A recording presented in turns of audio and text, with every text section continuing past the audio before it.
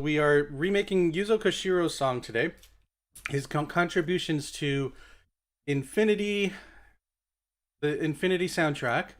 It's gonna be exciting. It's gonna take a long time. A couple things to preface: this software is 20 years old.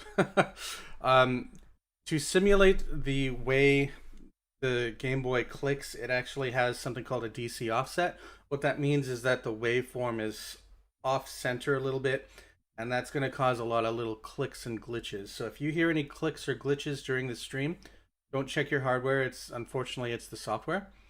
And yeah, so just a preface, we asked the main musician Eric Hache who he would like to guest compose, and he said he wanted to have Yuzo Koshiro guest compose because Yuzo Koshiro is still actually one of his favorite musicians. His actually, I wouldn't be surprised if he was somebody who inspired Eric to compose music in general, like back in the 80s or the 90s. Like, this is how far back Mr. Koshiro's legacy goes. Just to let you know, we're doing this, of course, with his consent. I don't know if he's going to join. He may not. Probably because it's like 2 o'clock in the morning in Japan right now. But the long story short is this is going to take a long time. Creating music for this tracker, this is the Paragon 5 tracker that we used for Infinity back in 2001. Creating music for this tracker is a somewhat tedious and cumbersome process. For those of you who don't know, trackers are pieces of software that used to basically make music for things like the Atari ST or the Amiga. They became popular in the late 80s, early 90s for things like the demo scene and such. Hey MGC, how's it going? So I forget who I talked to, but I think it was the creator of Tetris Attacks on the N64. He says, I can't believe trackers aren't used more in game music audio because, I mean, like the whole way it displays information is the best thing for game audio. Like, the other thing though is like trackers aren't good for is that they like to eat up a lot of space. So we got to be careful that I'm not going to be overusing space here. Asoto, I'm not changing the tracker. We've been using this for 20 years. The entire game's audio is composed in Paragon 5, so this is the one we're using. So again, just to preface, this is going to take a little bit of time. I am going to admit I did kind of cheat. There's some pitch bends that Mr. Koshiro is using in his MIDI version. And again, I'm kind of jumping back and forth here, but Mr. Koshiro wanted to make the Game Boy Color version himself. However, unfortunately, because of how busy he is, the task has fallen upon me. It's not a bad thing, but he's just yeah, he's an MML master, so it's not like he's new to making music for old game consoles or anything like that. I mean, he's made tons of NES music, things like that.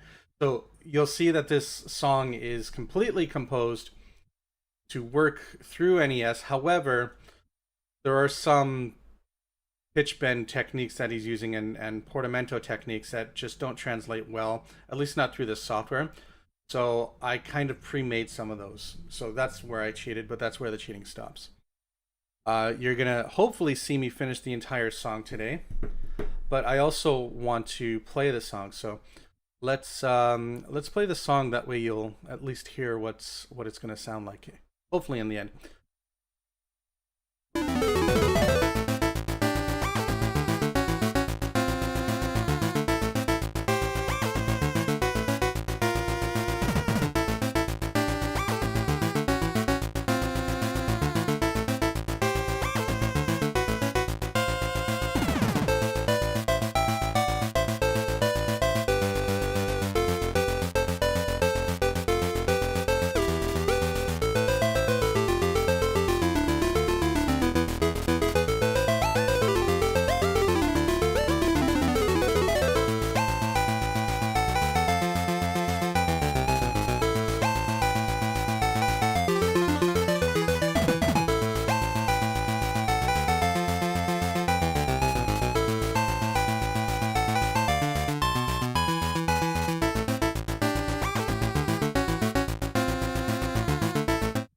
There's some parts of the song that we've decided to not include in the original or in the game version. However, I'm still going to make them in the tracker version. I'll play those really quick, but we are going to still at least have the data for them in case we change our minds later on. But here's after that part where it was just about to loop. Here's what it would have sounded like.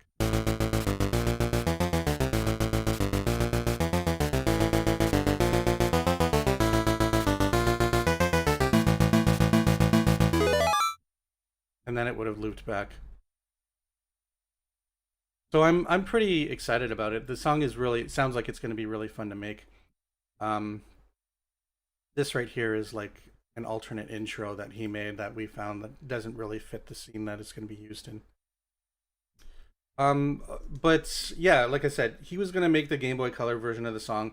Unfortunately, he just became extremely busy and he wasn't able to, so the task is falling upon me. Everything is going through him for approval to make sure it works properly. And then after that, we're going to, you know, try it in game and make sure everything fits. The goal for today is to make the song as perfectly as I can. Just like I did with Eric's music back in the day. This is not a knock on the composers. They made the music as really well, but I found that I can add some extra effects like surround sound effects or echoing effects because they're using short notes and I have some space free. So that's going to be the goal. Also, if you didn't notice, the music doesn't really have a kick drum. We're gonna try to insert one. I don't know if I'm gonna get to that today. I do have a preliminary kick drum track here, as you can see, but yeah, it's just so that we can get the music grooving a little bit more. But again, we're gonna try our best to make it as best as we can, and then enhance it from there. Okay, so I've procrastinated long enough. I guess maybe we can get started. If you want to hear the little test I made, here's the little test I made from the other day. There are some instruments that I'm going to keep, like this one. Maybe not that one. This one for sure. And not echo. There's another one. I think it was the bass. Yeah. Okay. So yeah, there's a couple instruments that I'm going to import into my track, and that's only because like making this on stream will take like 20 to 30 minutes to diagnose, and that's not something I want you to have to go through. But just to explain how these instruments work, the way the Game Boy sound chip works is you got two pulse channels, kind of like the Nintendo. You got one wave channel, which you can put any 32 byte wave file, and a noise channel similar to the NES in that it's got a short and a long noise sound. They don't exactly sound the same, but yeah, they've got their own flavors. So when you see this, it's basically an instrument. It's a macro instrument that has different notes and different effects automatically encoded to each frame when the instrument plays back. So that's why this one's so long. You can hear it plays. It plays like that. Now he's using a tempo of 225 beats per minute, which for the Game Boy, you want to kind of have some kind of unless you're like getting hardcore technical with the tempo, you want to have some kind of fraction of 150 beats per minute. Oh, thanks, Fio. That's good of you to say. It's just it just makes it time better. So it's hard to explain, but basically, if you're going off tempo from 150, like a fraction of 150 beats per minute, then things just kind of it's hard to explain, but basically, it kind of sounds like the music's not quantized, and that's just because of the speed of the Game Boy. Now, I mean, in the future, if we ever make sequels to this game, whether on Game Boy or Game Boy Advance or something, we can try 120 hertz, but we would have to make a custom music system because this one's locked to 60. So here's the demo track that I made a few days ago, just to get a sound demo of how it's going to sound.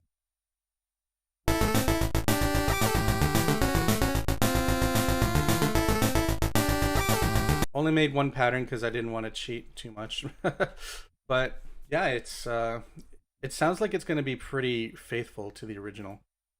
Like if you listen to this one.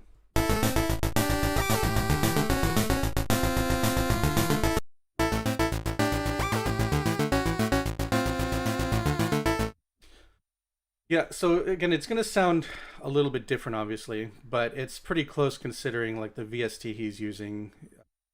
VST here. I don't forget what it's called. Called Sana, S-A-N-A, 8-bit VST. Basically, it's not really emulating NES sounds. If it was, then these kind of pitch bends, like the portamento effects that are happening right here, wouldn't be possible on the NES. As it is on the Game Boy Color, to get as close as I could, for the up part, I had to encode each note of where the pitch would be on the frame of where it's going to play. But when you're going downwards, you get at lower pitches, you kind of get a better resolution of specific pitches. Like if you're a musician, basically you get more pitch sense between notes. So that's why these lower notes bend a little bit better. Oh. Yeah, I tried doing the frequency sweep up, which only works on channel 1 on the Game Boy, by the way. But there's a couple of things to keep in mind. One, the frequency sweep can only be used on channel 1, which is going to be hard because there's a couple of bends later on in the song on both channels. We're going to have to use the pitch bend effect. And the other thing is like sound effects use frequency sweeps, so I don't know, if I'm not careful and I don't reset the channel the way it's supposed to be reset, which I'll show you when I start making instruments, yeah, the sound effects are going to start messing up the musical channels. Okay, so Control N, erase everything. Let's get started. This stream is, I don't know how long we're going to stream for. Gary, I think we might be streaming for about 4 hours, maybe 5 hours. I don't know. It depends on how long you guys want to go. But let's start anew. The first thing I'm going to do is create a pattern. I need to make an instrument. For this pulse wave instruments, I usually just keep the instrument on channel 1 because you can interchange them. Q-Bag, yeah, that's for sure. I think the fact that the VST is trying to emulate the output filter, like a lot of these old game consoles have like low pass filter circuitry on them, and that's what it's trying to emulate. Of course, if say, and whoever knows me knows I'm going to talk about chip synth. Whenever chip synth FC comes out, excuse me, whenever chip synth FC comes out, that's gonna be a lot more faithful to the original hardware. If you've ever used other chip synth VSTs, you'll know that Plug software is like adamant about making sure that they're, you know, super accurate to the original hardware. MGC, you're saying 10 hours, 24 hours. I mean, no word of a lie. Like, I redid the last boss theme, which I'm gonna have to re-import into the game. But basically, the version that I made back in 2001 had a lot of like interruptions in the melody line because I chose to join the kick drum and the melody into the same channel, which was a bad idea. And it literally took me 6 hours to make. And that's from working from something I already had made. Okay, so getting back on track. We got our first pattern, nothing's in it. Got our first instrument, although it should start at 0. I will call you Pulse. So whenever making instruments for this tracker or anything, literally, basically there's a few rules that you should follow for making any Game Boy Color music or any, you know, NES music or anything like that. Music always needs to be quieter than sound effects. Sound effects should never sound like the instruments in the music, because if you make make them sound the same, then it's going to sound like the music is actually like playing sound. And you always need to reset all of your channel information on every note. So what that means is this one, I'm going to reset the frequency sweep. What F0D0 does.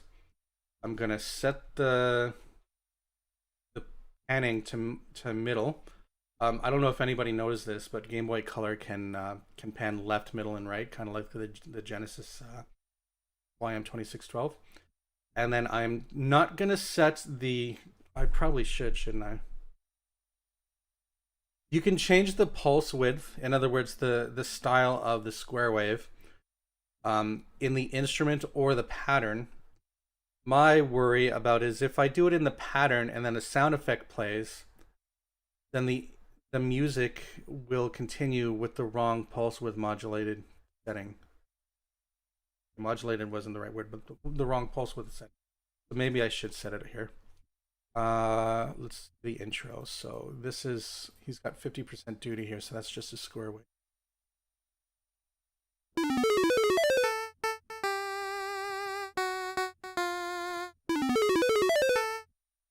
Maybe I should make this channel 2 because it looks like most of the crazy portamentos are on channel 2 in the MIDI file, and they're gonna have to be in channel 1 on the actual song, because that's the frequency sweep only works in channel 1 on the Game Boy. You know what, just so I don't get confused, I'm gonna move these around.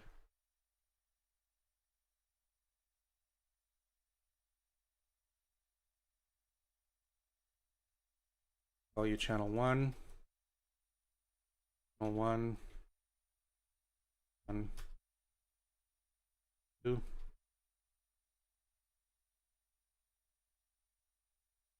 Save that so I don't have to do all that over.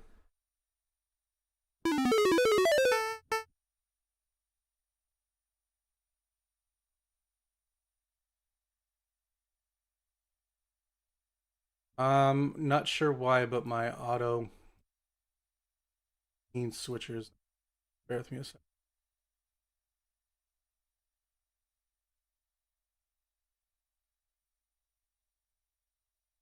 Oh, that's weird.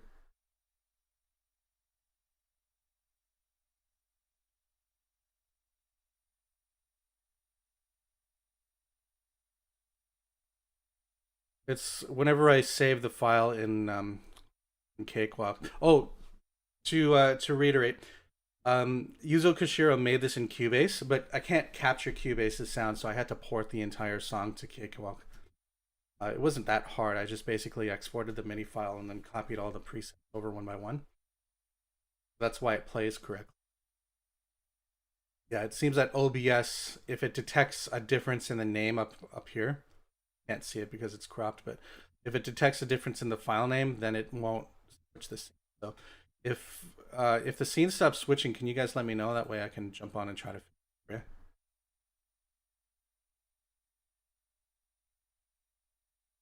it.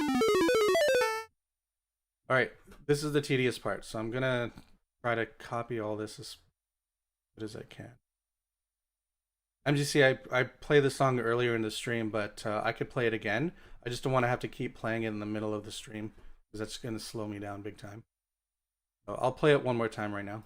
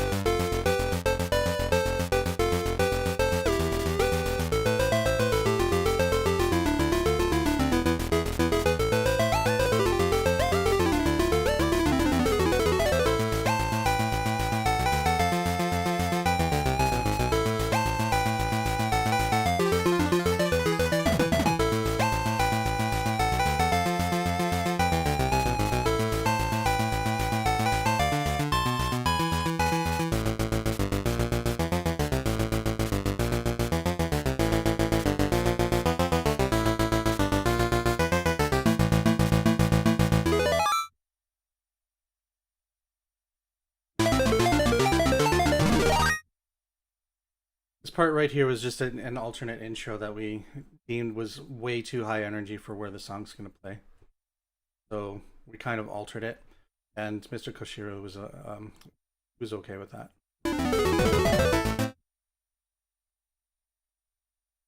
Cool, let's go. So we got F0D0, which is going to reset the frequency sweep, PM, which is going to set the panning to middle, R2, I think, my unlock, R2, which is going to set the pulse width to 50%, EAD0, which is going to set the envelope to initially be the volume to 10, no fade out, and G to play whatever note is in the tracker, E to end the instrument. Okay, we got sound. Okay.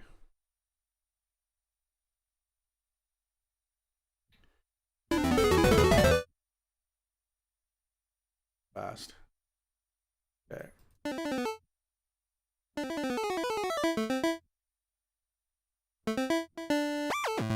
I'm in the wrong channel, aren't I?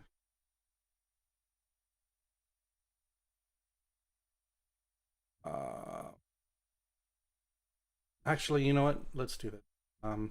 Pulse 1, we'll call you Pulse 3. I'll try to separate the instruments through pulses because I do want to set the pulse with every note played instead of setting it in the pattern. Like I mentioned before, if a sound effect plays and interrupts the music, the rest of the notes in that pattern are going to play with the wrong pulse width. So it's better to have it set up like this. Okay, so that is 1, R1. Okay. Going.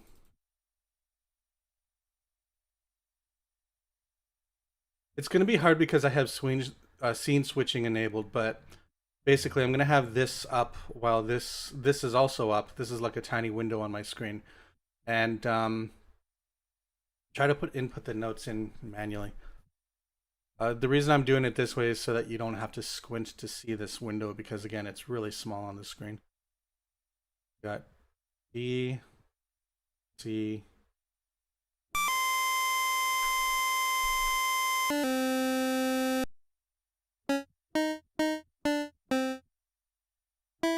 E, D, D, D.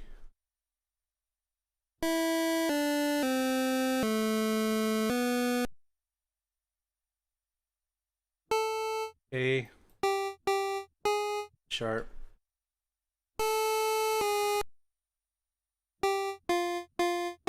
F sharp,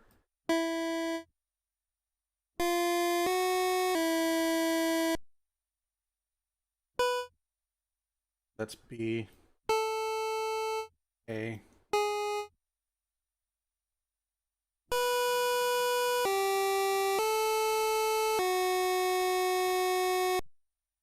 that, sharp.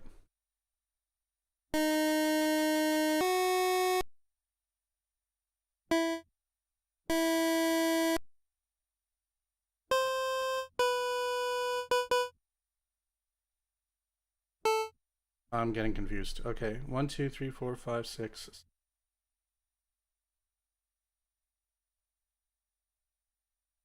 Is gonna be B,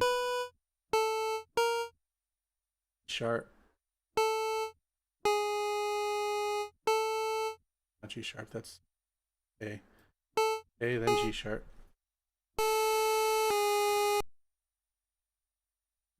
sharp.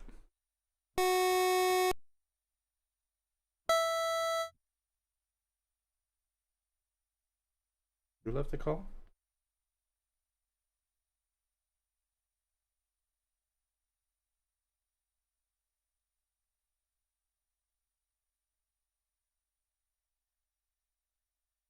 Gary, if you can hear me, I just hung up the call. It's not staying connected, so it's.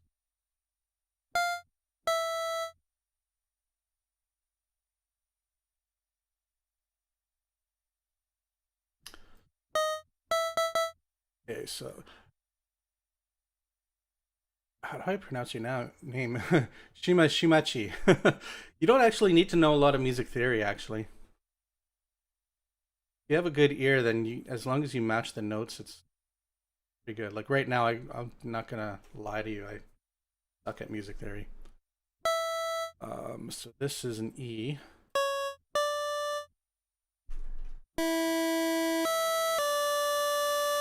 Already I can tell I'm missing a note.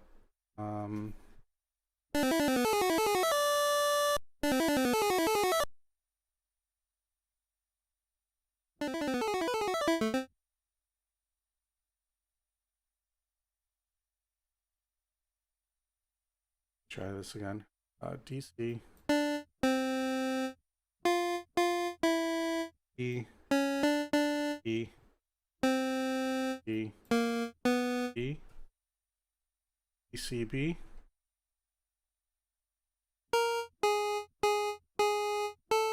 My coordination isn't working. A. No. Yep. A. Sharp. F sharp. A. Sharp. F sharp. E. Good.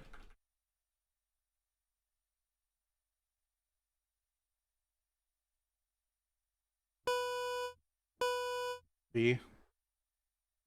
E. A. Sharp. F sharp. Oh, that's what I'm missing.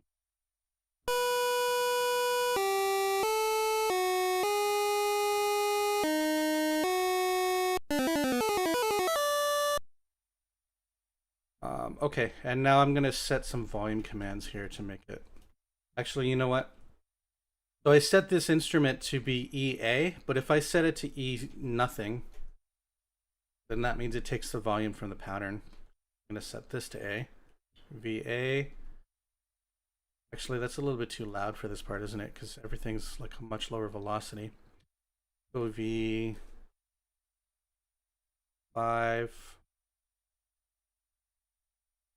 2 V 4 V 5. Everything at 5.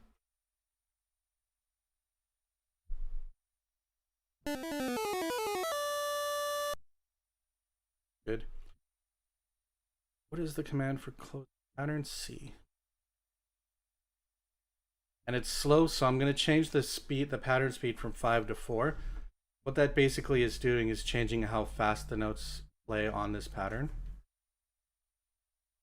You guys hear a lot of bass right now. They're actually doing construction outside my house. You know, the perfect timing. That's the right speed. All right, pattern 2. Order list is what patterns to play in which order. So we're going to go 0, 1, 2. This is not as robust as, say, FamiTracker, which is a Nintendo music maker, where you can change the order list on a channel basis, which is also one of the reasons why this tracker eats up memory like it's candy. If it is noticeable, let me know. Because it's such a bassy sound, I might actually just need to put a high pass filter on my voice. But I have a ducker on, not a ducker, what is it? A gate, so that you shouldn't have to hear any like noise after my voice stops talking. So hopefully that helps.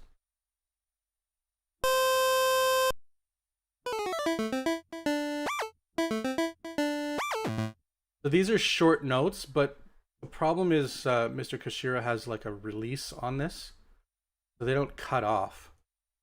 So to do that,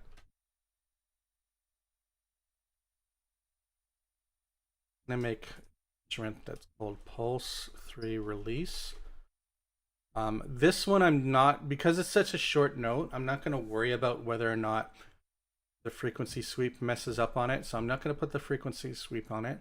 I'm gonna put E1, which is the quickest envelope ending. GE. So what that basically means is all the channel parameters will stay remembered except the envelope, which is going to end as quick as it can. Well, it's playing as a square wave or a 50% pulse wave instead of a 25% one. What that basically means is when I go to this channel and I start making these notes.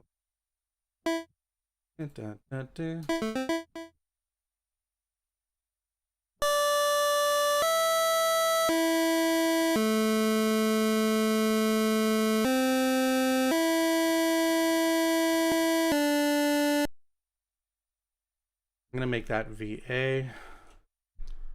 And these V8, as you can see, they get lower here. A.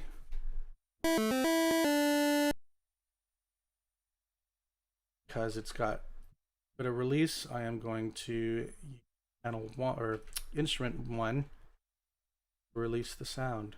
Because that's a quick note, maybe I can. Oh, it's not really. Do this V0.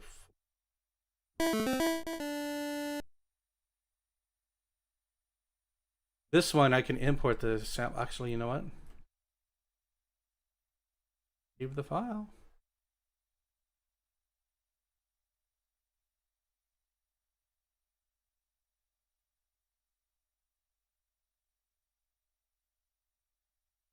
Oh. As you can tell, it's been a while since I made this, so we'll call this uzo.mgb.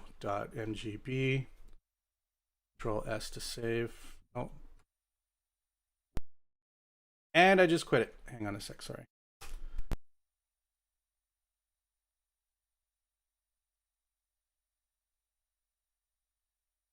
Good thing I saved.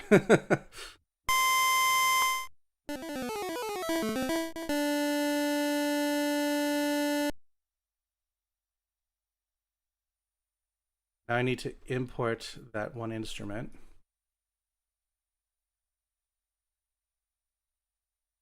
And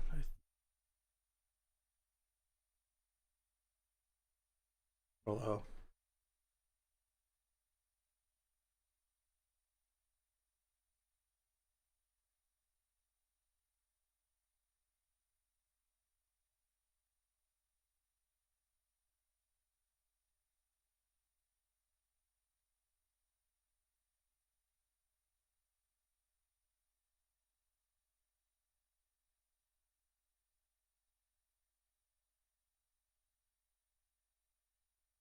You know, I saved the file, but it doesn't seem to, I can't seem to find it, so let's save this and open up my test again. It's a good thing I saved that, I kept that file. I'm gonna take this instrument. I'm gonna call it,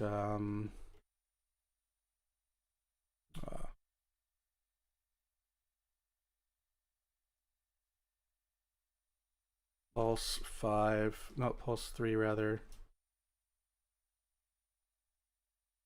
And 1. Control Shift S should save the instrument. Did it save it in? Very good. So delete that. Control O again. There you are. Good. That I just imported the instrument. So what I'm gonna do is set this EM middle pitch, middle, what's it called, panning. I'll change all the, like, panning is gonna be one of those things that I'm gonna, excuse me, fiddle around with after the song is done. So PM and then R1, I think it was. And all I have to do is hit E here. It doesn't really matter what instrument or what note rather I put here, because the notation is hard coded into the instrument. Yeah, I can even put C or I can put G. It's the same sound. You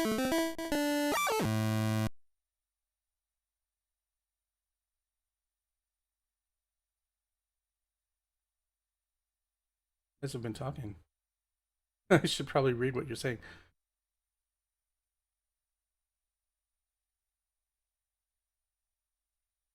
Shimachi, the Paragon 5 tracker was super popular back in 2001 for sure. It was used in a lot of I don't know if you know the composer Jake Kaufman, but he used it a lot. His internet name is Vert. He used it a lot with games like Who Wants to Be a Millionaire, or he used it with Shantae, things like that. So it's the same music system that Shantae used.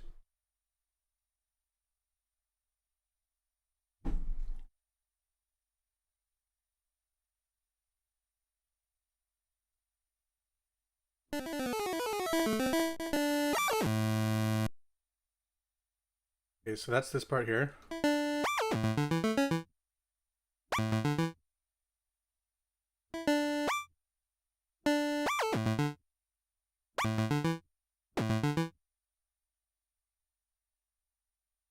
So that's going to be A.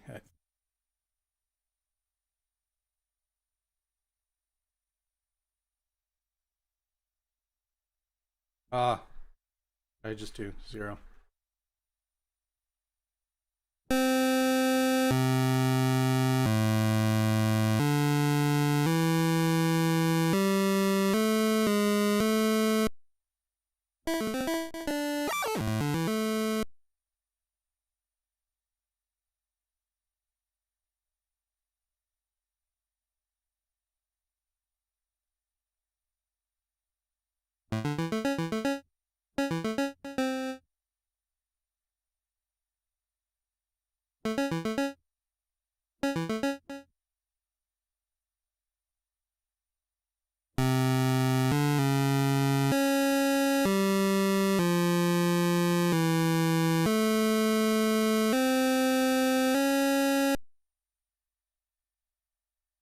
Probably just copy this. Trying to remember my hotkeys. Alt C, copy. C sharp, E, A, sharp.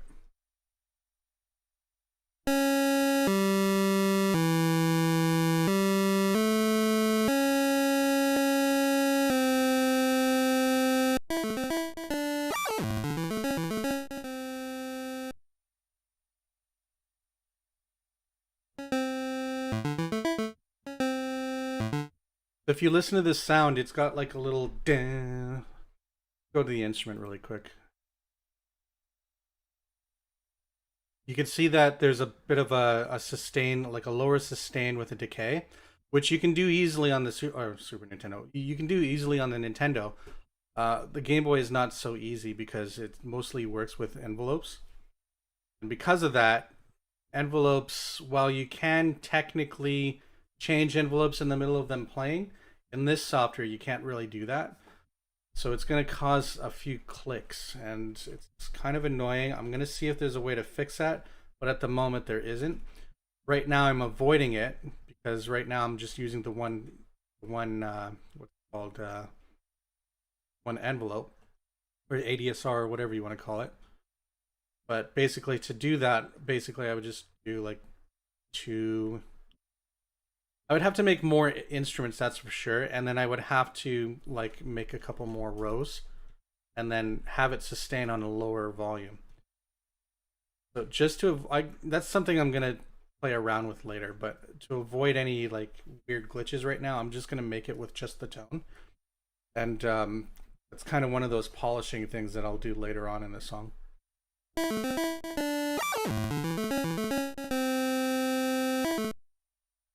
I think it's same notes, isn't it? I've listened to this song so many times that I almost have it memorized.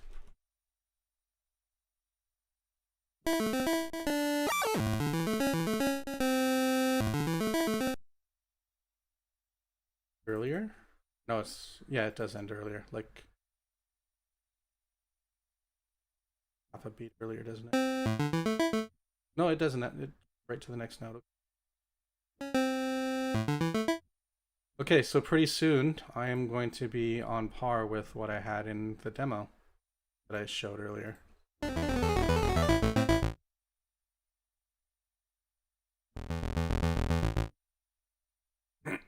This might not be doable.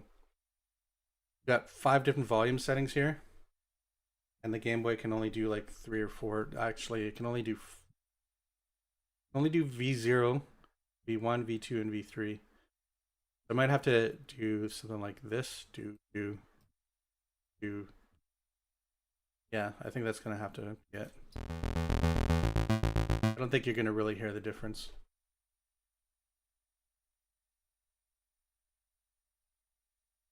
Oh, you pulse 3 pitch portamento. Porta 1. Porta 1's good. Save.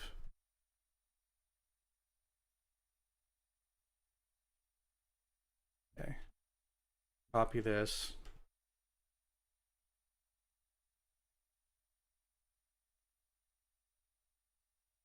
I'm going to make the instruments for channel 2, or at least or pulse with channel, or pulse. I think it's pulse 1, isn't it?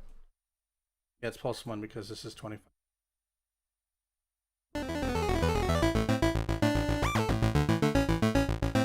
Nope, that's the same one I was working on.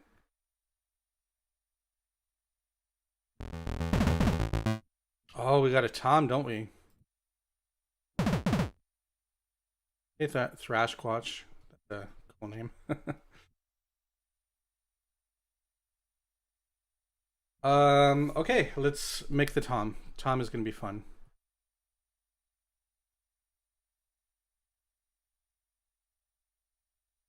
Tom. This is gonna require, gonna be hard.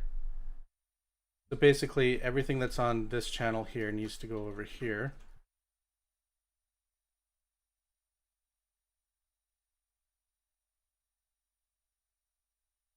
All this needs to disappear.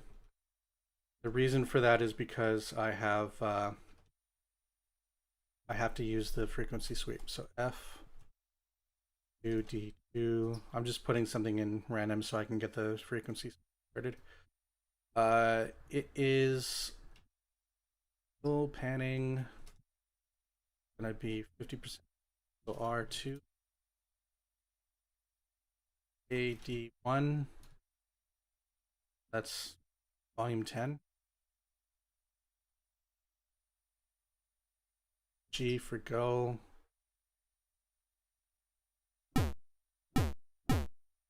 Good.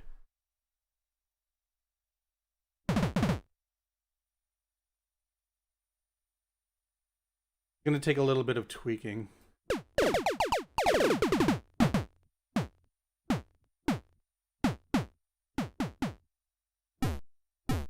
It's going too far. And the envelope isn't fine enough, so let's try this.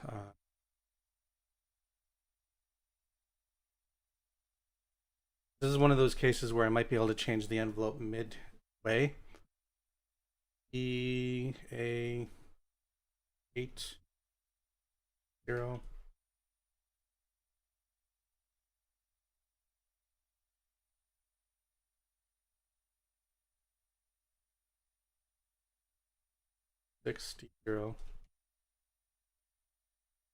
Let's do it to 1 because technically, I mean, it's not going to make much of a difference because it's playing on specific frames. It doesn't really matter if I put 0 or 1. There's not going to be any decay. E4, E0, 2, 0. We're just going to. Actually, it should be 1. That will definitely end the. Sounds like a trance song. Hey, Emmy. Thanks for dropping by, everyone.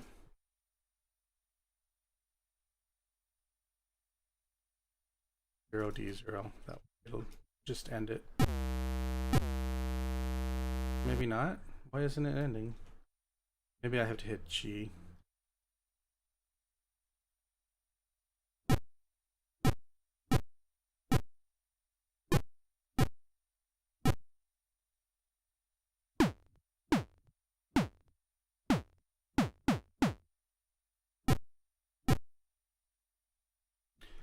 And now I'm just going to tweak the pulse. Or the sweep, rather.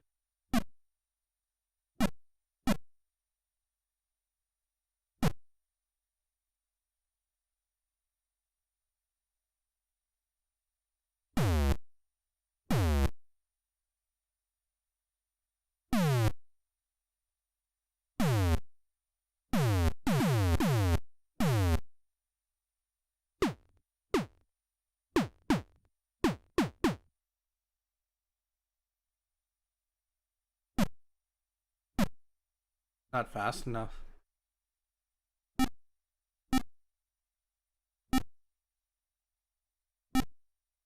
No. I'm gonna set it to 1 so that it can be the finest sweep it can be. Sounds funny. And then I'm gonna set it this to 5. Oh, 6. 7. No, it's not actually faster. 2. Like a kick drum right now.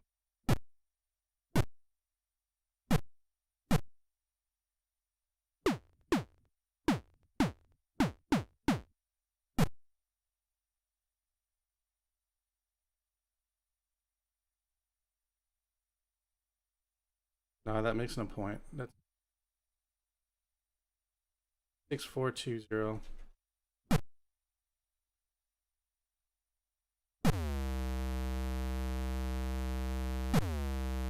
Let's just save this for now and then I can tweak it later.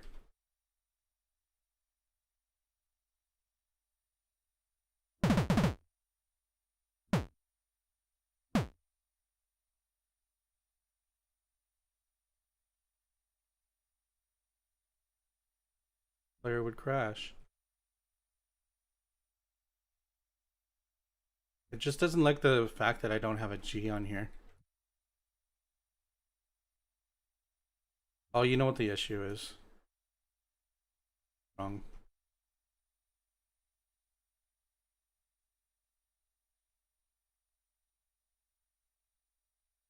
I don't have sound at all.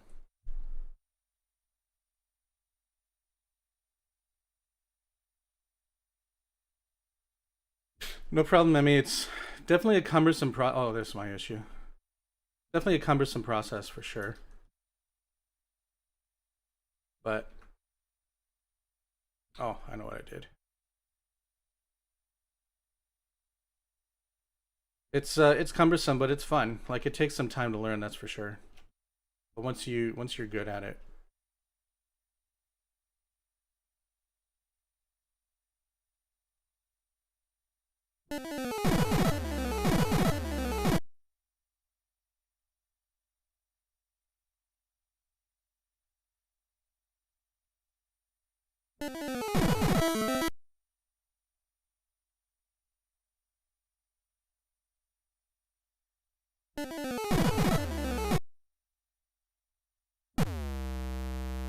I'm too loud.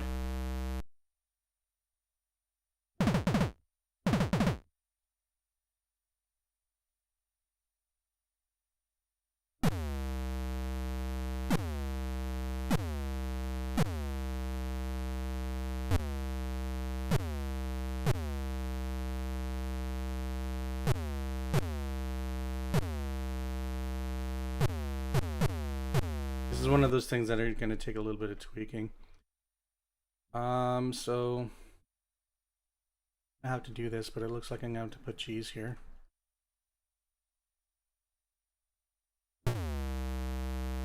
It makes it sound. That's not going to work. This is one of those instruments where I thought I exported it, but it doesn't seem to be there. But it's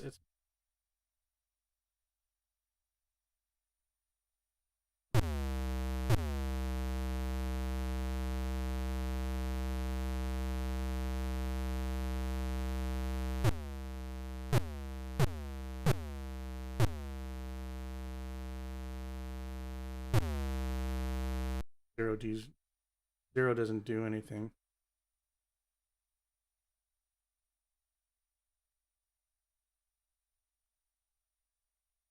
Yeah, I was hoping not to have to fight with some of these instruments, but it is what it is. Like this doesn't make sense. This should be shutting off the sound.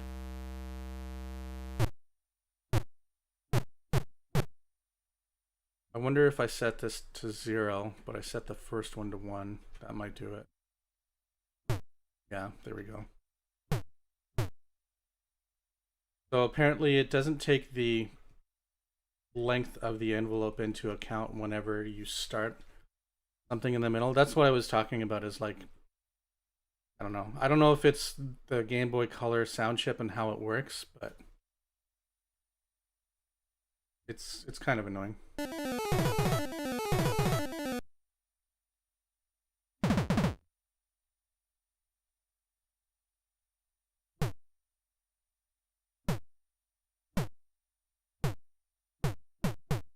Good.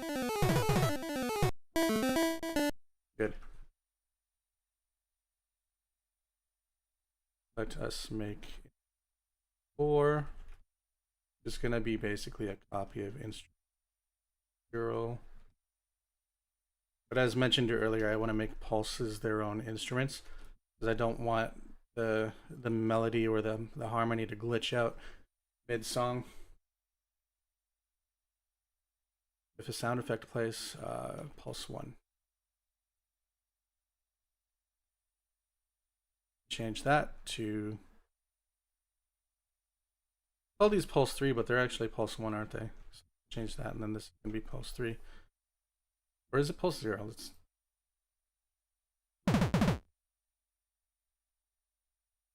yeah, it's pulse 0.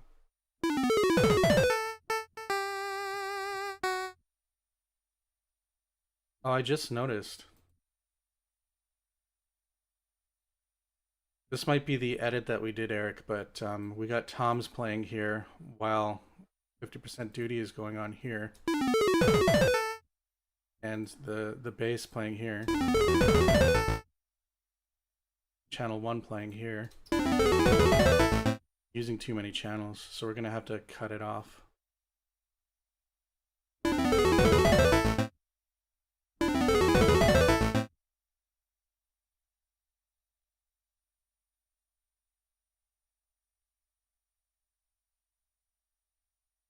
Which means this is back onto channel 1.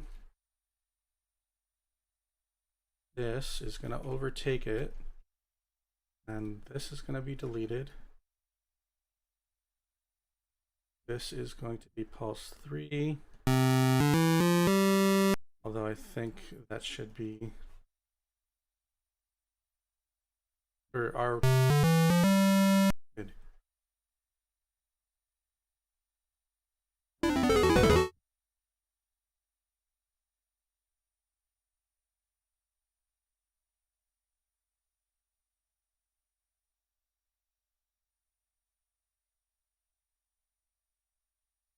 Oh, I'm muted, that's...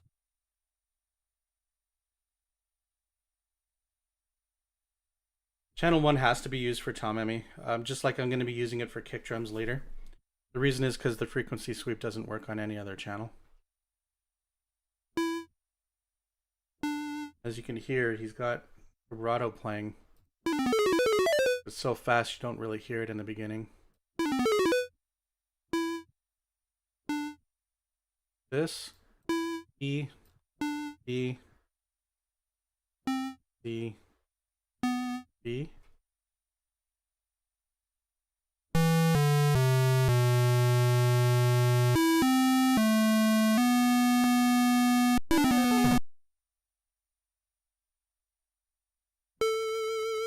A sharp, F sharp,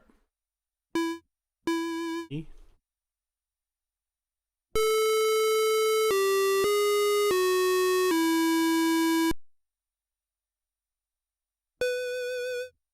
B, A, sharp, not A, B. I'm confusing myself. That's B, A sharp. No, not A sharp, that's A. Sharp, okay.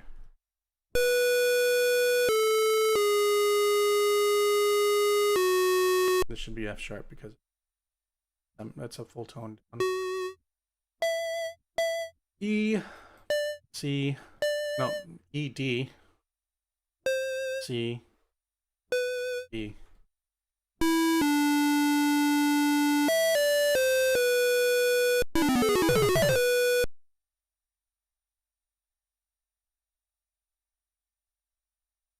B5, B2, 4.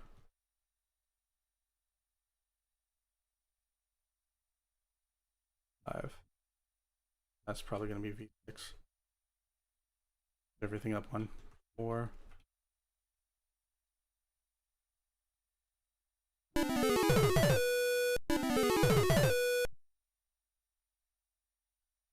Cool. Let's get get the bass in there now. Actually, no, let's do this other channel. So as I said at the beginning of the stream, and we're already an hour in, this is going to take a while. I might not finish the song during this stream. Pulse 3 release. Honestly, really, the hard part is making the instruments and then getting everything going after. You know, I probably don't need an extra for that, so let's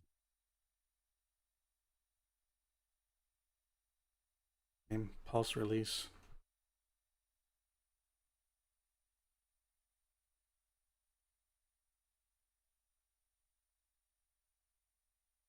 Now, I don't normally like to make the harmony the same volume as the melody, so I think I'm just make it a little better.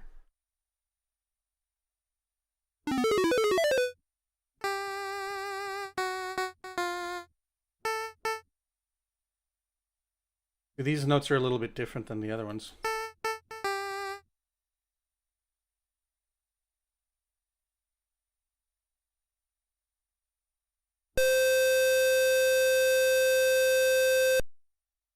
Maybe there should be 1.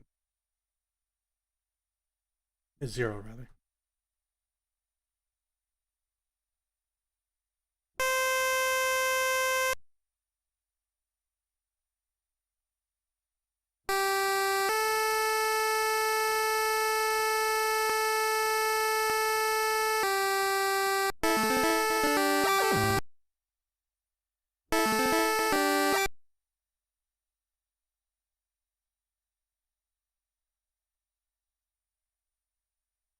Set that to 9,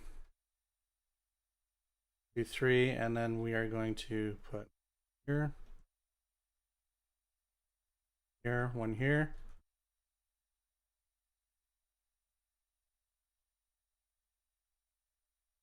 here,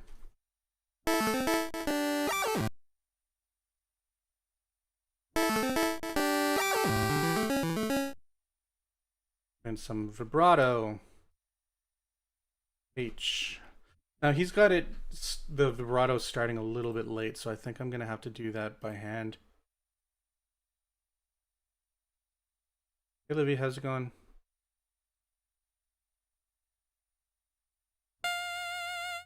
See that there's a little bit of a delay. A little bit of delay in the vibrato. So I can't match the hertz because that's not how vibrato works in Paragon 5 tracker. Not like a 1 second attack.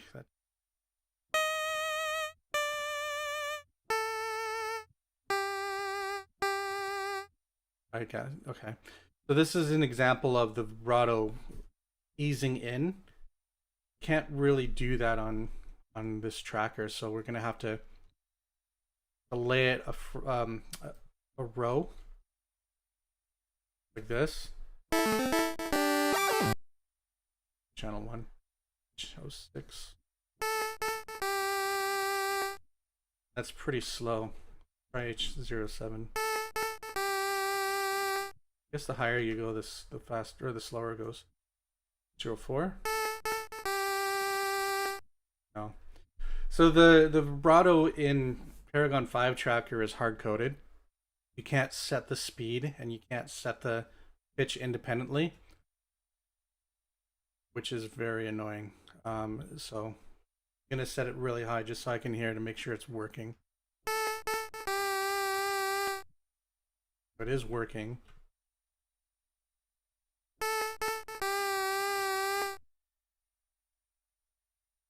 Doesn't really change the depth much, does it? I might have to use 4 or 5. Let's try 5. 5 might be too fast. 6. Pitch is very dependent, or sorry, the pitch bend and vibrato is very dependent on pitch of the note.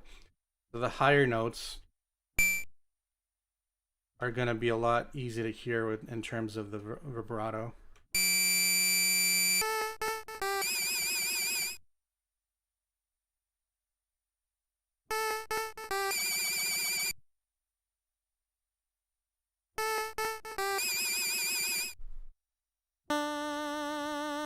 I think 4 is going to be most appropriate. You might not hear it on the lower notes as well.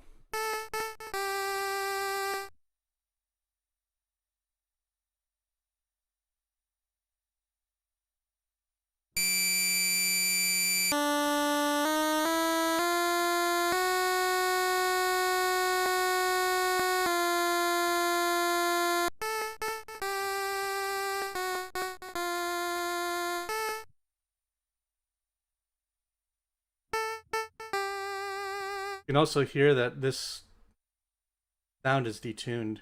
It's a little bit higher pitched, isn't it? Yeah, look at that. It's not 440, it's 443. Don't know if I can do that.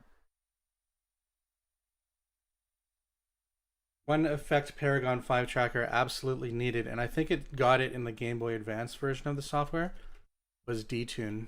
And because a common effect on the Nintendo, especially for Mega Man music, was like to have the same note playing on both channels, but one was slightly detuned. You can't do that on this. You can, but you have to do it every note, and it's really cumbersome. Like, you could change the pitch slide up and then just hit O after, which will stop the pitch slide. Or sorry, F00, which will stop the pitch slide.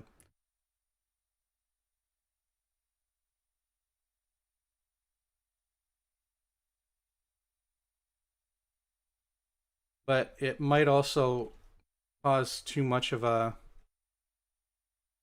bend, which might make it sound like it's out of tune. That's what I'm.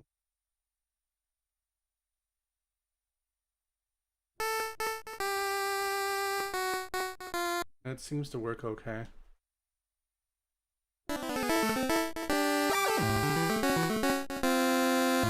Kind of sounds out of tune, doesn't it?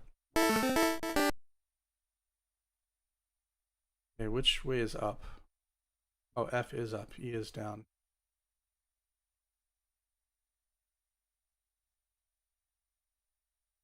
Number of frames per change. Value of changes.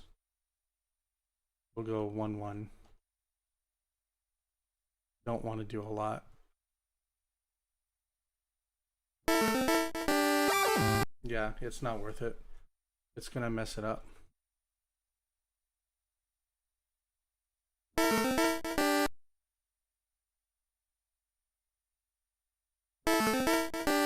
No. Okay, so this is one of those things where I have to remove it because the tracker just doesn't support it.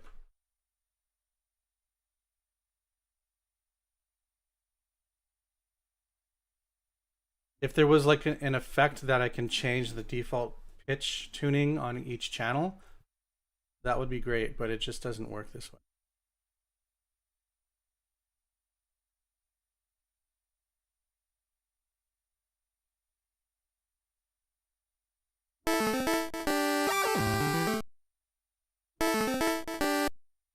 Okay, 4.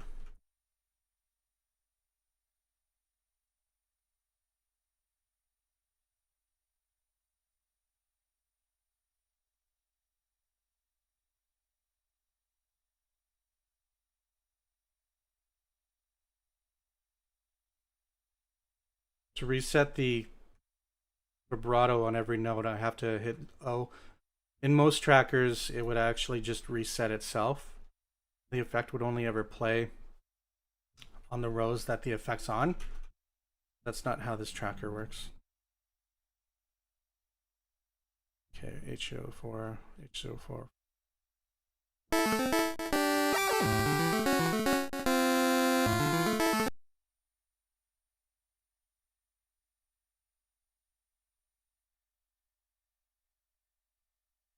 Not gonna lie, I wish I had a bigger screen for this. Or I wish I could like see the screen a little bit better. That's really small on my my old eyes are not helping. Okay, bass time.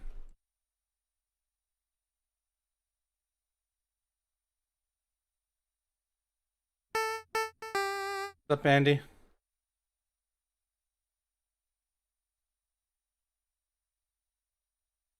Just so that you guys know, I'm not Incubate Games. Incubate Games is actually Gary. I'm not actually typing in the channel. If I type in the channel, you'll see my name.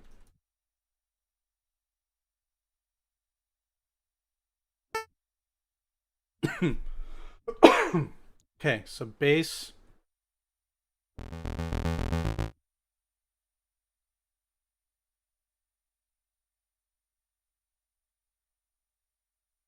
I'm actually glad that he did the bass that way because it's going to make me be able to put some really crazy echo effects later on when I enhance the song. Bass. Let's create our waveform. So audio wave, we'll just keep it audio wave. And he's using a 25% duty for the bass.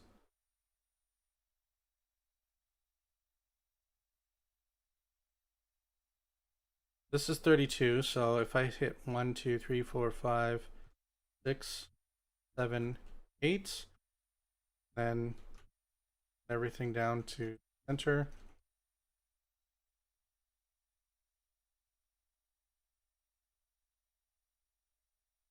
I probably shouldn't just do it to center. I think I have to do it to the end. Let's just hear how this sounds, and then we'll tweak it later.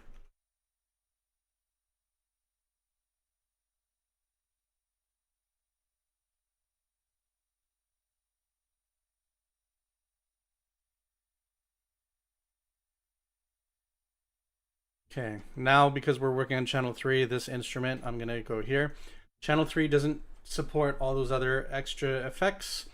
So we're going to skip the frequency sweep. We're going to skip the pulse width modulation. I keep using that term.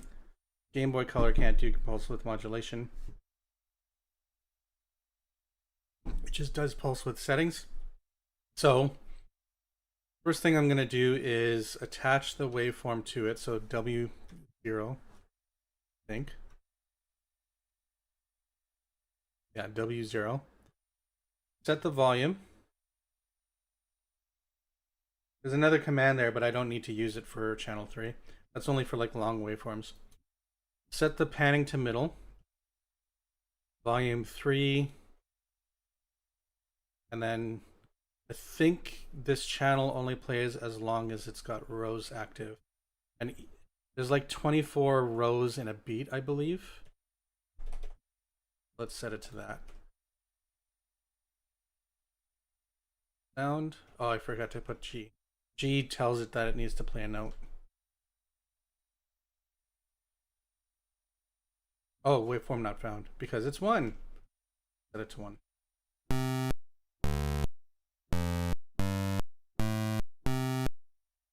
So you can already hear that it's really like clicky. That's because these, even though it's the correct waveform, technically it's like hugely DC offset. So I have to set everything to the end. I don't think there's a way that I can just... The mouse doesn't work for just drawing it. Again, this is archaic software. This is based on the trackers of old. In fact, if you are familiar with trackers in general, this would probably remind you a lot of Scream Tracker. Scream Tracker 3. Okay, now that should click a lot less. Definitely is full, like more full sounding. So I go doing a test right now because, like the other ones, this instrument has a release. They're really short notes, aren't they? Yeah, they're much shorter. So actually, let's go 6 instead.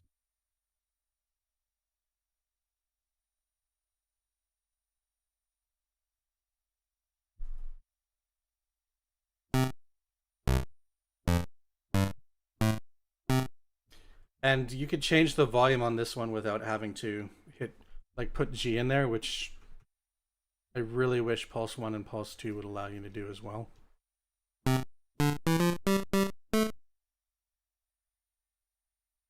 Still too long, isn't it? Set it to 4.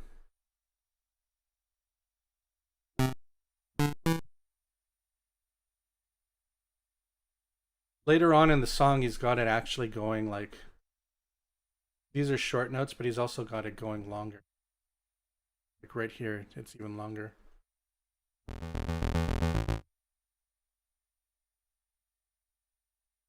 Right here.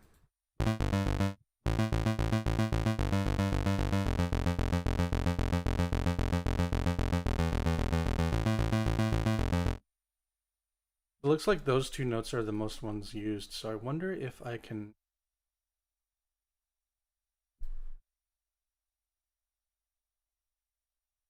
Probably gonna have to set two.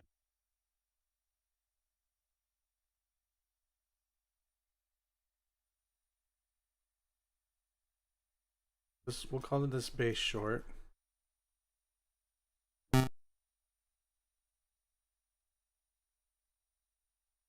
Call this bass long.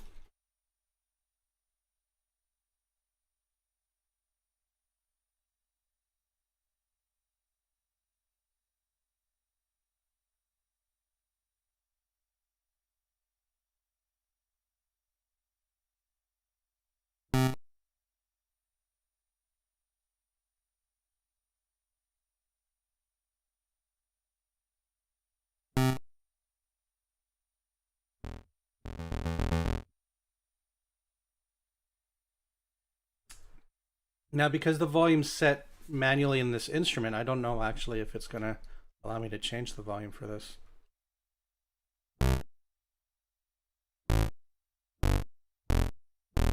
Ooh, we're getting really low on the...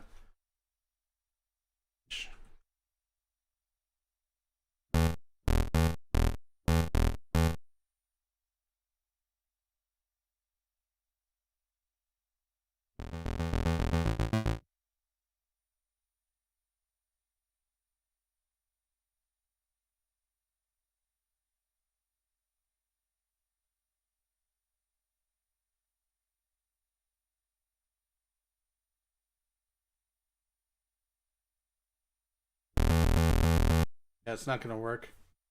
I have to actually set the volumes to... Like, I have to get rid of the volume settings here. Which is fine, it just means that I have to set the volumes manually in the channel. The beginning of the sound, or the instrument.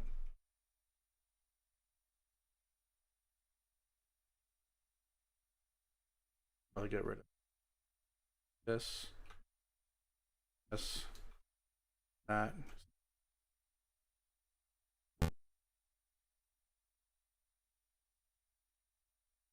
It's not gonna work, it wants a volume setting. Set it to be channel.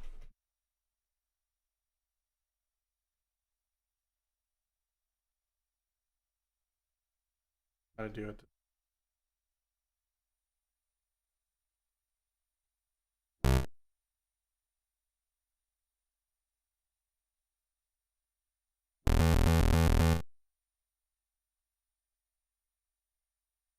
Without having to make extra. I was also playing way too long anyway, so...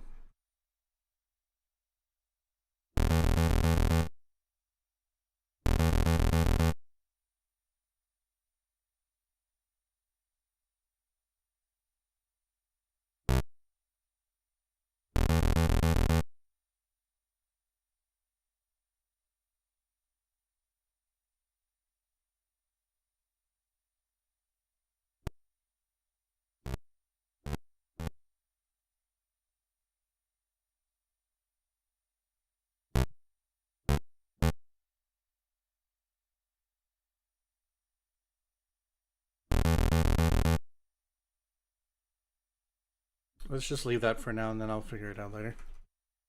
I think I'm probably just gonna have to make extra instruments for it.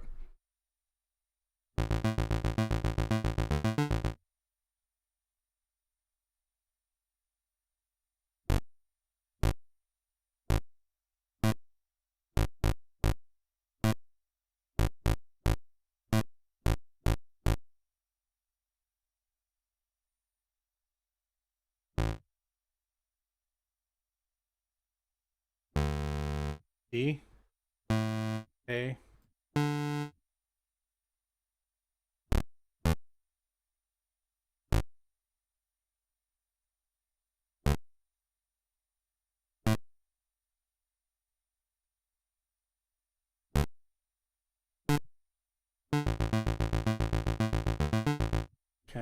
Copy, paste, save.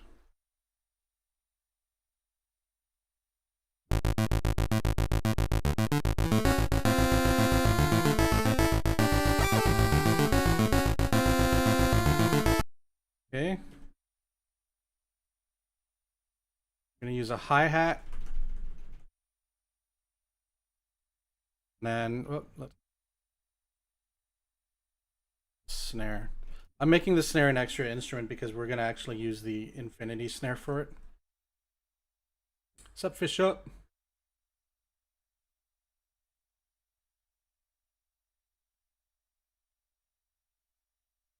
Yeah, Fio, exactly. That's like I have to lean in just to be able to read it.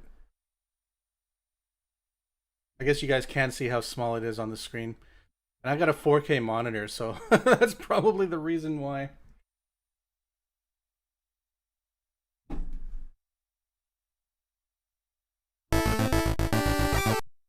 Okay, hi-hat. Hi-hat is going to be channel 4. This is where things are going to get a little interesting, if it isn't interesting already. We are going to set this. It's got some recurring commands. So P is usually for panning. However, it's also for the periodic noise.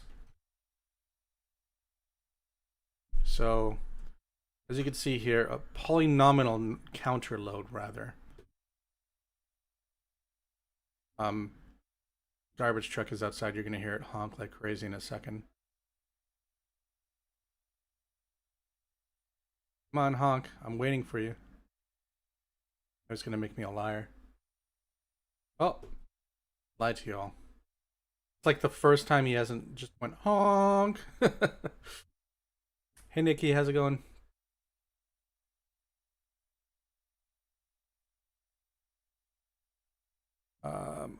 Polynomial counter, clock ratio. Oh my god, it's so hard to, like,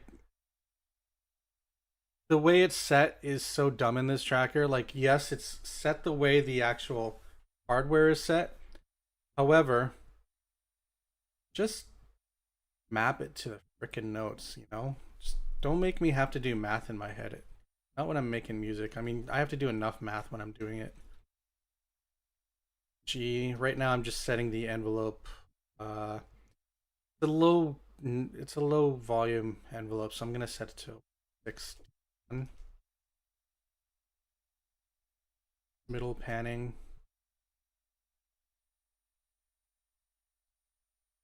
If this works, it should be a higher, hopefully a higher pitch.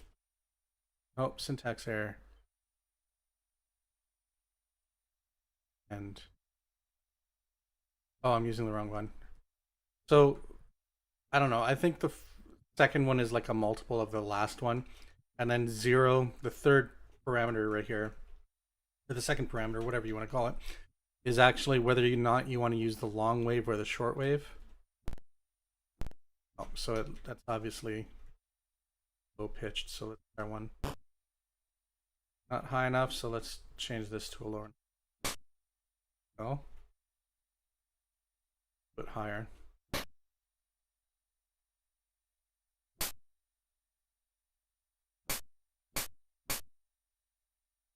And of course, if I change this to 1, it'll be short wave or a short noise.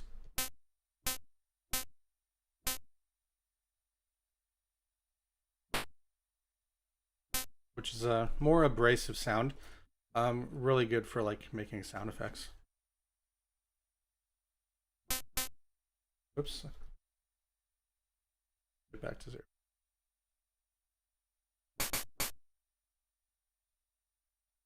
So the hi-hat and the snare just goes pretty simplistic, which makes my life a little bit easier, but it'll get more, you know, complex later.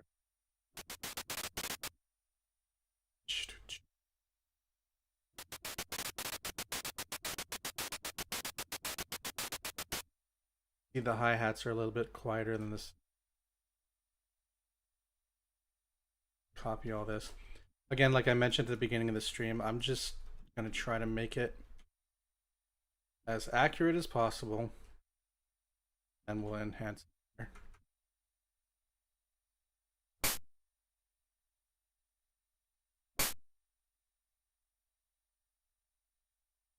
Copy and paste the rest. There's some variations later on, but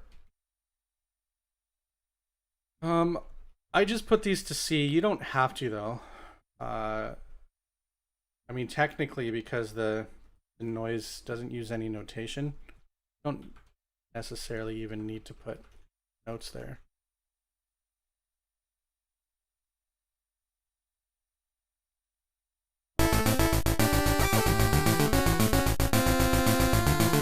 Hi-hat's a little too low. Set that to 5.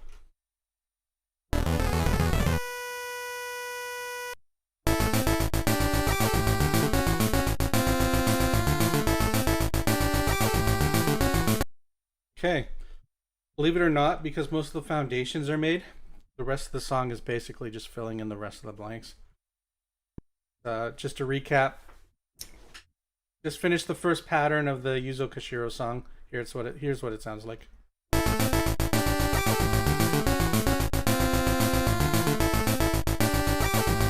You know, I'm kind of curious as to how it compares to the test one I did. It sounds pretty much the same, doesn't it? If you look at the channels, they look pretty damn similar too. Like, look at the channel notation here, right? I load up the test. The only difference is like I've got like other things going on. Yeah, it's really neat how, you know, when you're doing something, it turns out the same.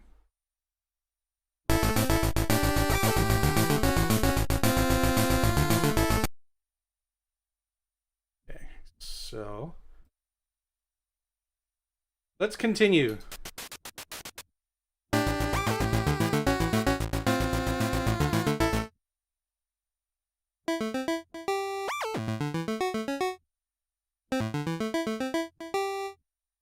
So what I could do instead of having to make a brand new instrument is change this instrument so that it's not hard-coded to the note. That's a D2. I'm just going to change that to D. Means I can change it whatever I want.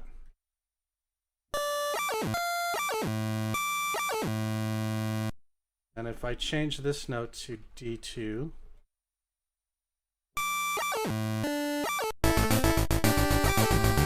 good, that means I can reuse that instrument for this next pattern.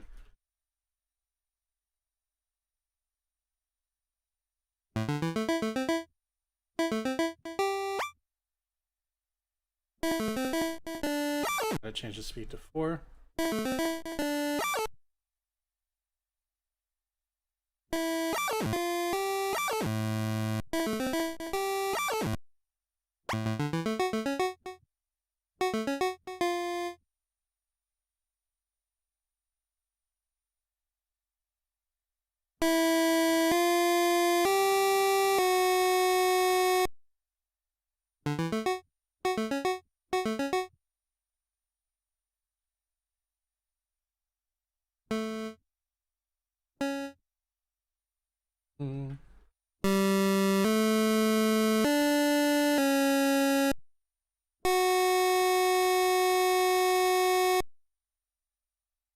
I just messed that up, didn't I? Sometimes I'm not paying attention as to which row I'm on, and I just mess up the entire pattern. I want to get rid of that. Thank you. Change that. Funny how, like, I'm on the row I'm trying to do the transposing for, which is like Alt Q or Alt W, and yet it was still transposing the top note. So yeah, this program is riddled with bugs as well. Doing it. Guess I gotta highlight, yeah.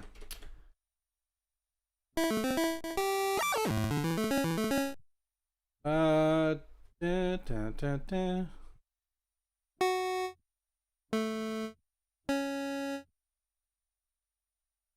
flats I want.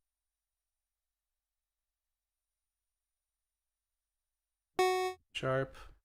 A. Sharp.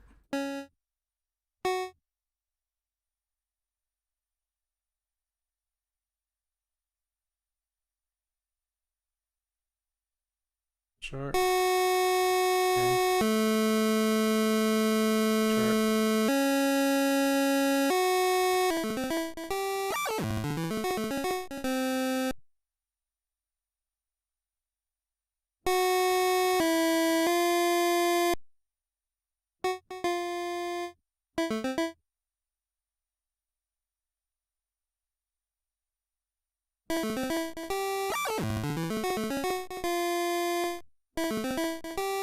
Be good.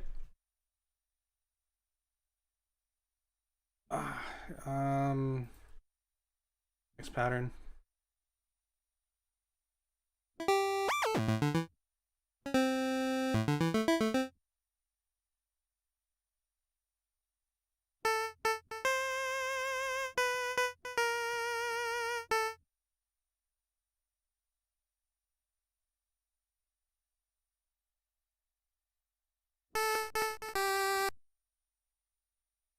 Oh.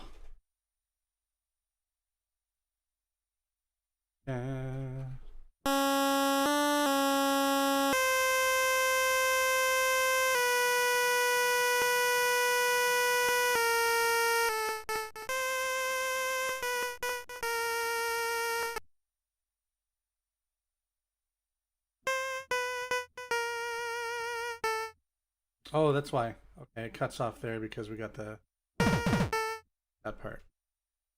Which means I can just copy and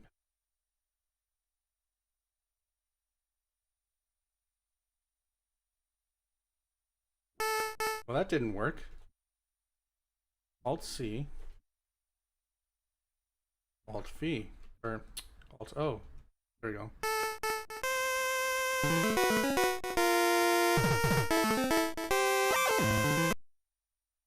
Base time.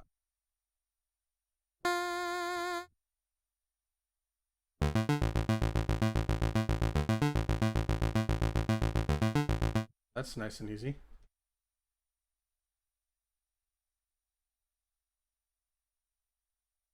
Copy and paste.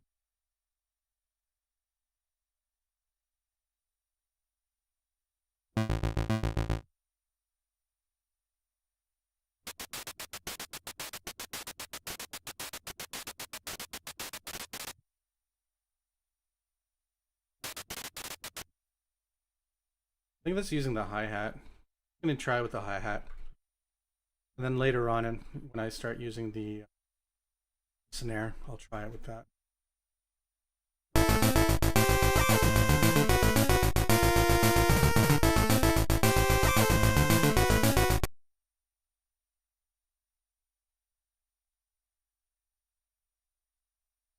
So I don't know if I need to put anything unique. I don't think, like this part probably just repeats.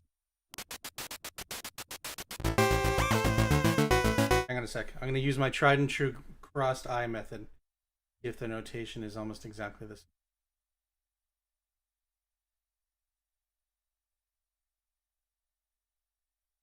Oh, that's hurting my eye. Maybe that's not a good idea.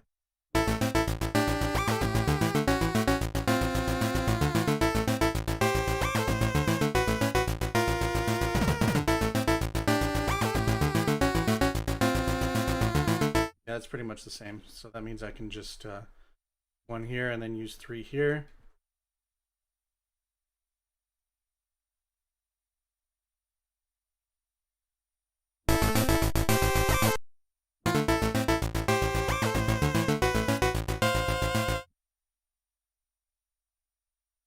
Outlaw, and if you could, I like a behind the scenes of the pixel artist. That is a passion for me. I think a lot of people.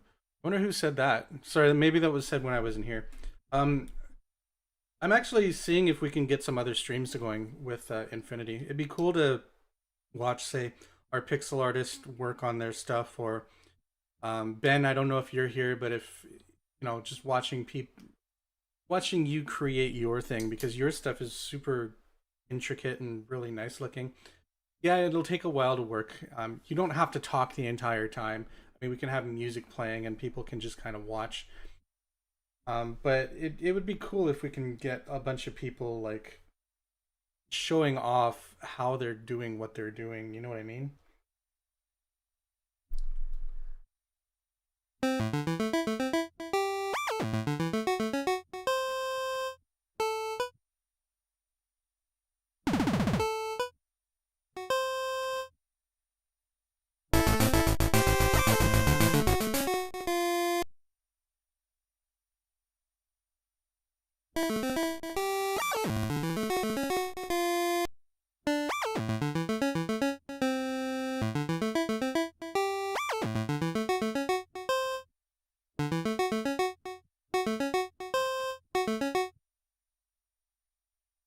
So in other trackers, you can actually play midway through the pattern just by hitting, say, F7 or something. You can't do that in this tracker. You have to listen from the top of the.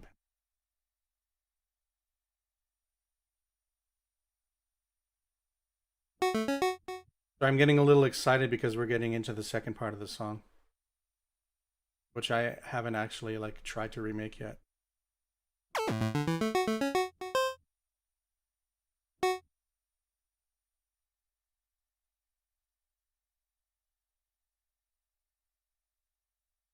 Sorry, Livy, what's rough?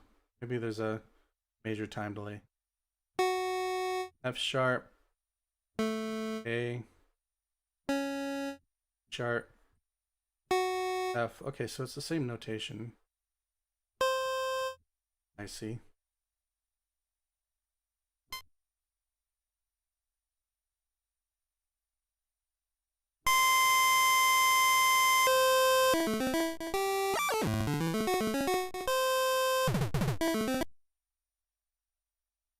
Oh yeah, yeah, yeah. It's hard. I got used to it obviously, but it definitely slows the workflow down. Like it'd be much better if you can play from this point on instead of having to start from the beginning. If I had to wager a guess, I guess that it's because every time I hit F5, it actually compiles it into a playable format that the tracker's playing back from. Otherwise, it wouldn't be accurate. Because this isn't playing in real time. It's there's the older version of Paragon 5 tracker actually was worse because you had to wait like 5 seconds for it to compile and then play back. Imagine what that was like back in 2001. This is a newer version I found online. Um, and then of course the newest version, which came out 2014, is no longer called Paragon 5 tracker. It's just called Game Boy tracker. But it's horrible for working with in terms of like editing because like I don't know what is it Stefane or Stefane or whatever his name is. I don't know was what he was making the software on, but like keypad doesn't work, the plus and the minus doesn't work. All the hotkeys are all over the place, and it's got like a 5 second, even though it's like almost instantaneous when it plays. The cursor's like a 5 second lag. It drives me insane. On the plus side, at least you can scale it. But that's the version I'd be using right now if the keyboard shortcuts weren't all over the place. Okay, so that goes right here, I think. Oh, 1, 2, 3, 4, 1, 2, 3, 4.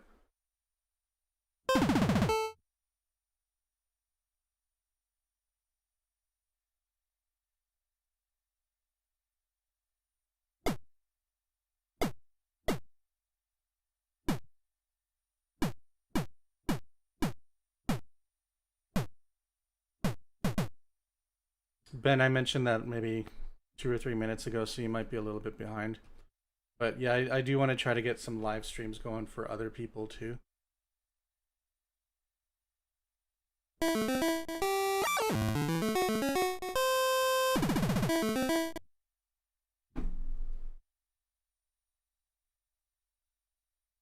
Yeah, we would definitely have some time to figure out when to have everything go. Oh, we got a pitch bend here, don't we? Okay, let's see if we can do this.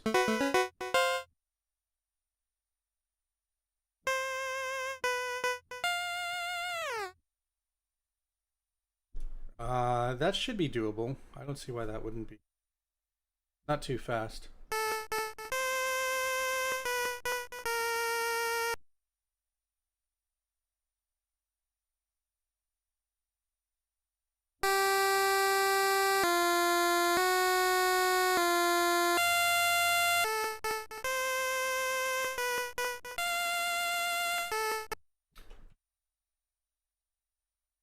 When does the note end? That definitely goes here.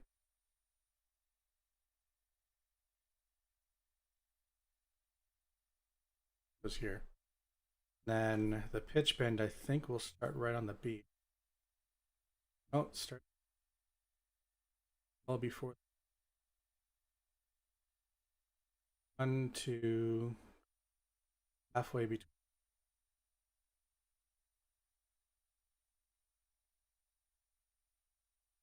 Yeah, I haven't used the pitch bend feature in a long time, so I'm just gotta relearn it. Guys, somebody's at my door. I don't know what the hell's going on. I'll be right back.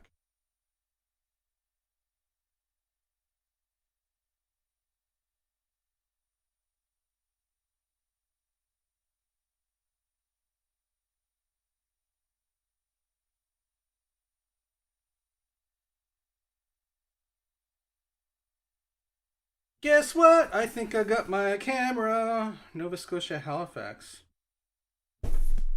I got my camera. Did I do a live unboxing? No.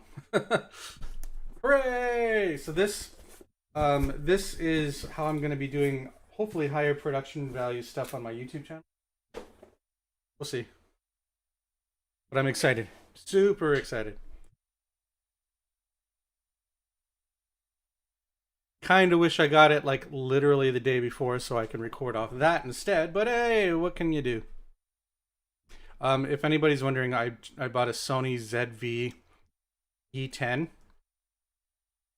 an APS-C camera. Yeah, it's gonna be fun.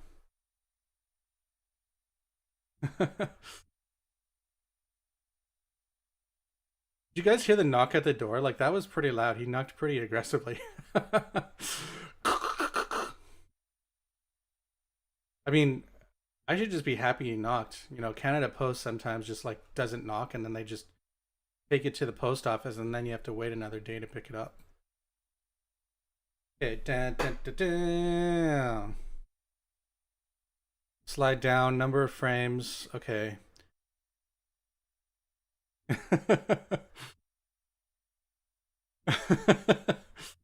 That's hilarious. I gotta watch that on the VOD later on. Let's try E to number of frames per change. So XY. If I put the number of frames per change too high, then it's gonna sound a little bit too, like, it's not gonna be a smooth bend. Maybe E21. Let's try E21. And it's halfway between beats, so I'm going to do it right here. There's not going to be any sound playing at this row right here, so I'm just going to hit O so that all the notes after in the next pattern don't pitch bend. Although that'll sound funny. All right, let's see if my prediction is.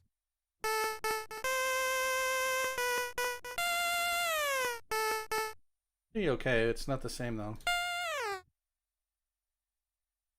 Change it to 3. Whoops. 3-1.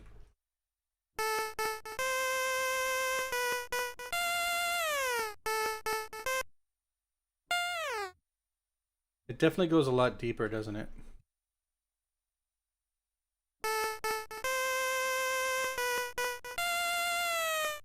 Oh. So 2 is or maybe 1 is the best.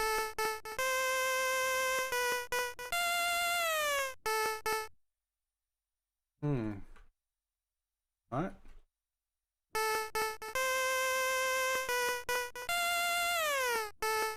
Oh, I see what the problem is. I have to change 1 to 2. So I think you can only set it to 1, 2, and 3 for the pitch bend. which is definitely not how other trackers do it.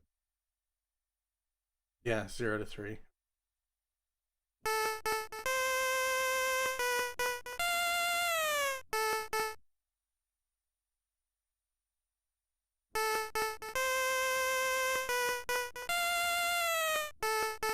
Wow.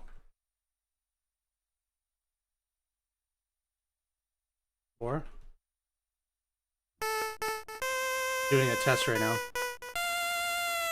Nope. So the fastest the channel can bend this.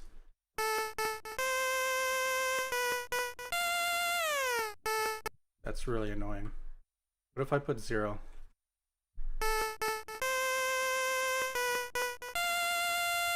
No, 0 just stops it. That's the fastest it can bend. Let's just hear how it sounds.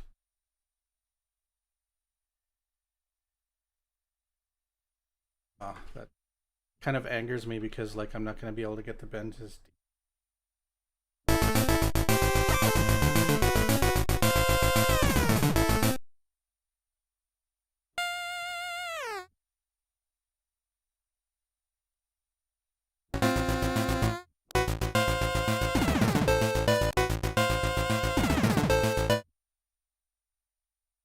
Oh, that's annoying.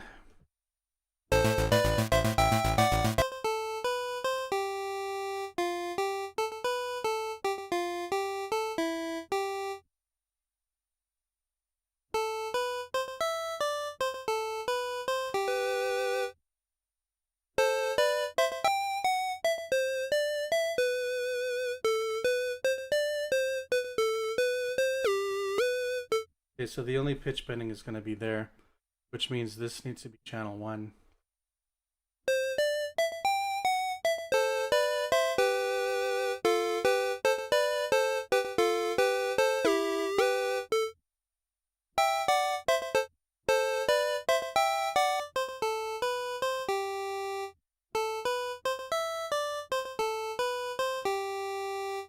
This is going to be channel 2. The reason, of course, is because of that pitch portamento. I can't do that on channel 2. Okay,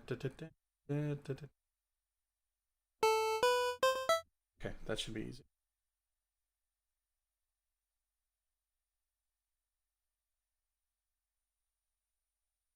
Oh, we're at the second part of the song. Channel 2.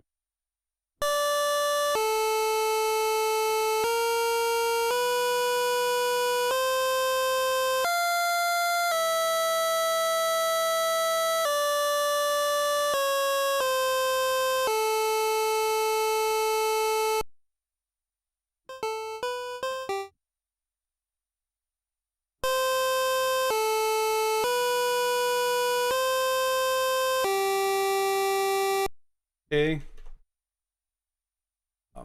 1 here. Here. A really quick.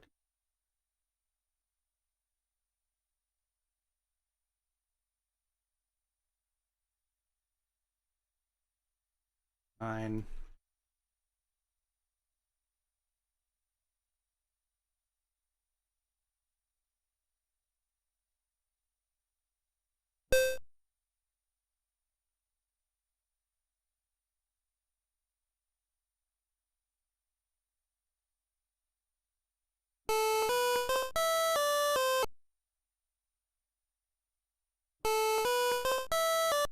Oh. Put 1 here. There we go, because I got an echo and you can't. There we go.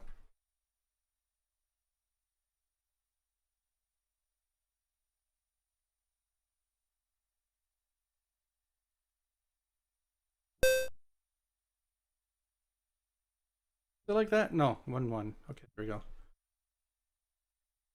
Da-da.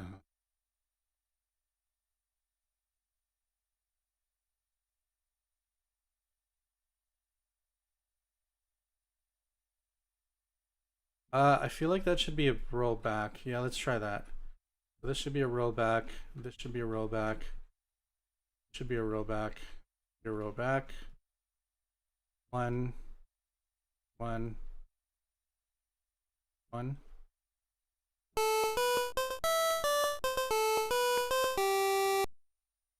Yeah. We'll stop here. No, stop here. Good. This 5, 9. Good.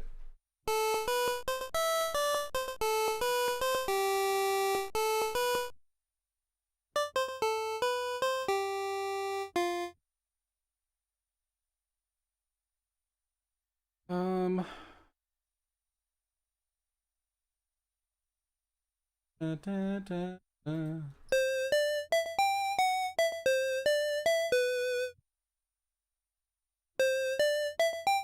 Okay. And because that's channel 1, I don't know if I have a pulse 2. I'm gonna have to reorganize everything after. Pulse 2. Copy.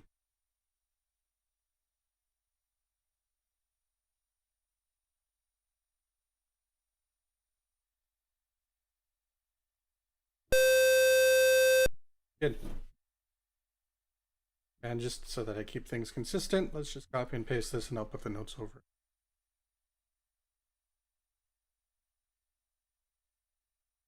Change those little echo notes to be 4 instead of 5.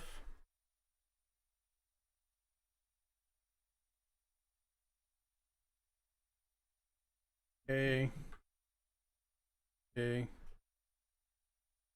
Good. Da, da.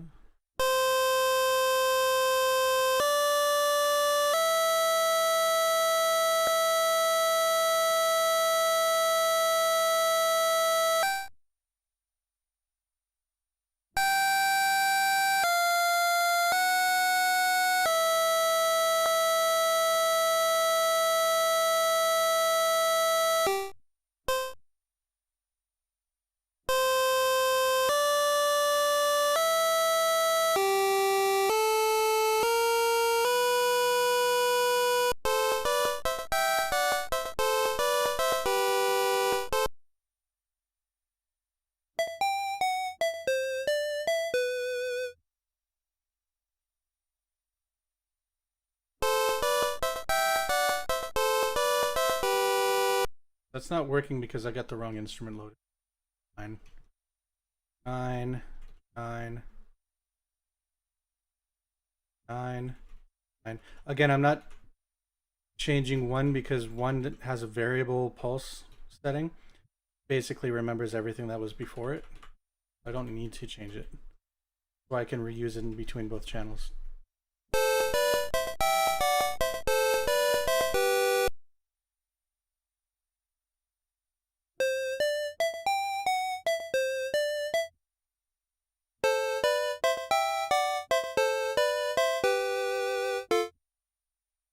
But that also means that I need to set vibrato here.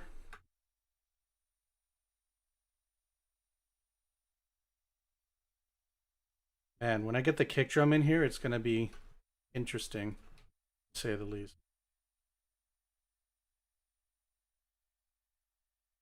By interesting, I mean painful.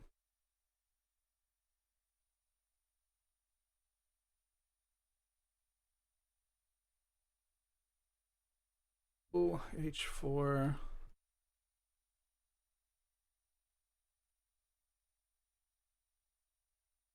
O, H4. Because it's a higher pitch, you should hear the vibrato a lot easier in this one.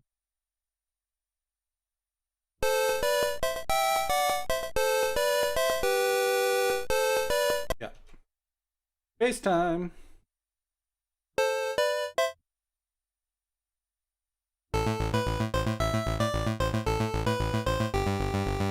It's weird. I don't think it's weird. Maybe it's intentional, but you can hear how these notes are longer than these. I don't know, again, if that was intentional. It does make an interesting variation in the notation, though.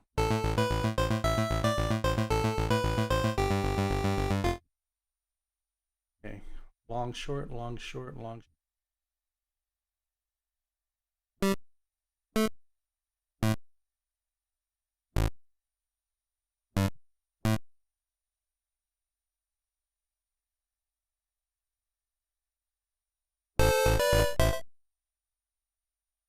How come no notes? Oh, because it's a hi-hat. Oops! It should be 5. I'm glad the program doesn't just crash whenever I make a mistake like that.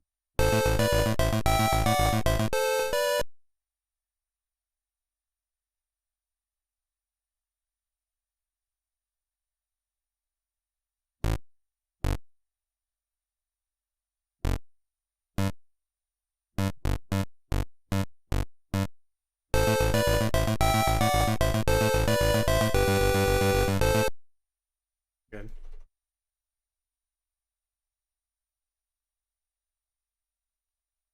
Oh, I'm not looking forward to the next pattern.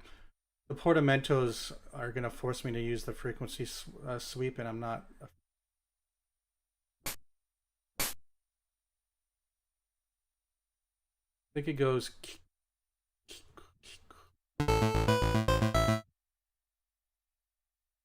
Thanks for dropping by, Livy.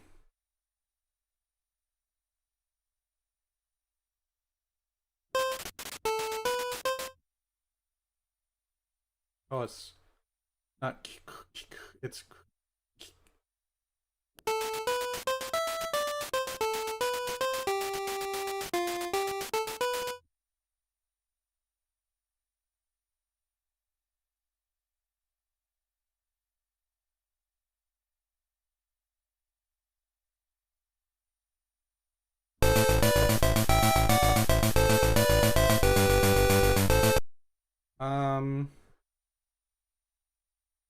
Do the next pattern in a second. I just want to play the whole song just to hear how everything ties together. I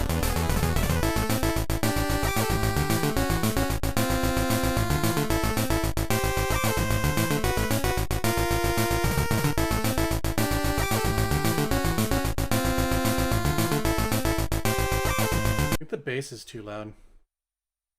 Change the waveform a bit.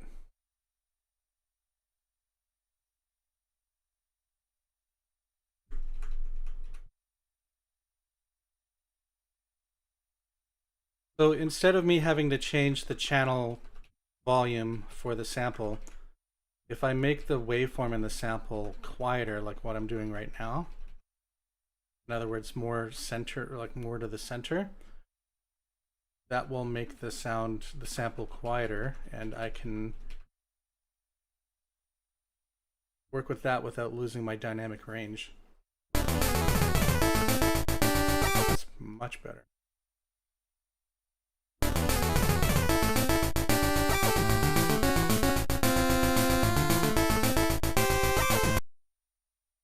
Hats and how to go E4.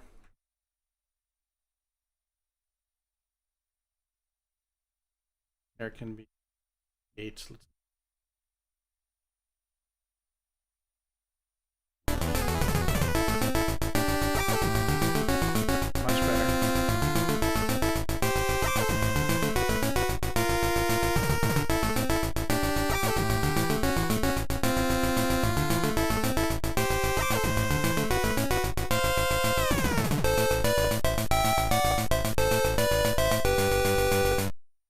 Cool.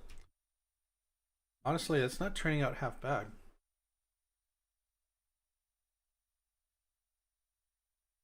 Do do do do do do do.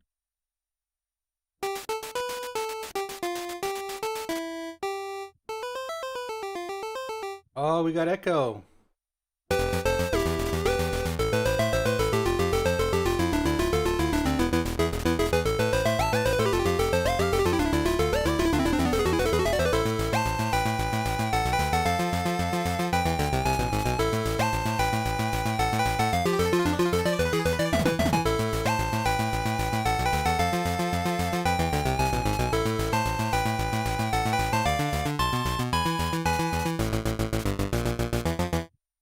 That about, honestly, maybe another hour, probably 2 hours worth of work.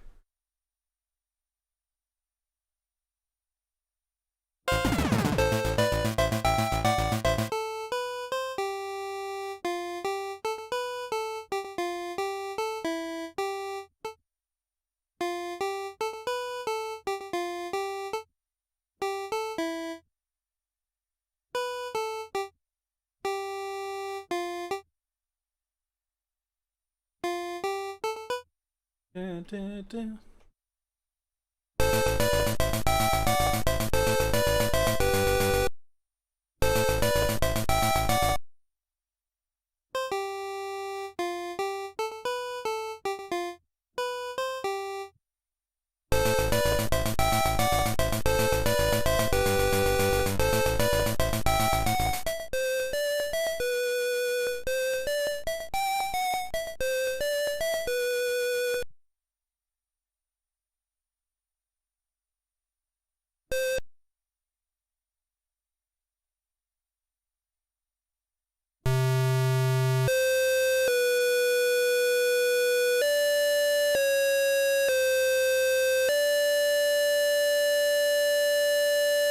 You can actually hear the aliasing on the tone there, like the undertones or whatever.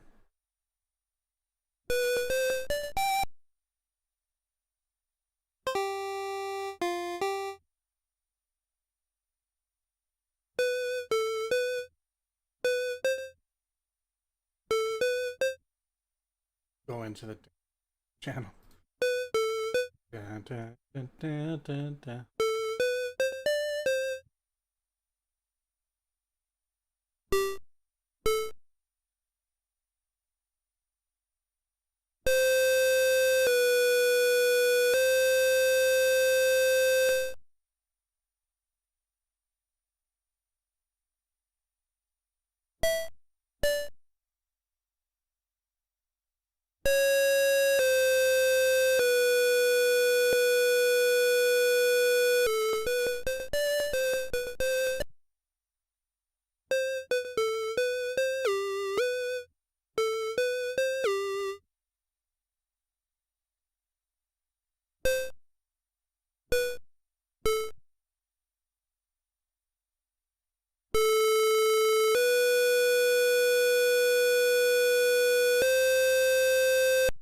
I wonder if I can do this without having to use a sweep.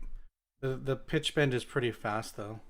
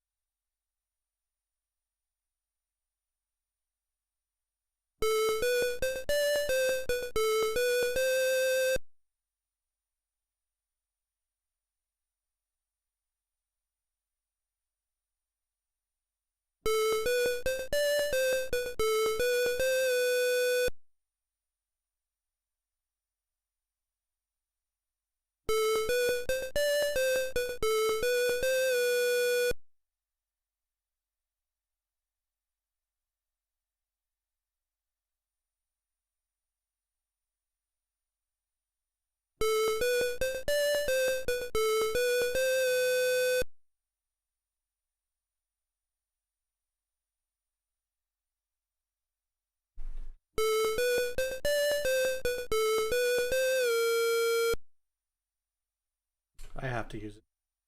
Okay, let's make another instrument. This is gonna take a while, unfortunately. A.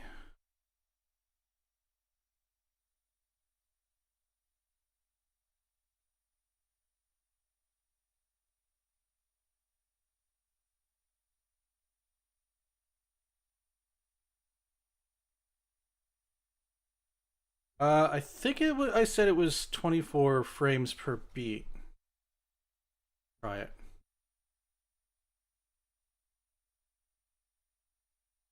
Find out in a second.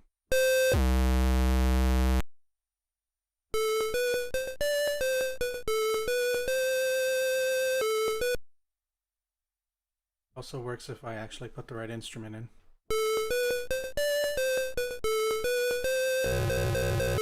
Well, that was cool. Made an I wonder what happened there.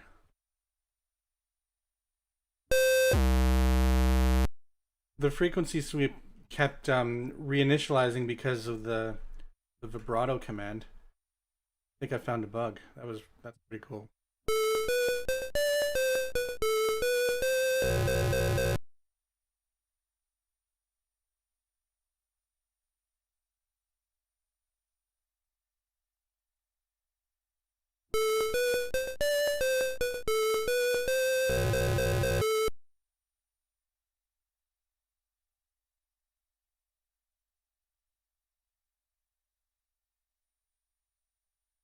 Try 12.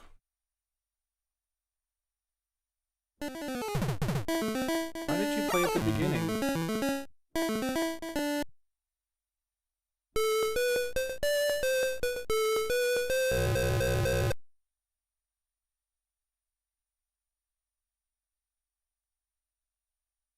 Okay, to stop that glitch from happening, I'm gonna have to hit O.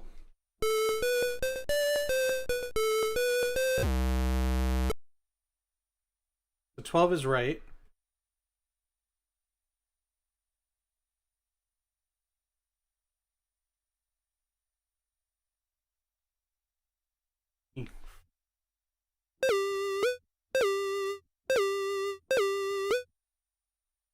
Gonna be not a beat, so that's 20 is 12 frames. That would be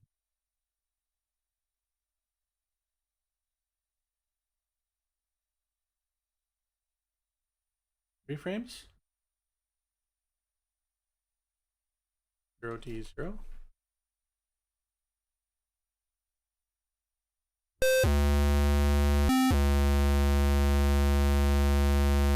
Slow that down.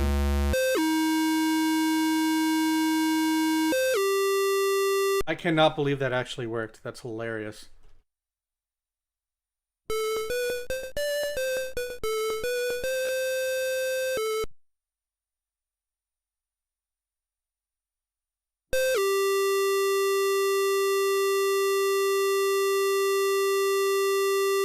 But it's not playing.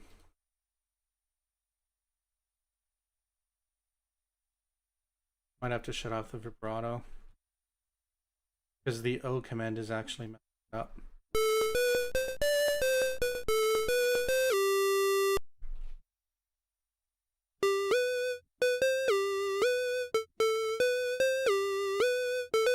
Oh, interesting.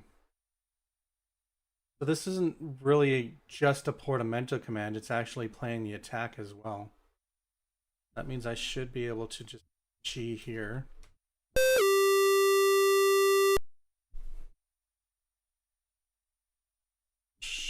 Is the way it's supposed to work. That's good. 1, 2, 3, 4, 5, 6. F, U for up, 6. G, 3, F0, D0.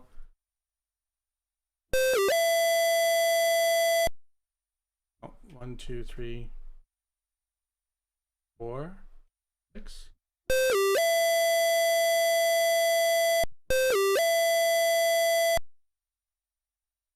3, 4, 5, 6, 7, 8.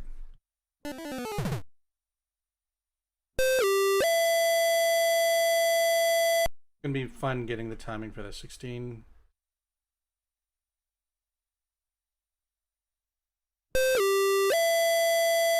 Okay, that should be fine. 6, 7.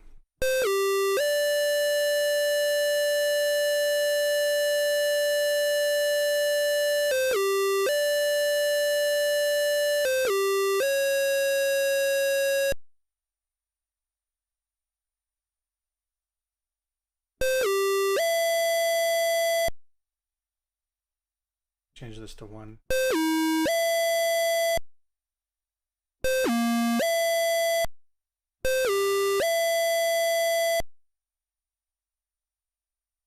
It's it should be changing at the same rate, but it's not.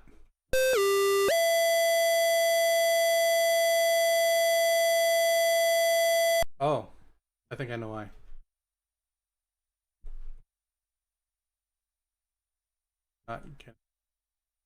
Not thinking fourth dimensionally.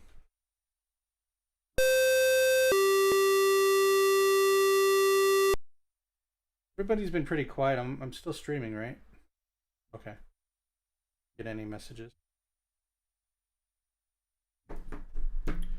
Ooh. G2. So if I add G2, this note here, that should actually play it correctly.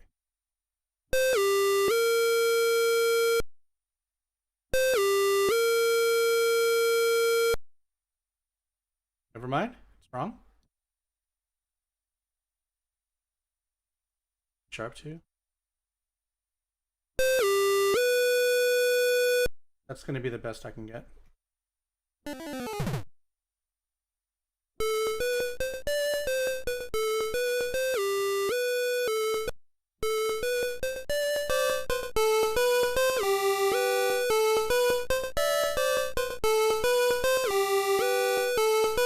Okay, so there's a timing error somewhere. The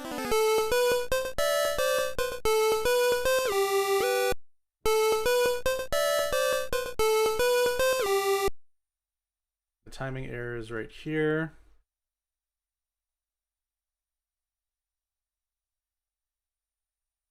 One, two, three. E3 from here. 1, 2, 3.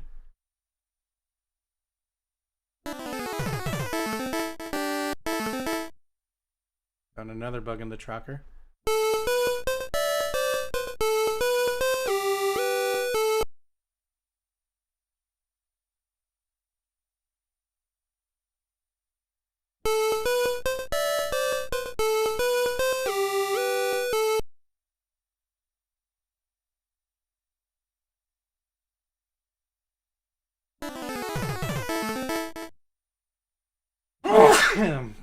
Excuse me. Or bless me. Sinister. I wait for the game to be ready. I'm so going to spend tons of hours on this. Yeah, it's actually really fun to make. But RPGs are,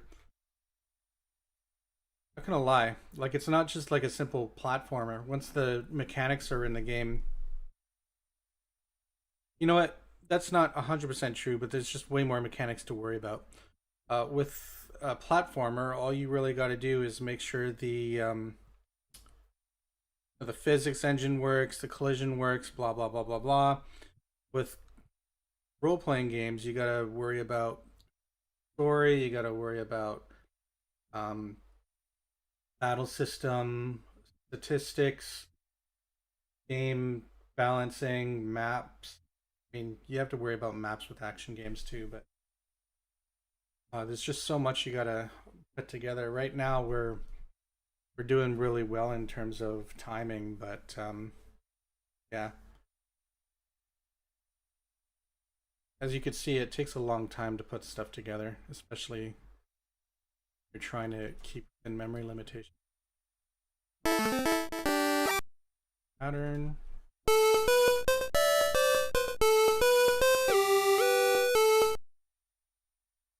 I think one more here. You do that. Play back the pattern that I was currently on.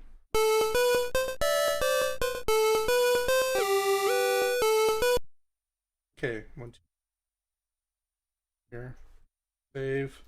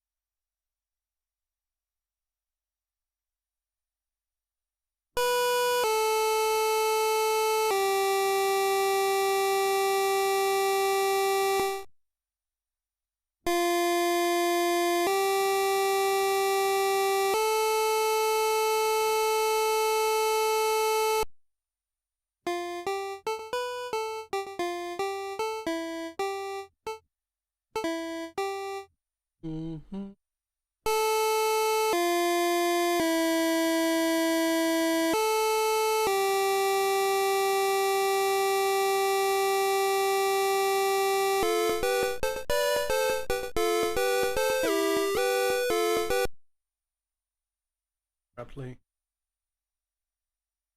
I might not be able to put the vibrato here. Let's just see what happens when I do. I think it's going to break the instrument.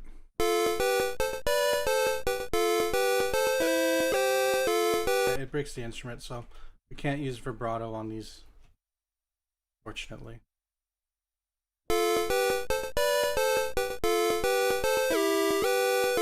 Good.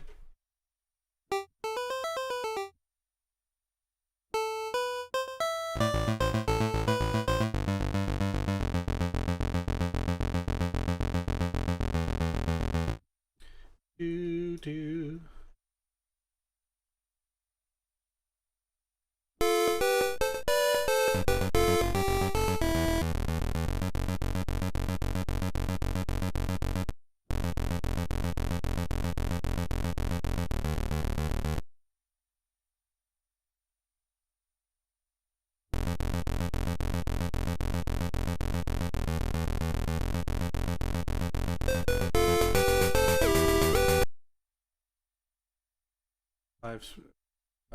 And then 6.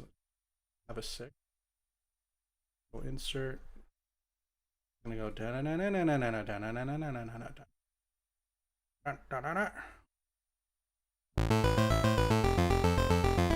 That's all. See, there's tons of portamento commands right here I'm not gonna be able to use. Oh, you know what I can probably do? I could probably make custom instruments.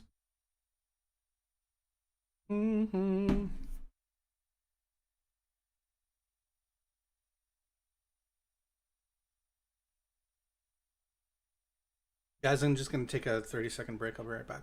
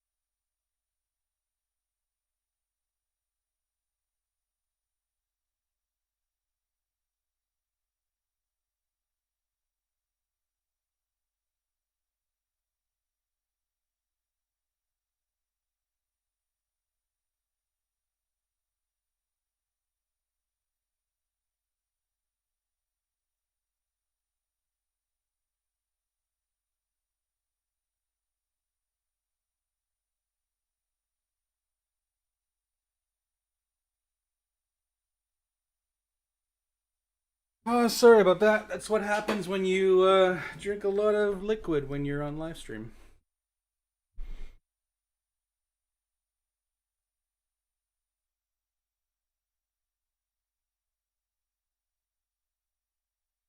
Sinister, you're making a game?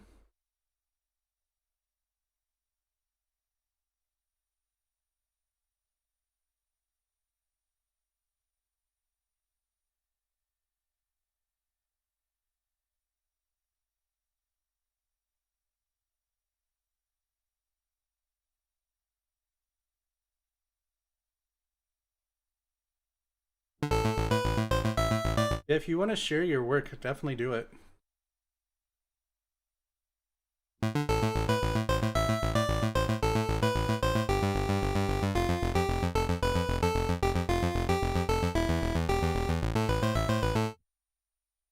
Yeah, echo.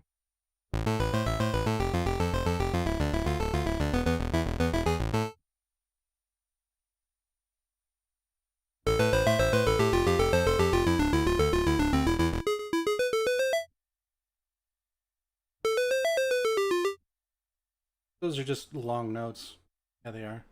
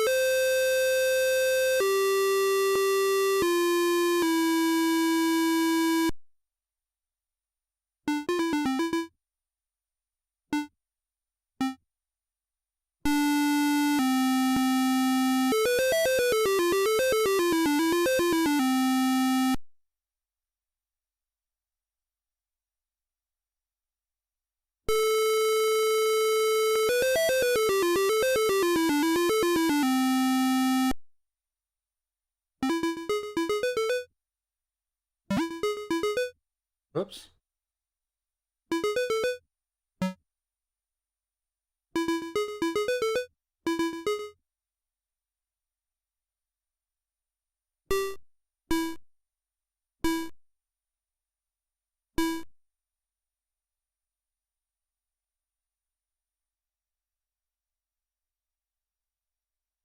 Make sure my volumes are all right. Good.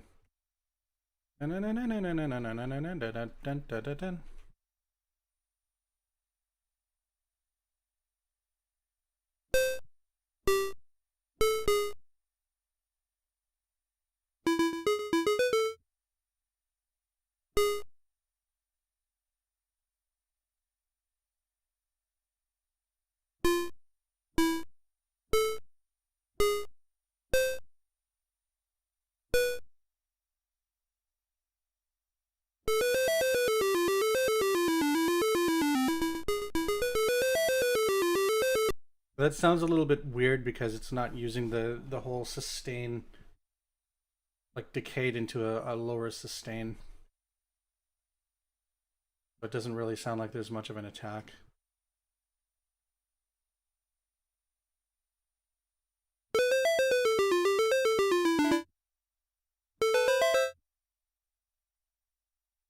This is definitely going to be lower pitched, or sorry, lower velocity rather.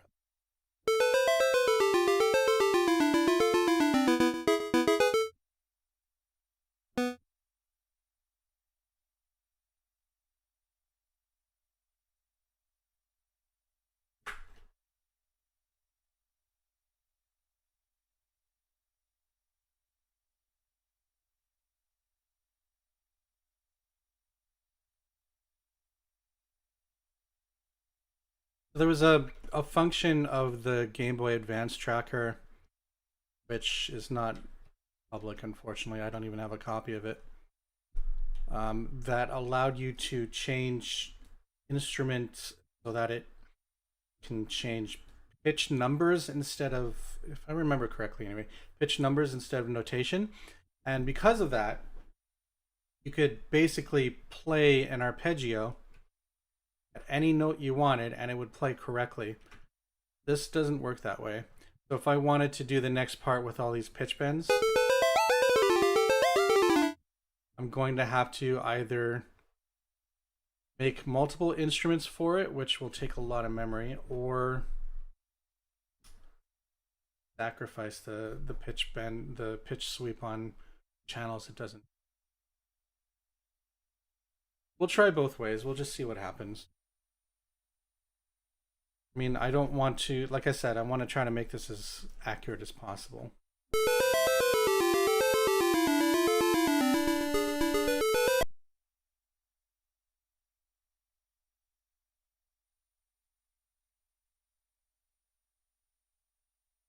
Dun, dun, dun, dun,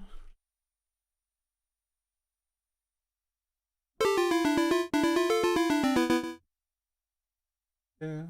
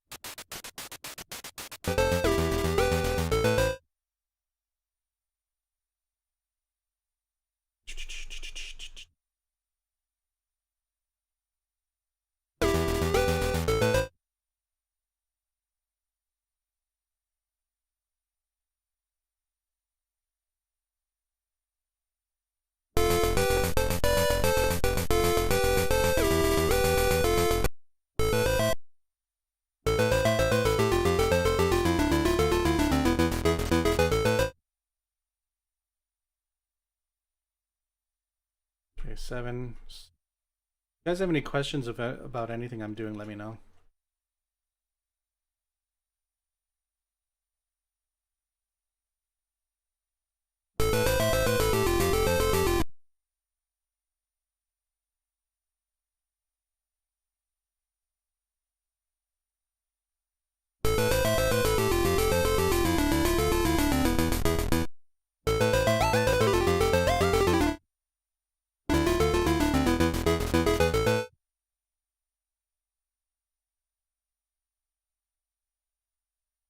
This is the part I'm kind of dreading.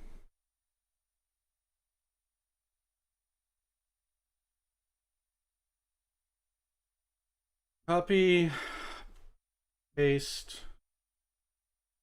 Pattern am I on? I am on pattern.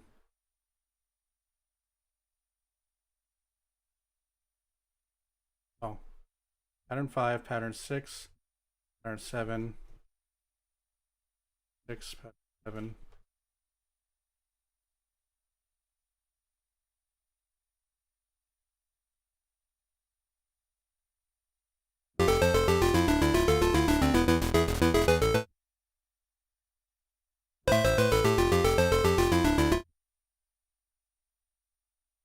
Thanks, Emmy.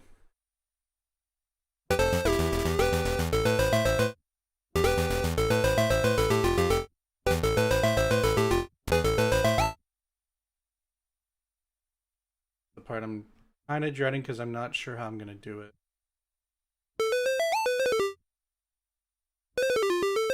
At that pitch, I might just be able to use regular pitch bends.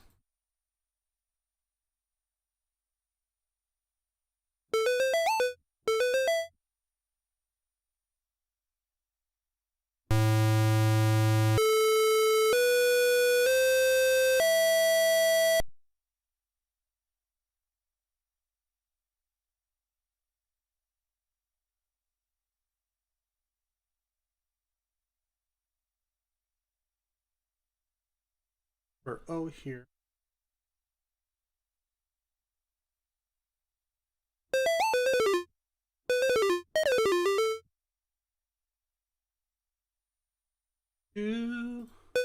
Sorry, sometimes I sing when I'm when I'm trying to identify a note. I can just read the note. So that's a B. B.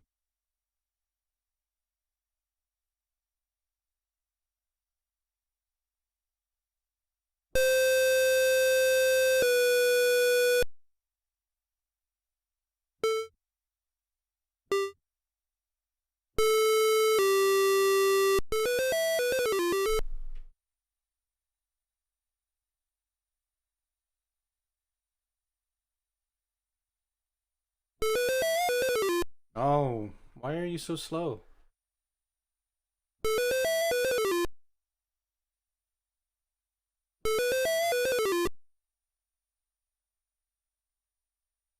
Wow. Not impressed with the pitch bend capability of Paragon 5 track.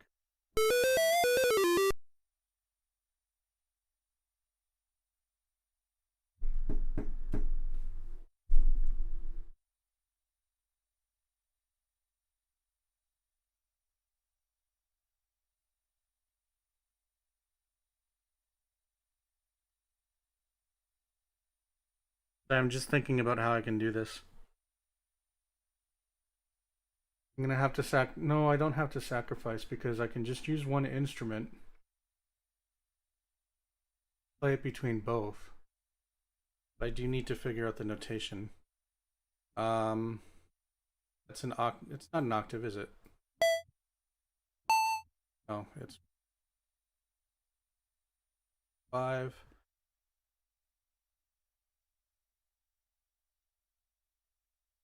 Can't use arpeggio. Sorry, that's not true. You can use arpeggio. I prefer to do it in the instrument. This is a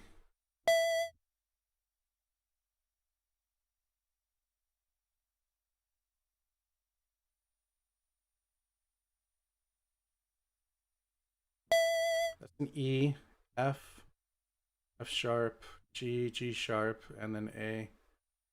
Might have to do kind of a slurs kind of thing. Bunch of grace notes.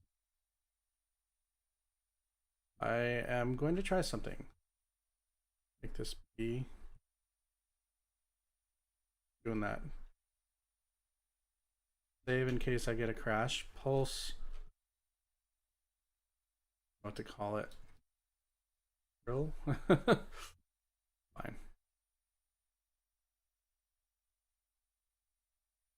Copy that. Paste it here. Let's get rid of the R2. The notation is so quick that I'm not worried about sound effects messing it up. And even if it does, it'll be really quick so nobody will even notice.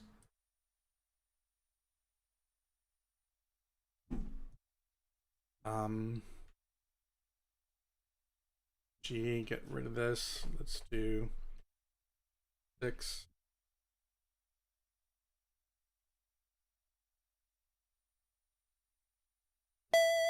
E6.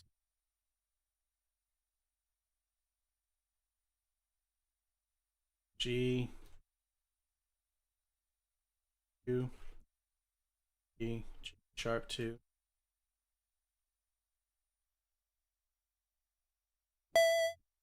Oh, it's an F. F sharp. Okay. F. F sharp 2. G. F. G2. A sharp. Oh.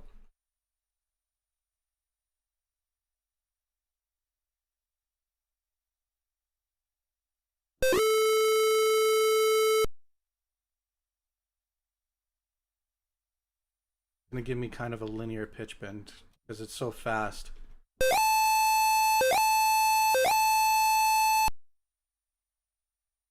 Because it doesn't bend back down, I can just that instrument that part. Start it. Try that.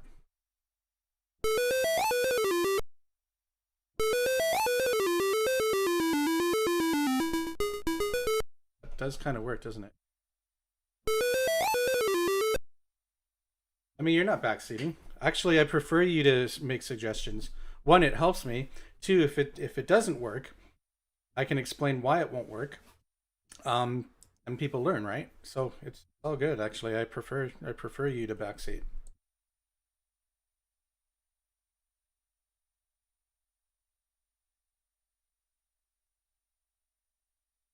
All this stuff here.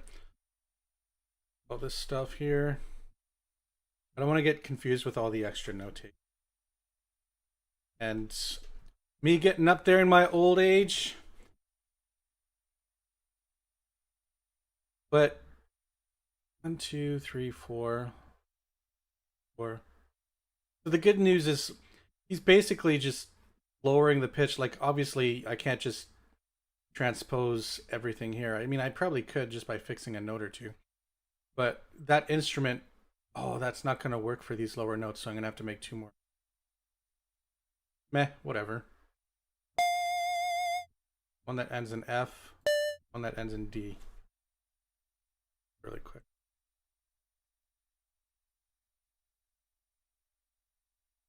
Now you guys can see the fun that I went through with the entire other parts of the soundtrack. Actually, if I can take a quick break and show you guys some of the stuff I had to do like 20 years ago to get it to work. Do it right after this. So this is going to be what? D? I already forgot. No, F. Last one is D. That's F, so that means this is going to be E. D sharp. E. E, C sharp.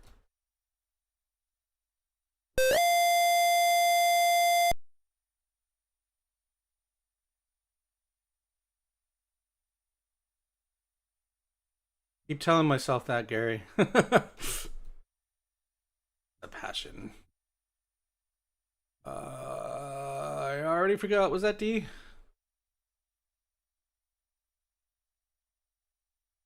I have the memory of a goldfish. E2 sharp 2. Or Dory. Dory is better.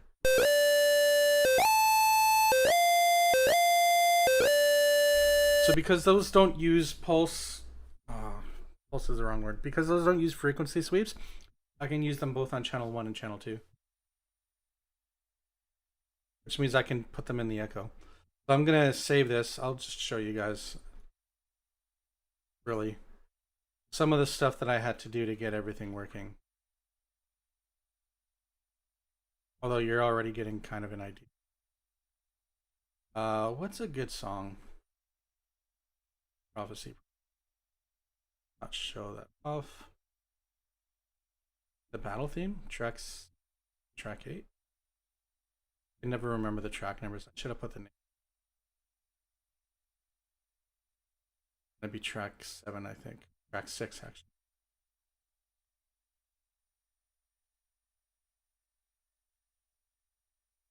There we go.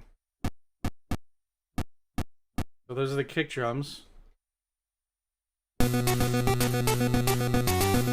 So this is kind of going to be the what's it called? The end goal. We're gonna get these kinds of kick drums into the song. Once I I already did compose a track for it in Cakewalk, but yeah. But because everything has to share channels and they have to be in specific channels, I had to make a ton of extra instruments to be able to do it. Because the tracker doesn't really change speeds super well at odd tempos, like I was mentioning earlier, I had to not only make an instrument that can do triplets, but also has the kick drums coded into them. For this square triplet right here, I think this is probably without a kick drum. Oh no, it does. And of course, because it's different notation, I needed to make an extra instrument.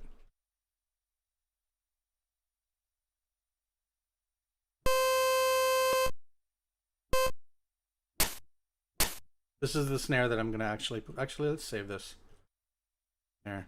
This is the snare that I'm gonna be using in the Koshiro song.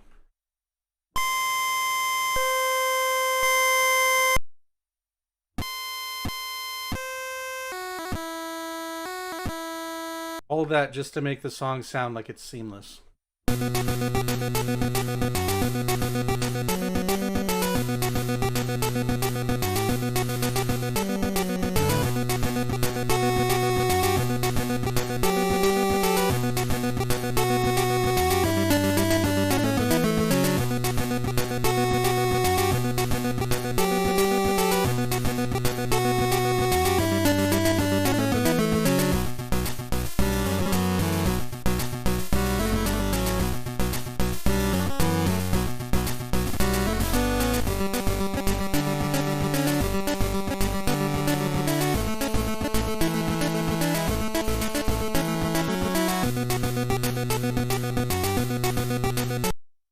So you can see that the music, it gets very complicated.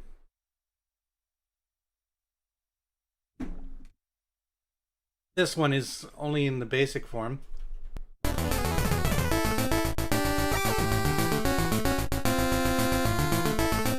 Once we add kick drums, I'll show you my kick drum track really quick.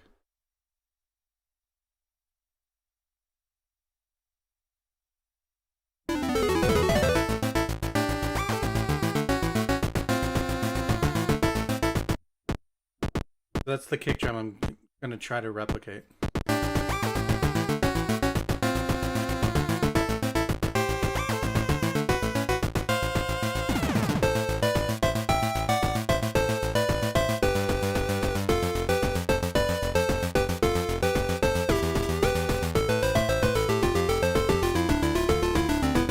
This is all tentative, like this is going to probably change.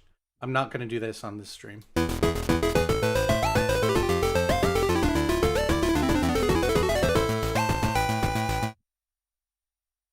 Kick can't go into the noise channel. It's because it's a square frequency sweep, I'm gonna have to put it into channel 1.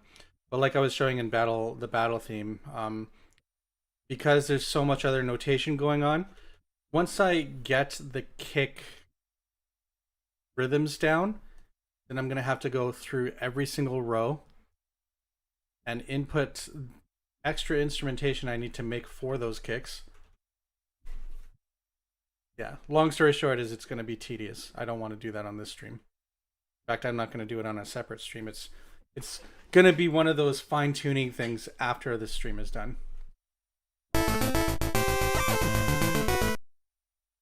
yeah, going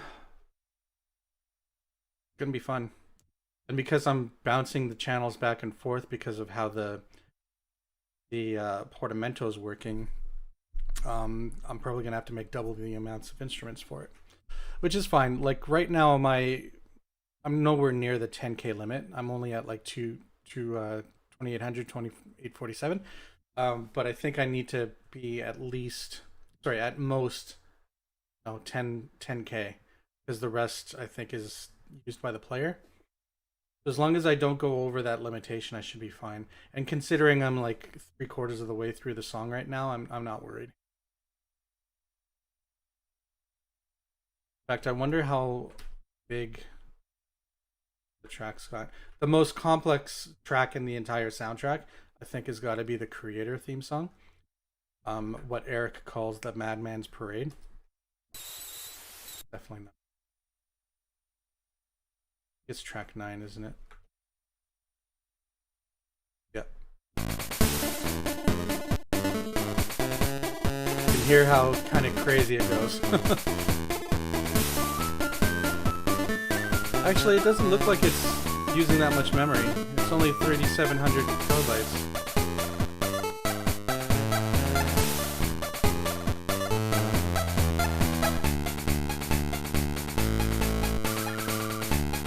But, like, look at all the instruments I had to make for it.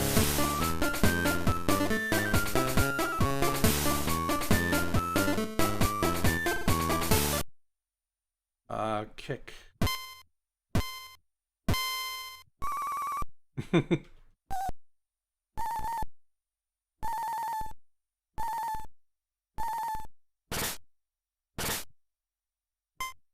all of these instruments were made because this tracker doesn't have effects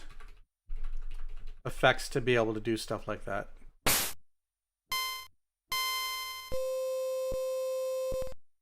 So, anyways, back to the matter at hand. So yeah, basically, long story short is gonna have to do a bunch of crazy stuff to get a lot of extra effects in. Right now, I'm not using any stereo effects, but I've been basically using them as like, how do I explain it? Using them to enhance the music after the music's been done. So.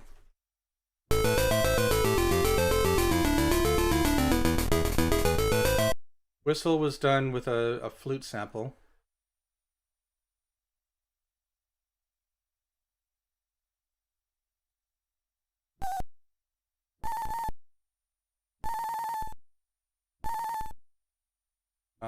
Looks like I'm using 4 different waveforms. Oh, and it's just a sine wave. I don't even think I'm using the other's sawtooth.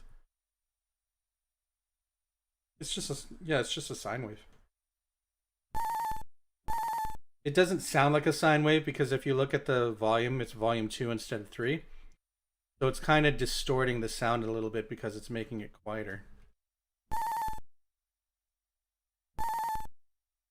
Anyways. A lot of Game Boy games use just general tones and stuff, like the rare tones or the sawtooth tones or the triangle that the Nintendo used. And I kind of went to, I mean, Eric's original songs were using the triangle, but I think it was because he was making the music sound as if it was coming out of an NES, which is good. But in this case, we were able to use different samples, so I ended up changing the bass sample. The keen-eared people will be able to hear that I'm using the same sample that Final Fantasy IV uses for its bass. I actually have the original synthesizer that the bass sample from Final Fantasy IV was recorded from. So that's where my sample comes from.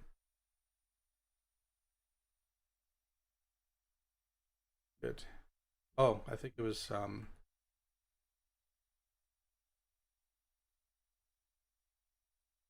I'm trying to figure out a good song.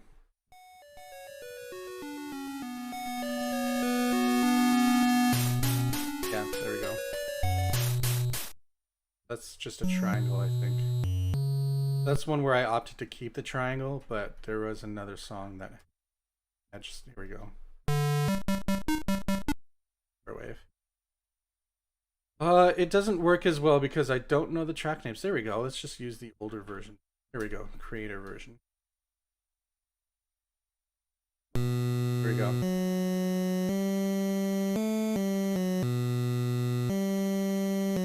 So that bass right there is the same bass sample that Final Fantasy IV uses. Actually,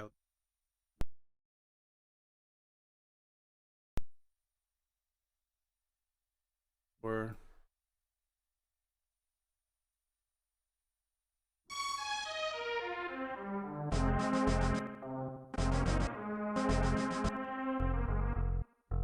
there we go. Change this.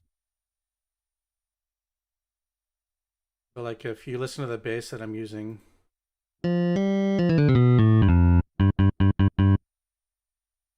then we use this bass.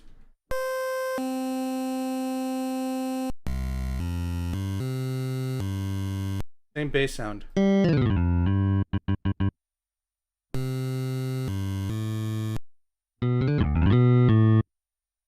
So that was the fun part. It's like using samples that people wouldn't think that the Game Boy could even use. Again, I'm going off track, so back to the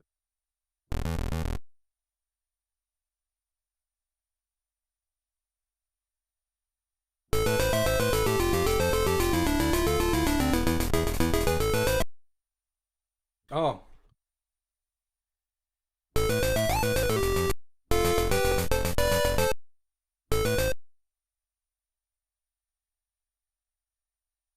Yeah, I messed up my... Sorry about your ears. Yeah, I messed up my pattern. pattern order.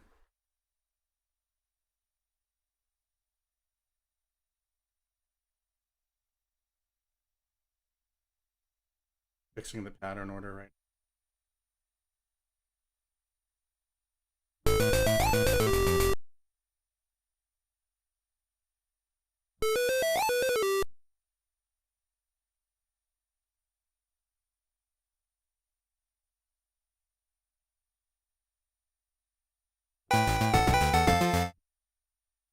Oh.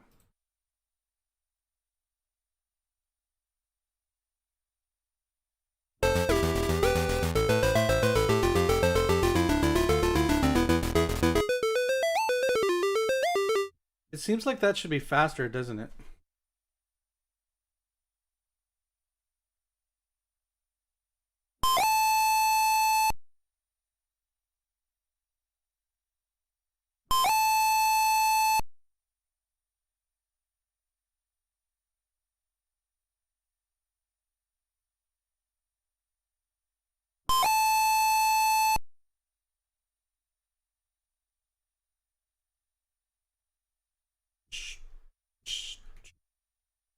I'm making the trills faster.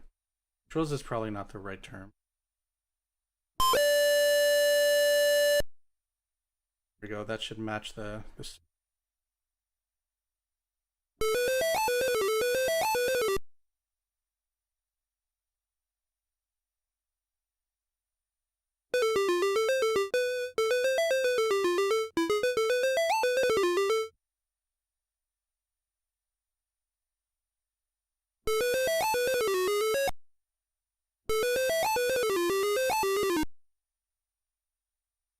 Oops. Oh, why did that happen? Okay, let's go.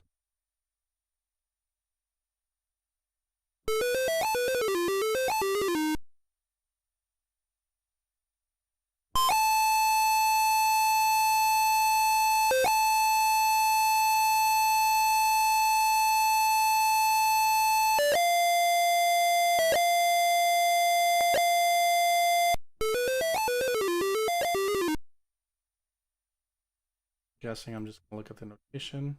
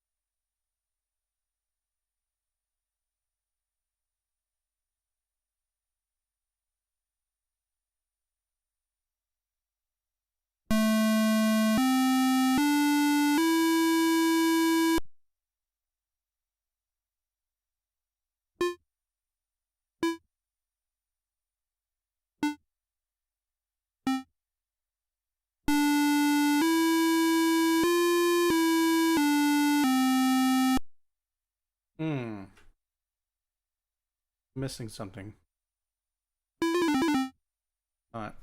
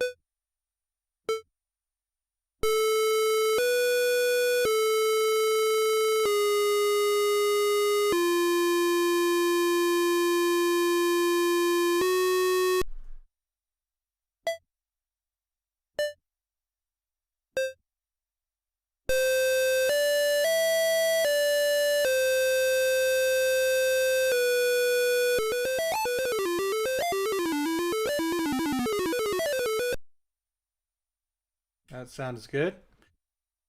So I'm being pretty quiet right now because I'm just concentrating.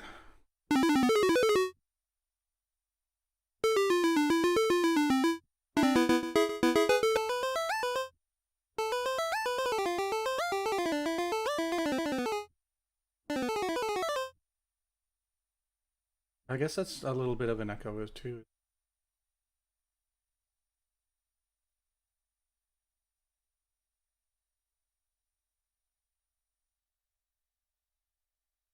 Oh, that shouldn't be one. That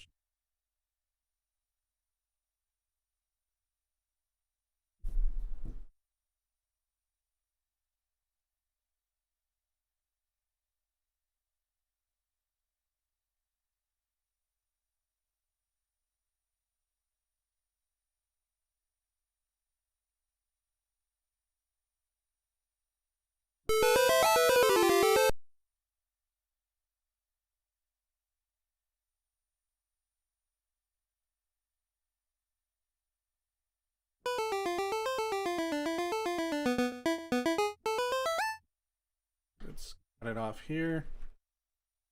Save.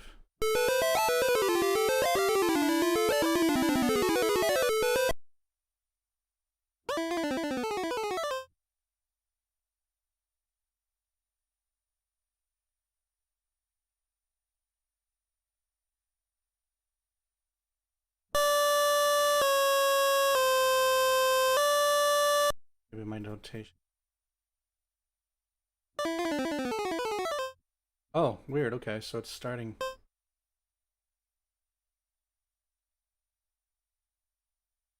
I can't use that note.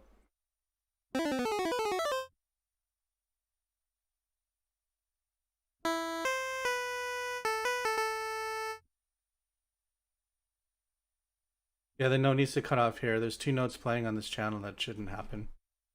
So I think I'm doing it right.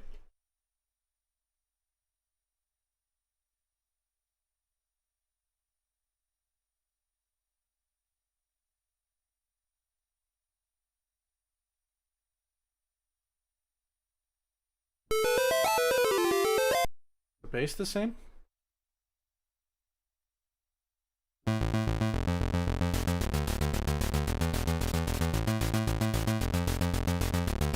Oh. Who's messaging me?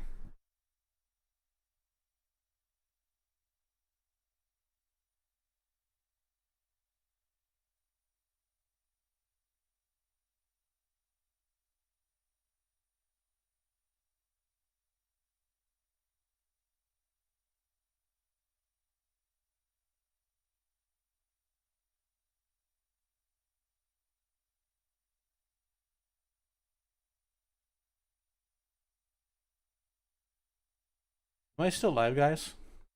Let me know. I can't actually check unless I go to Gary's stream. Looks like I'm live. Yeah, I'm live. Okay.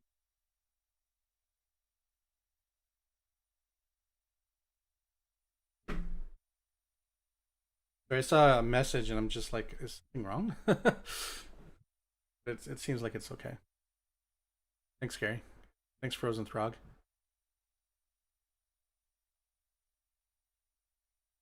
No, you don't have to say anything. I'm just I was worried my router crashed again like it did earlier. You know what, guys? I might be able to finish this part of the song today.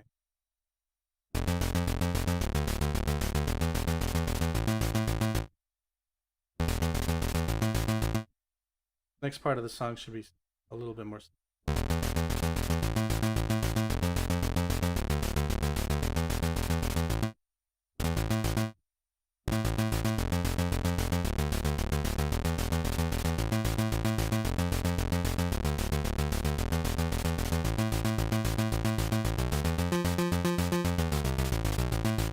Hmm.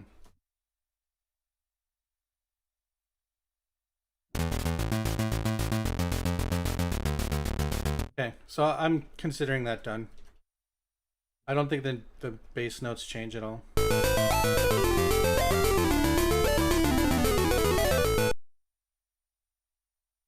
It sounds pretty.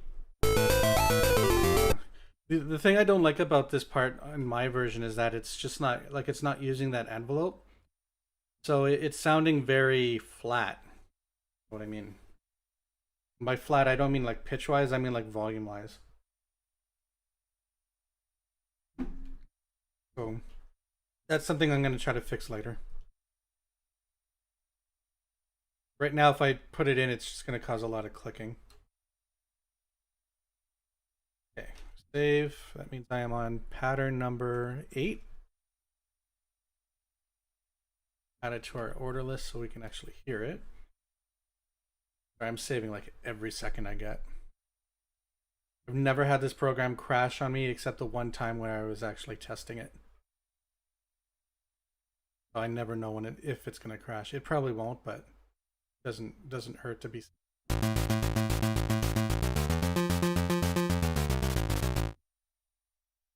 Let's do that part.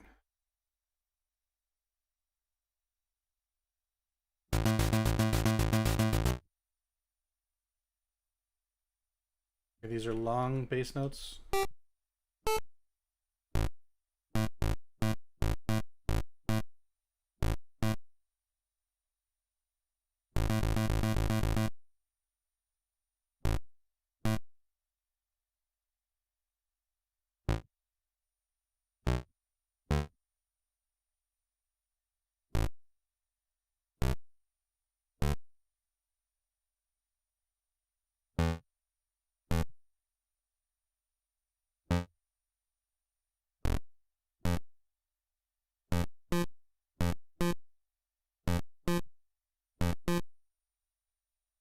Ding, ding, ding, ding, ding.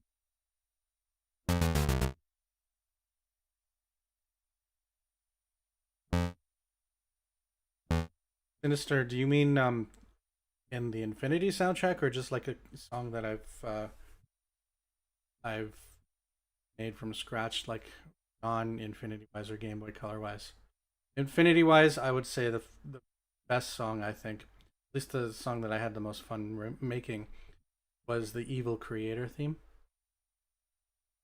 It's just because it's like I don't know, it's fun. But if you're talking non-Infinity, I think the best song that I've ever remade was One Winged Angel. I've done that like 12 times. Not even gonna. Do do do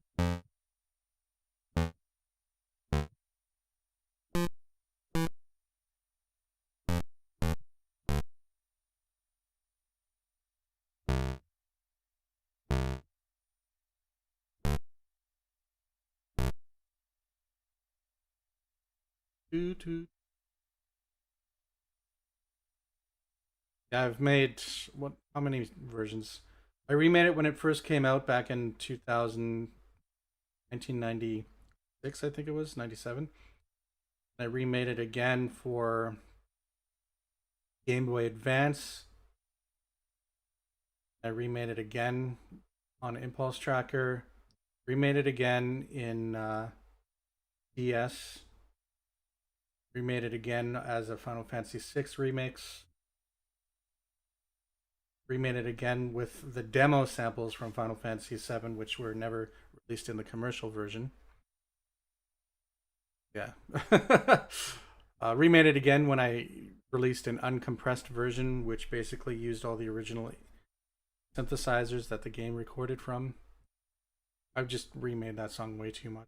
Like I don't know it off by heart, obviously, in notation wise, but like I couldn't remake it from memory. Get pretty cool.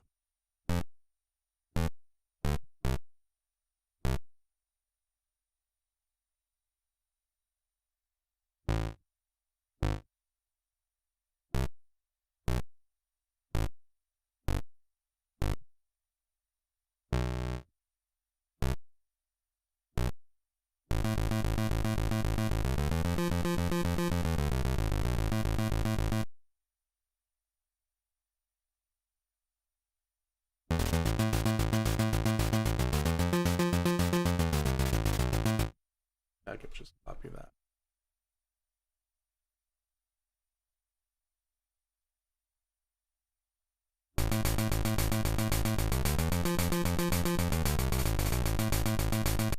Okay, good.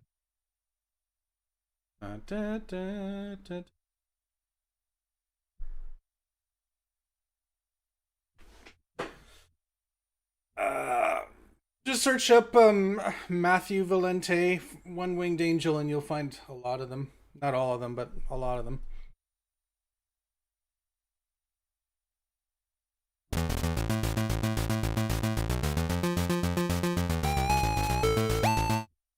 Stream, I don't want to get demonetized if it's being monetized. I don't think it is, but I want to stick with Infinity music on this stream.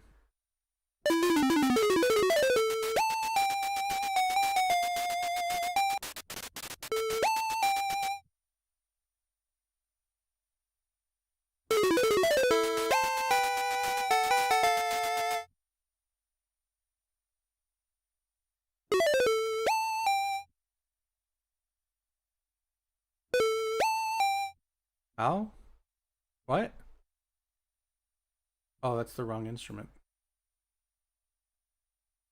I'm like, it's using portamento. How come?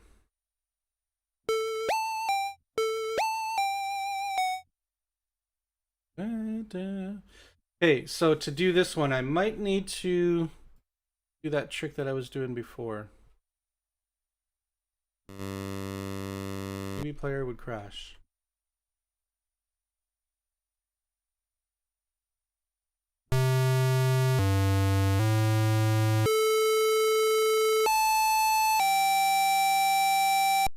And thank God he's not using triplets, otherwise I'd have to make it for that too.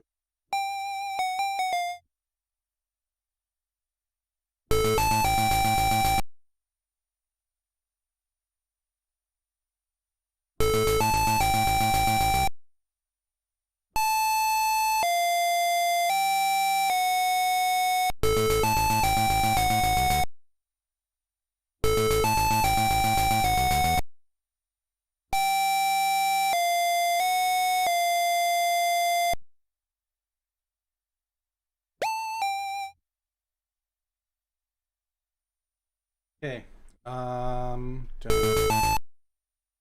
B-A O H4 O H4 O H4 O 4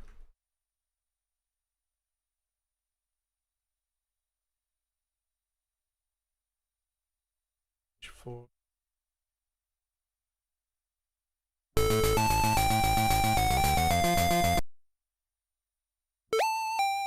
I'm going to do this in a separate instrument in a second here.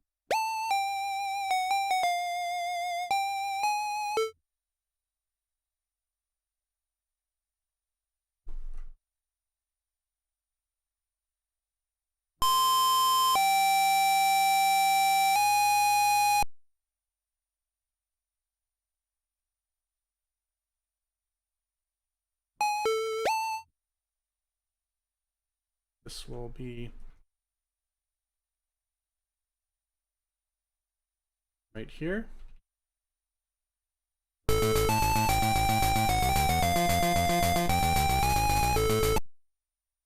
A little bit too close.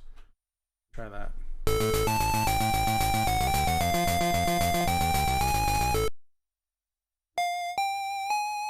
Good. Thanks for dropping by, Sinister.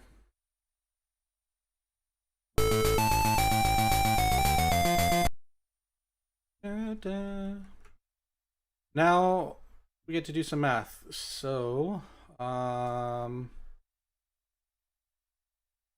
gosh. Okay, so there's 12 notes in an octave, 3 frames, so it'd be 12 divided by 3.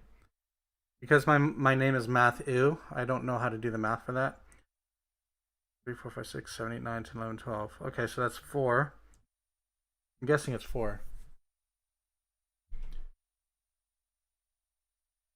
So every 4 notes. Yeah, that's right. Okay, so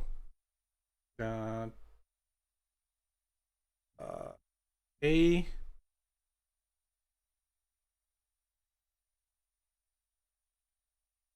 pulse 04.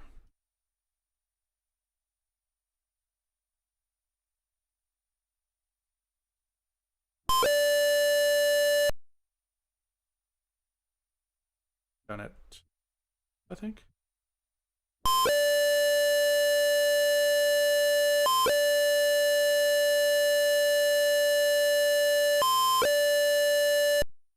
Okay, so their note was A. A sharp, B, C, C sharp. B, C sharp. 3. C sharp, B sharp, E, F. F sharp, G, G sharp. Okay, that's right.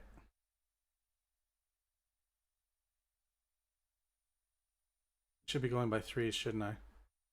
A sharp, B, D. Sharp, D, D sharp.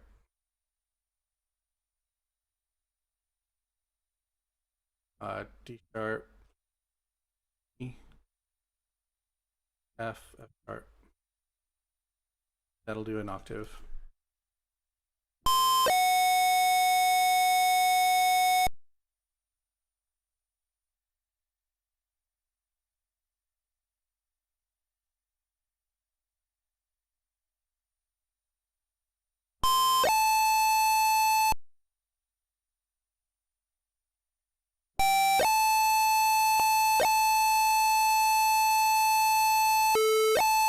There we go. So that's what I wanted.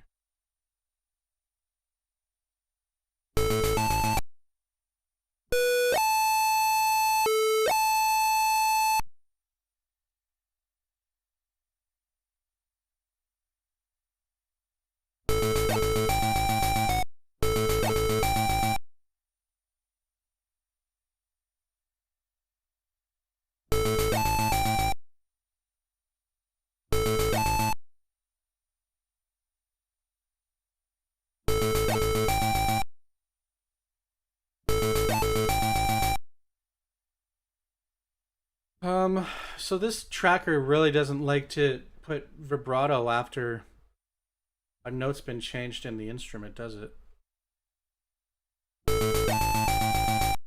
What if I put vibrato on here and I don't use the...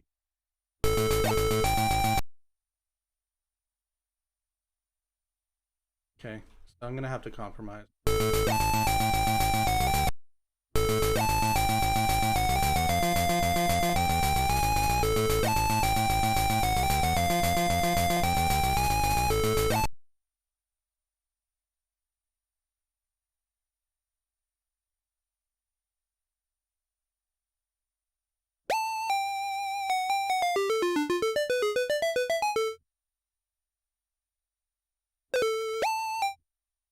Probably get another half hour, guys, and then we're hopefully gonna be done by then.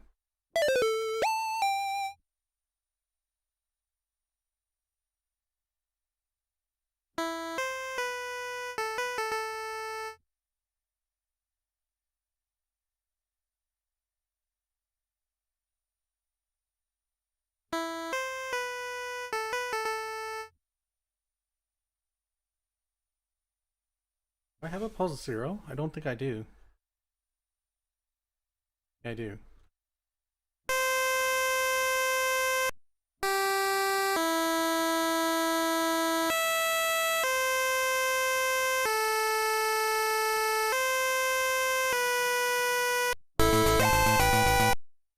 Go much quieter on that one.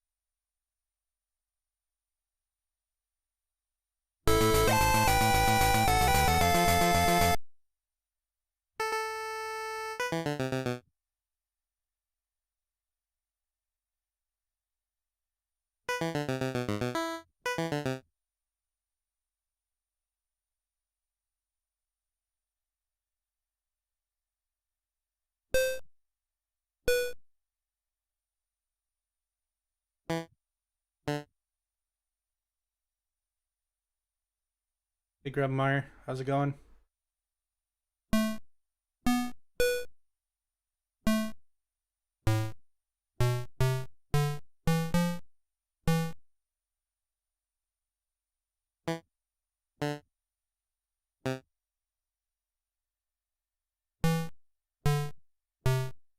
Doing pretty good.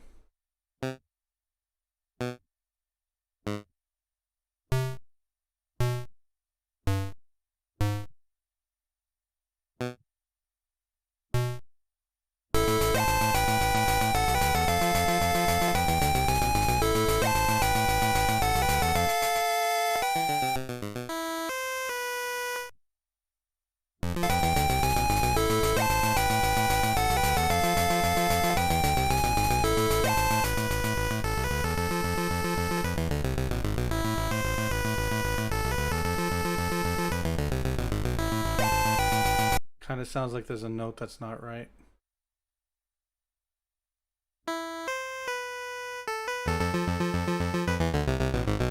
Oh.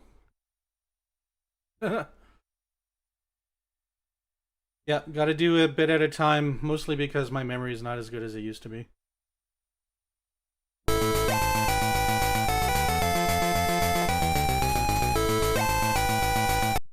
Maybe I'll change this part to be VA. VA.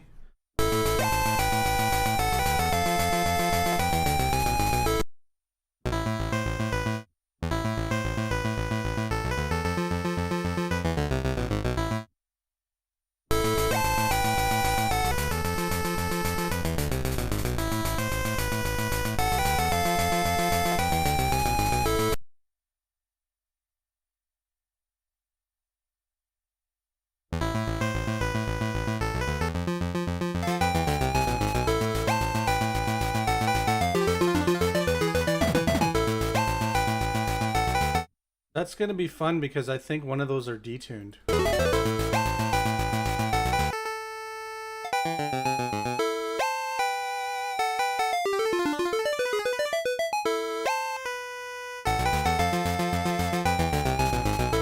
Okay, that's good. I mean, I can just.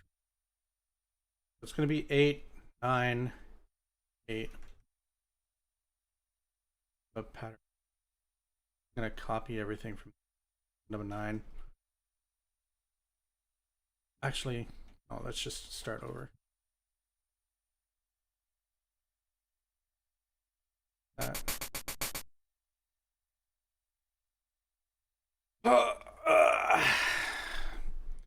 Amazing how fast this time is going. I'm pretty impressed.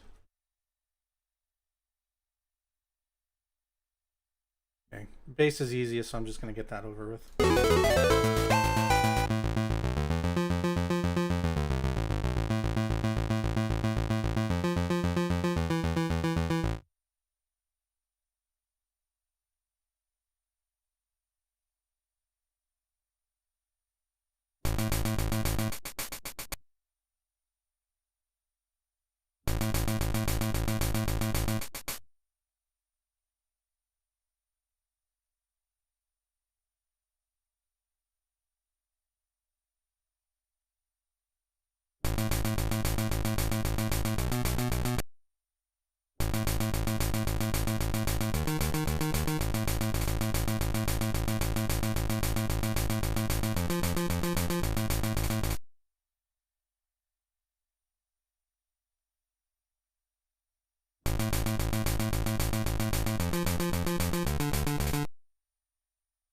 I like that, but it's not the right note.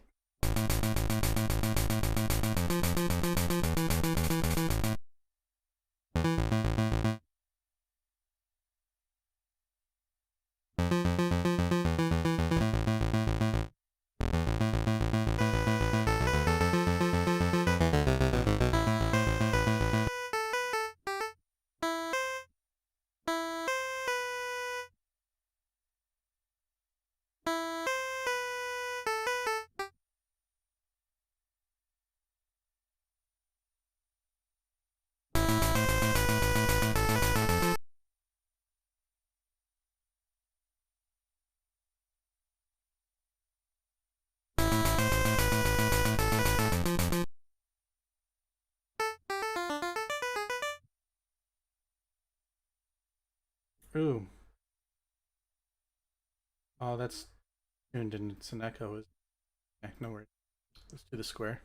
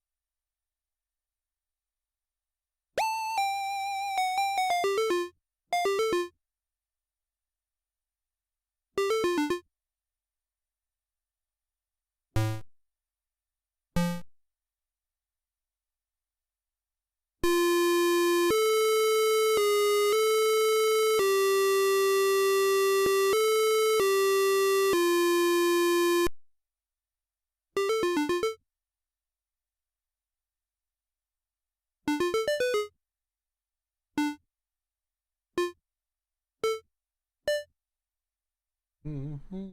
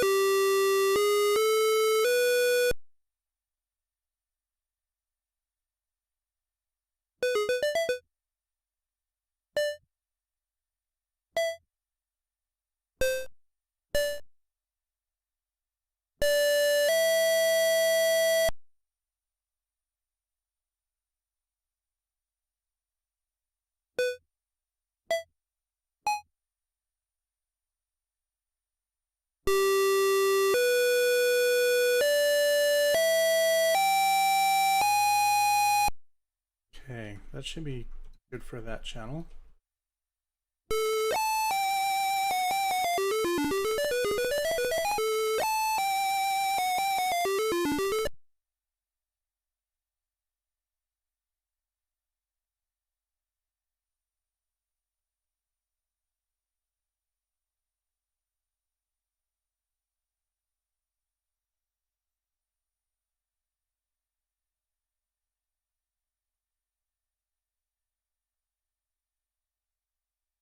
next part is going to be very interesting. I don't know if I'm going to be able to do it properly, but let's try it.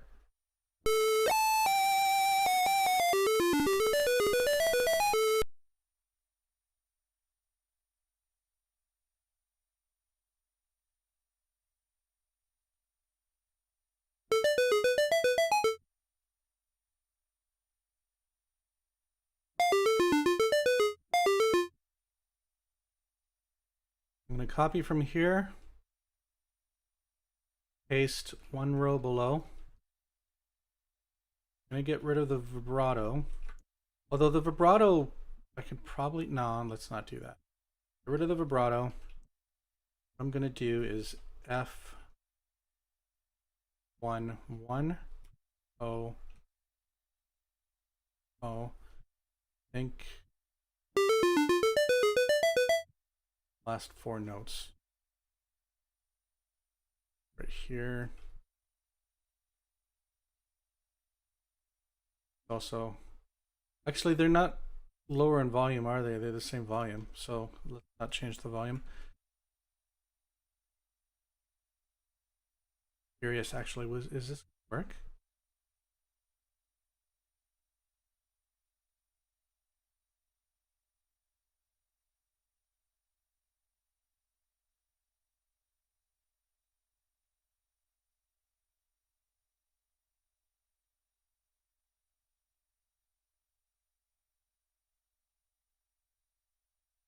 Oh, I don't know if O's gonna fix it. It should probably just be F00.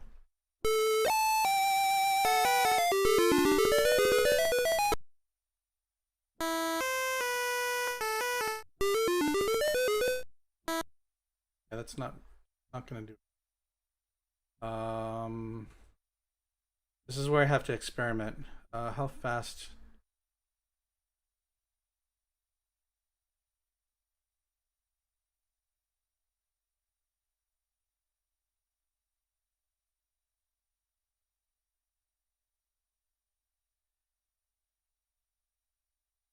Frames for change. Let us. 4. 2 is okay. The reason is because if I make the resolution lower, I might still be able to get a little bit of a pitch bend. It does sound a little bit better.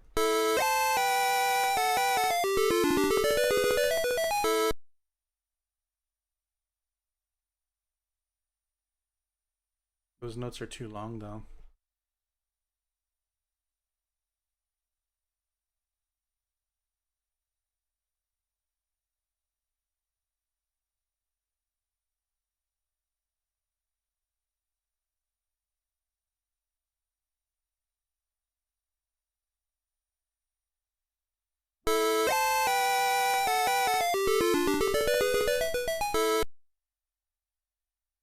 Good. Oh, how am I gonna do this? 1 dot 1 dot.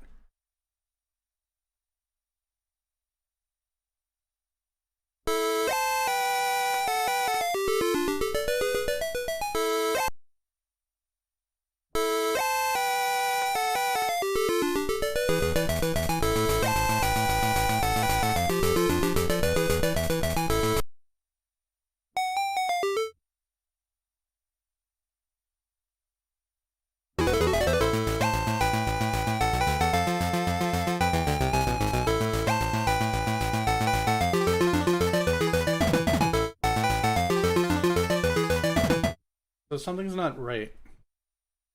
Oh, I'm using the wrong tone. 4s.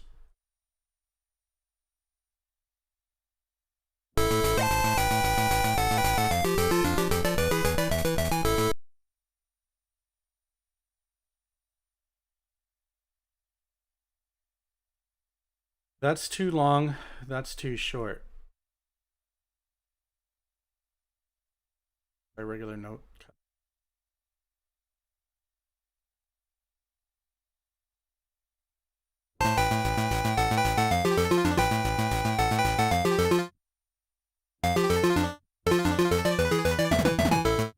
That seems right. This is also part of the music making process, is just like troubleshooting something that doesn't seem to be working the way you thought it would.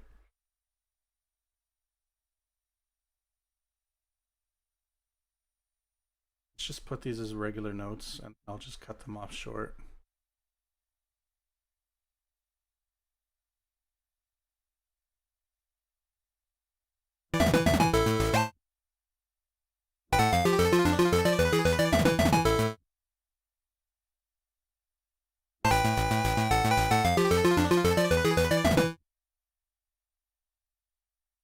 I'm gonna have to change this over. This go here. Be able to put this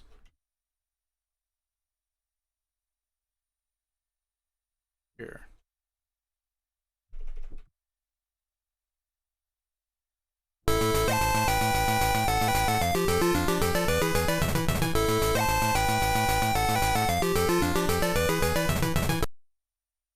Get rid of these.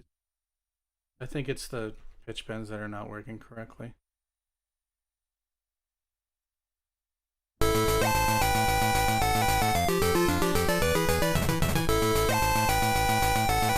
And let's cut those notes short.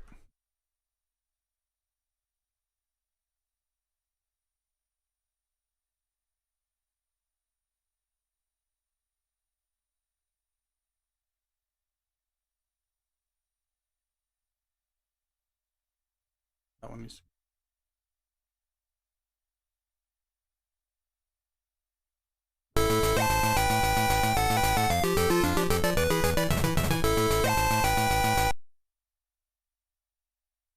Something's not right here, so note cuts are not going to work. Isolate some channels.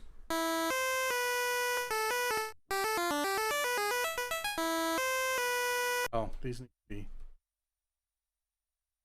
Change this.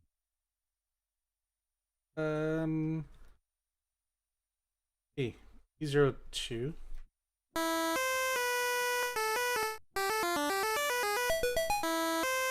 Good.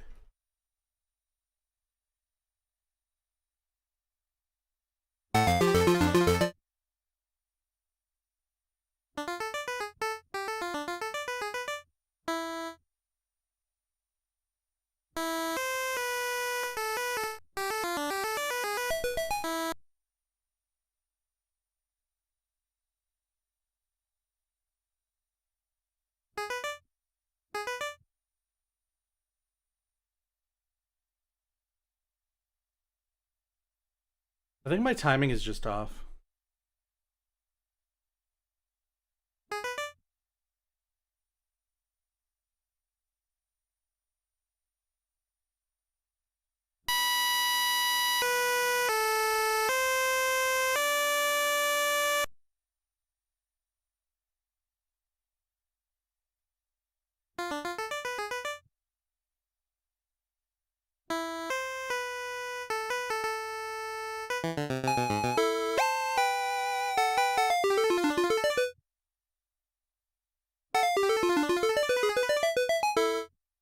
Yeah, my timing is all wrong.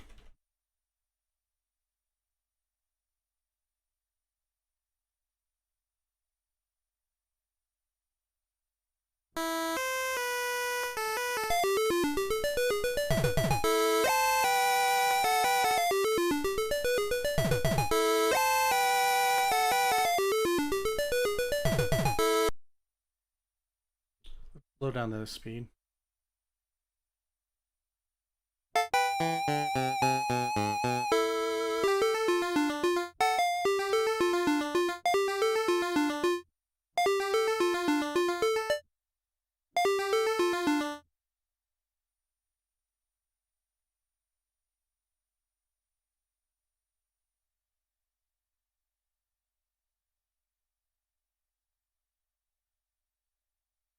Oh, I know what I'm doing wrong.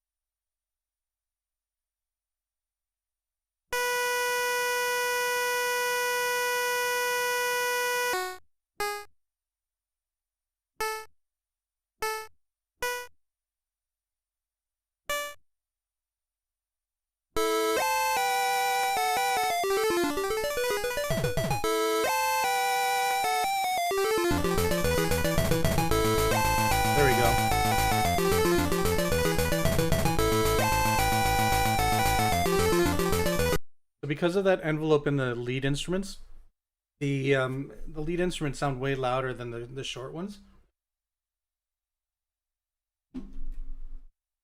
Which again, I'll fix when I'm done the song.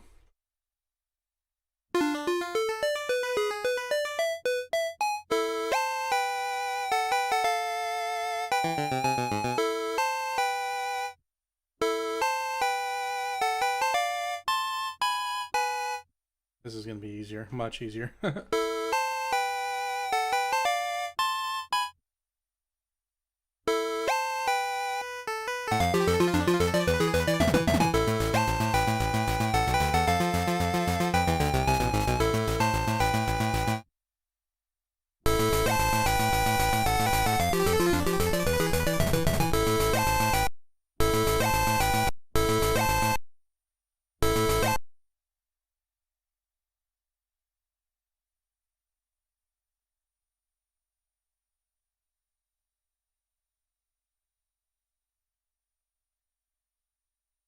Okay, just like before, let's finish the bass.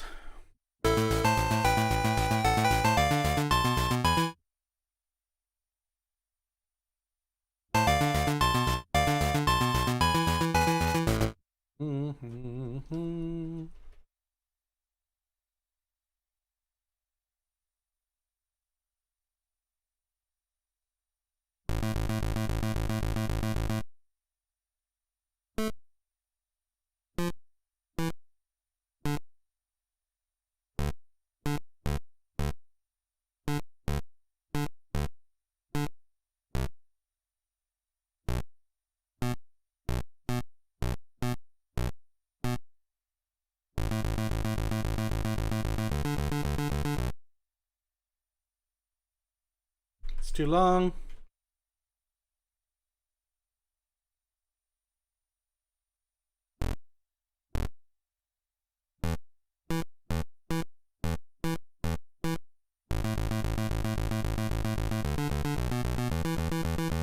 Good. Theo, sounding great. How accurate is Paragon 5 to actual Game Boy Color audio? Is it 1-to-1? Question. 99% sure that it's emulated. Which is why, like, if I'm playing something and I change something midway through, you don't actually hear it.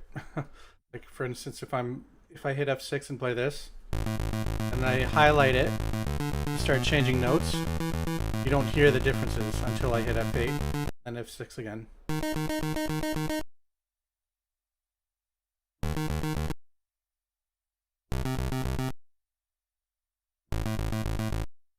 So yeah, I think it is emulated.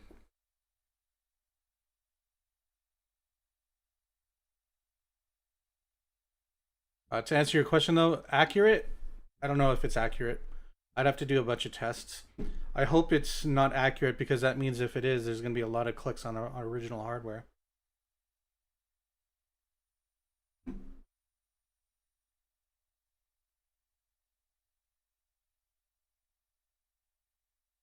Next part doesn't use any pitch bends.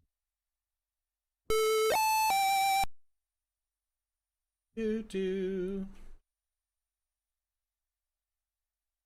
9.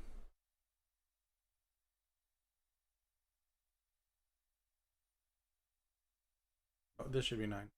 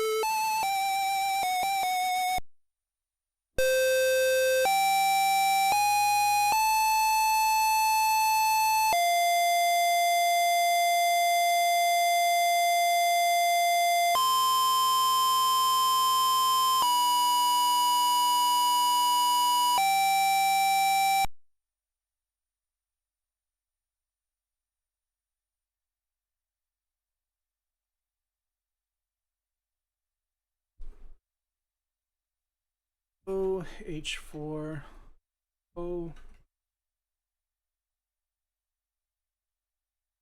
H4 H4.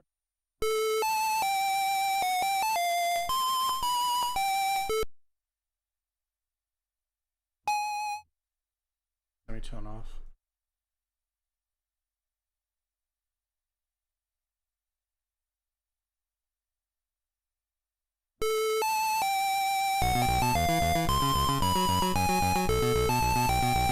Notes are all wrong.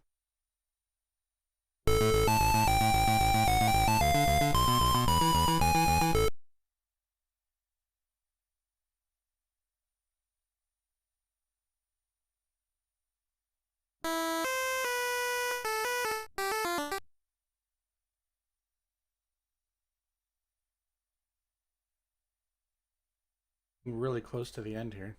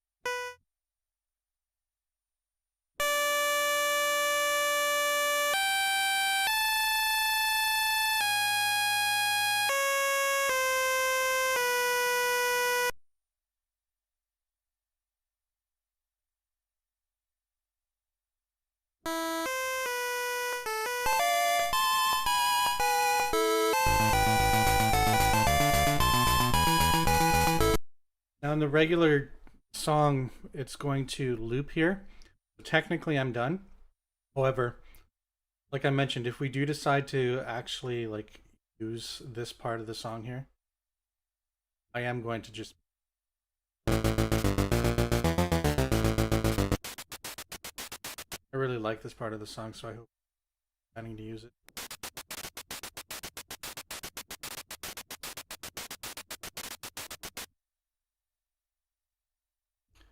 Start with the bass. Start pattern 11.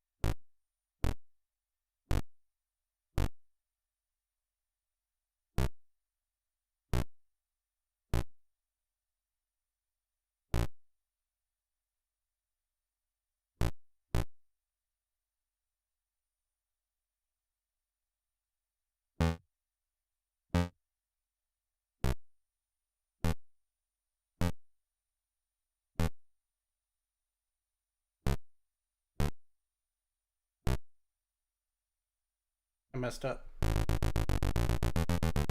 Oh, I'm missing a note.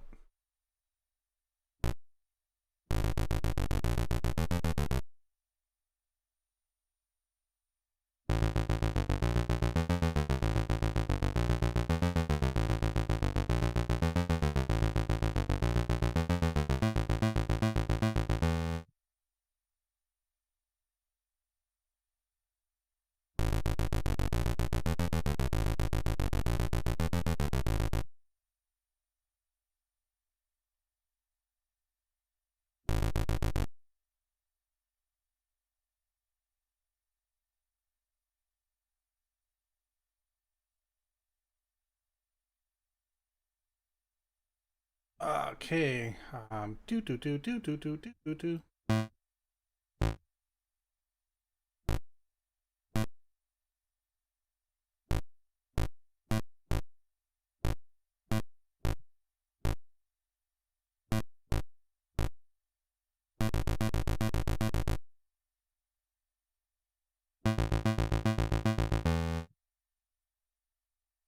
A new instrument. Bass super long.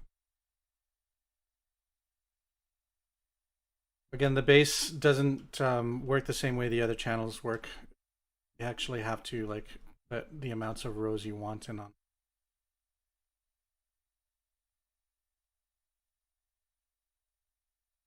3, 4, 5, 6, 7, 9, 10, 11, 12,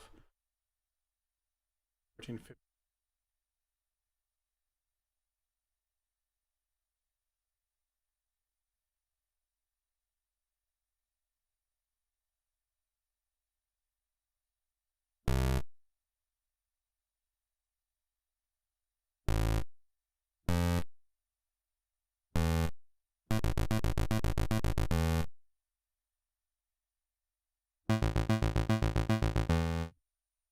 Sounds good to me.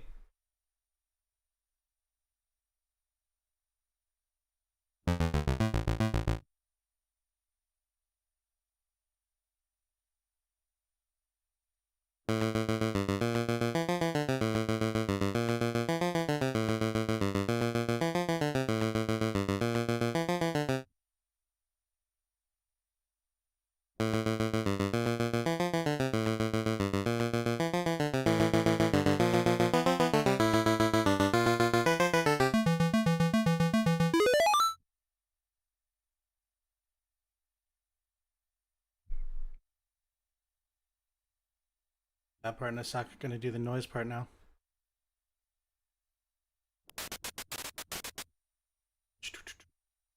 This is using a pattern I can't memorize.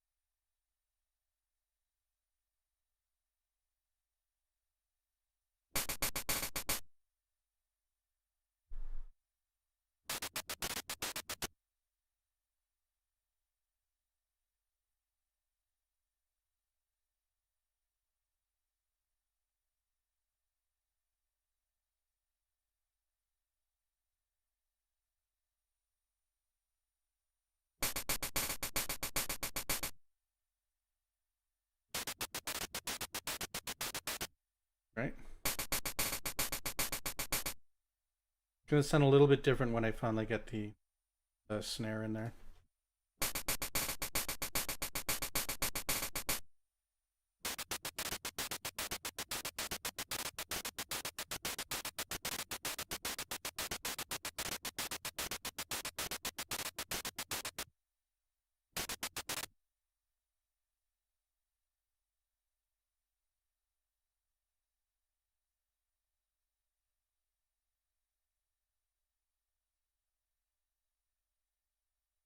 Um, 8, 7, 8,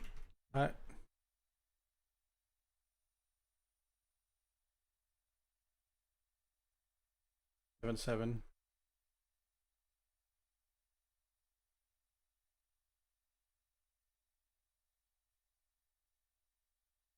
7, 7.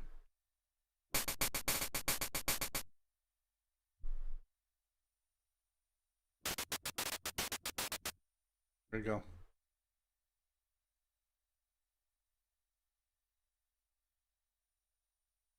Okay, this is gonna go dun dun dun dun dun dun dun dun dun dun dun dun. I'm surprised I was able to sing that so well.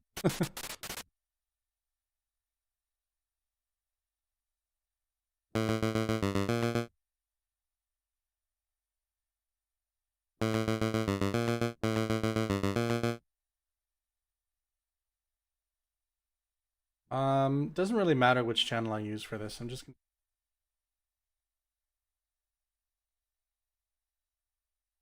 think 4. Yeah, 4.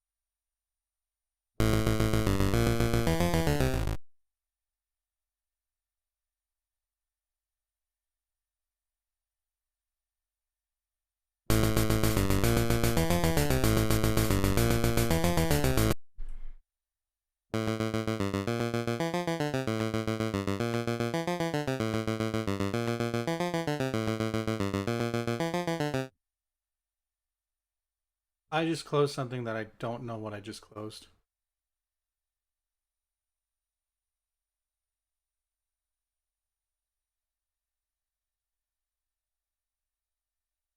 Oh, it was okay. It was Google Chrome.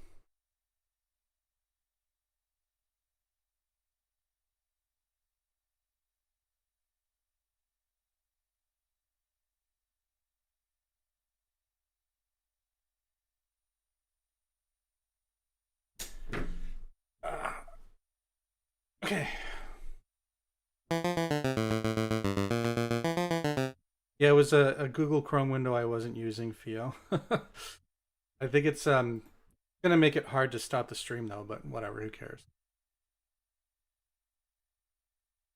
Technically what I'm doing is I'm feeding over to Gary and Gary can stop the stream, so it doesn't matter if mine continues in the background.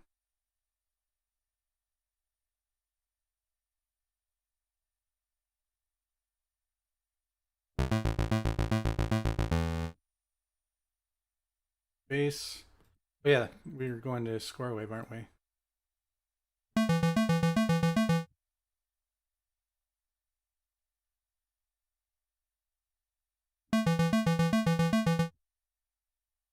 Guys, we are almost done.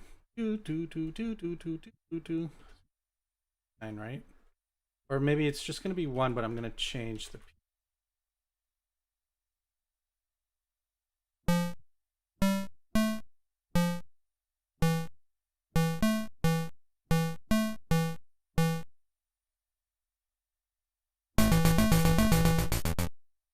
Oopsie doodle.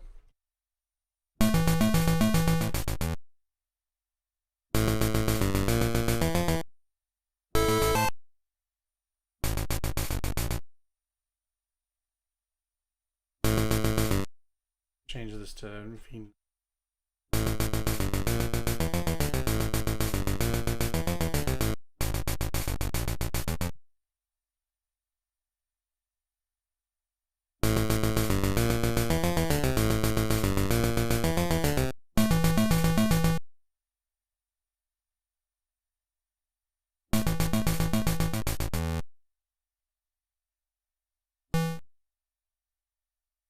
A E E A E E A E A E.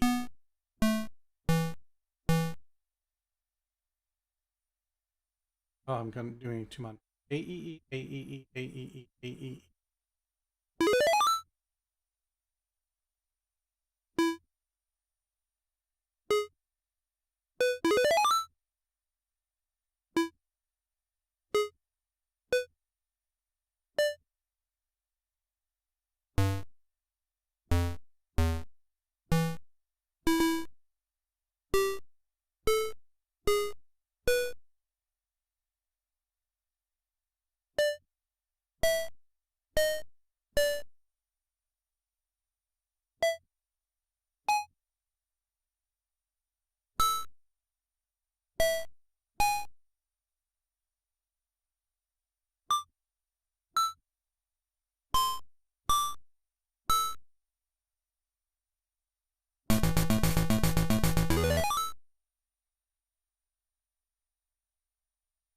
Good.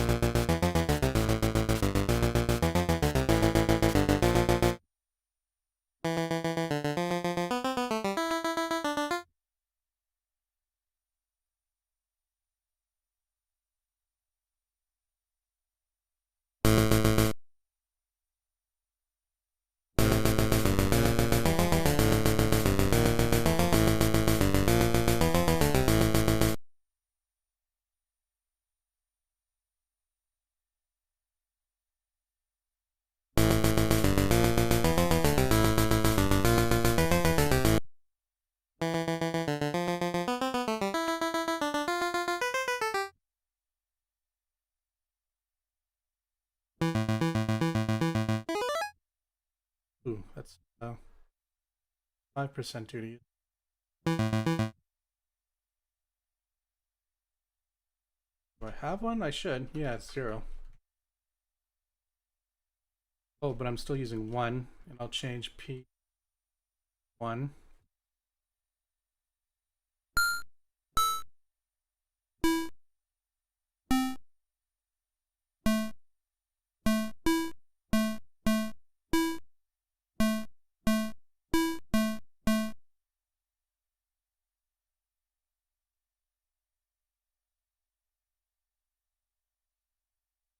So these notes here are the same, they're just lower in volume. This. 5.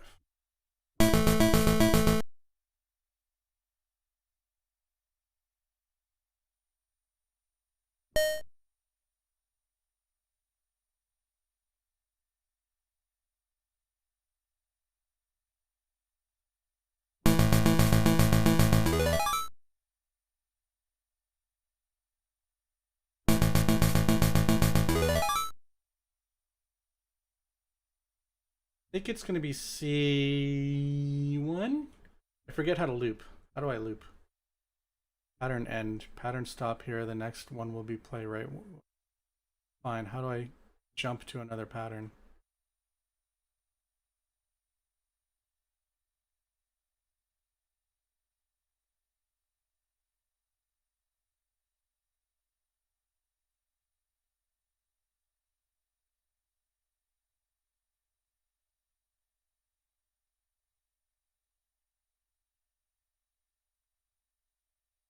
Can you believe that I completely forgot how to loop?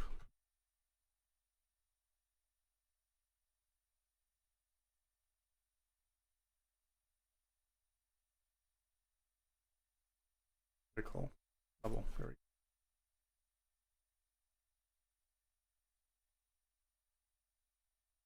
go. Okay, so it looks like you got to put X1 here. Okay, that's fine.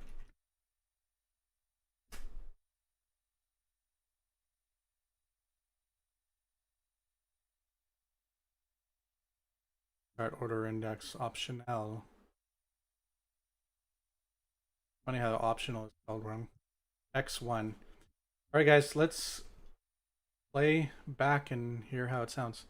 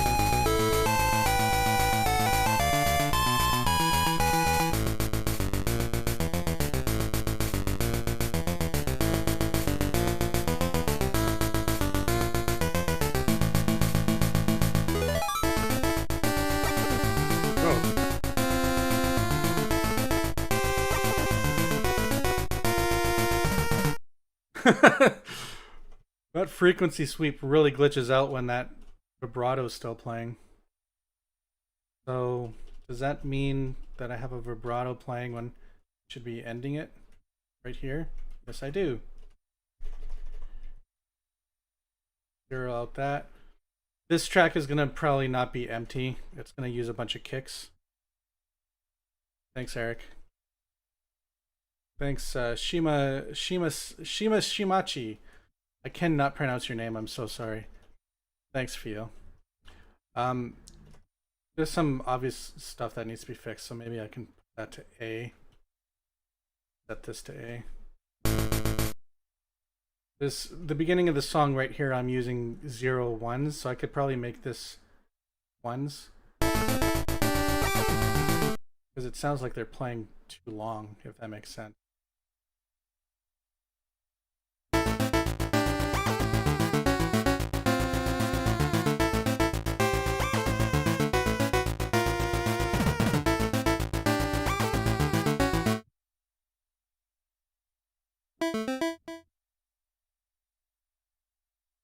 Yeah. Those notes can probably be just dun, dun, dun, dun.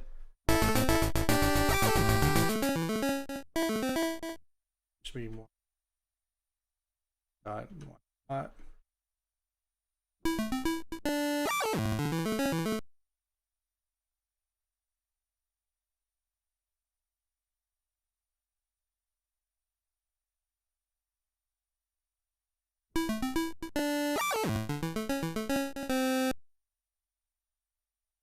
Pulse.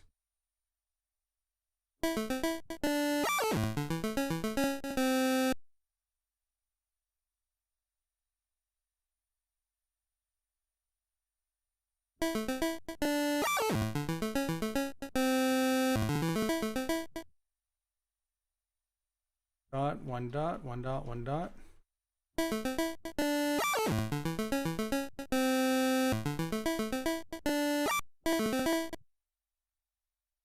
Oops, what did I mess up?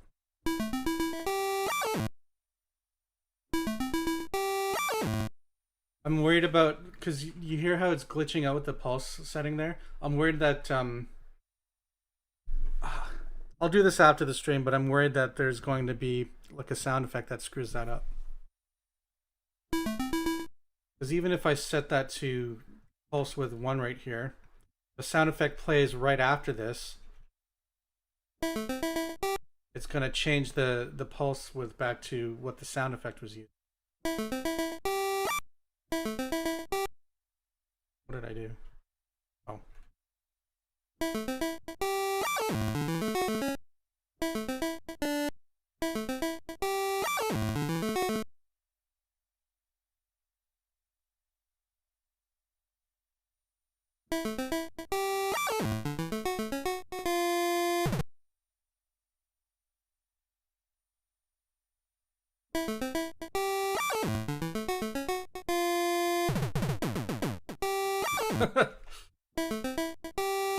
That's gonna be another glitch. Yeah. So 1 should have a pulse or a frequency sweep reset. Put that in there. F0. That shouldn't screw anything up.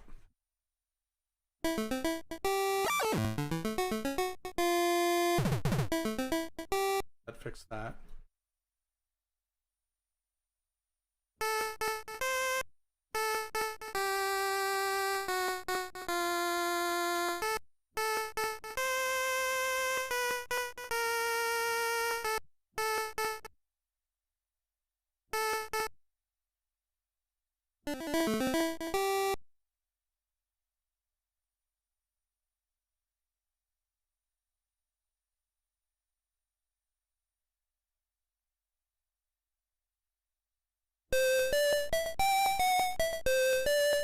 Let's do a quick re-listen.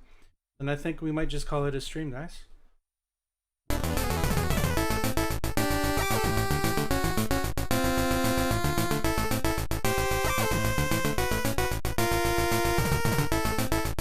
Actually, let's put the infinity snare in there. Okay, so 8, we're going to delete 8. Control O. There. Now it should play. Fine, it's just too loud. Good. 5, 4, 3.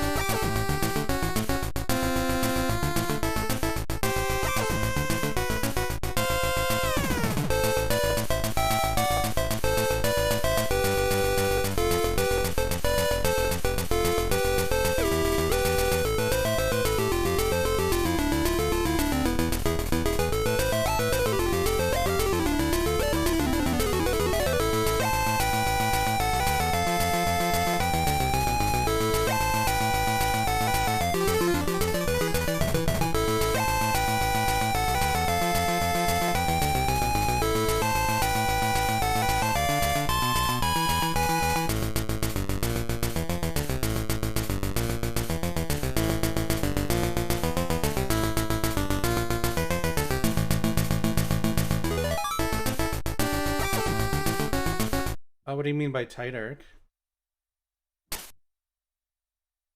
Using a different volume setting, so I think that's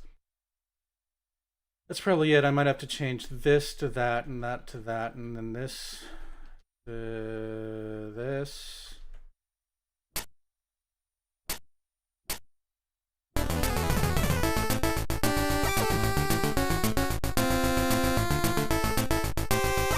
I feel like that dillit part could better with the snare. 8, 8, 8.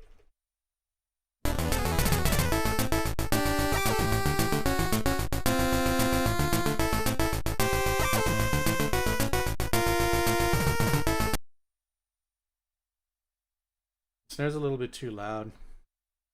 Or maybe it's fine. Maybe the hi-hat is a little bit quiet now that the snare's in there. No, I actually didn't like the way the snare worked with it. So I kind of just tweaked a bit. Or let's try 6. That's not going to work because once you change the start of the volume, the length of the sound plays longer, and that's the fastest it can go. I might be able to, what if I do this? So if that's 5, that's 1, 2, 3. 1, 2, 4. Probably 0, 1 rather.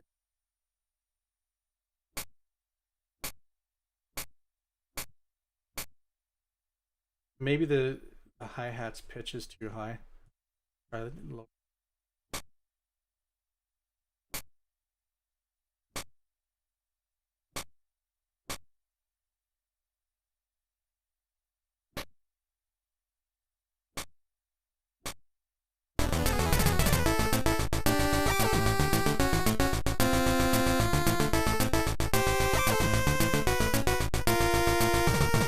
Snares way.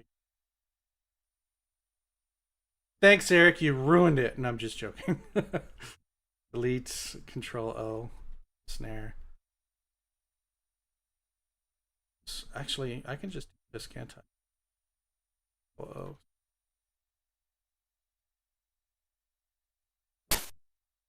But it's too long. And it's too loud. So I need to go A. Well, yeah, A. E1. 5, 4, 3, 4. 2 is good. E1. 2. That might work. I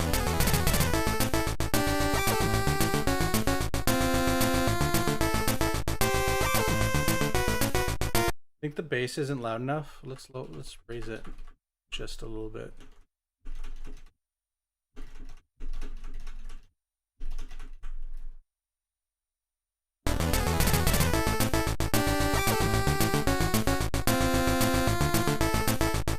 Just imagine what that's going to sound like with this kick drum inserted.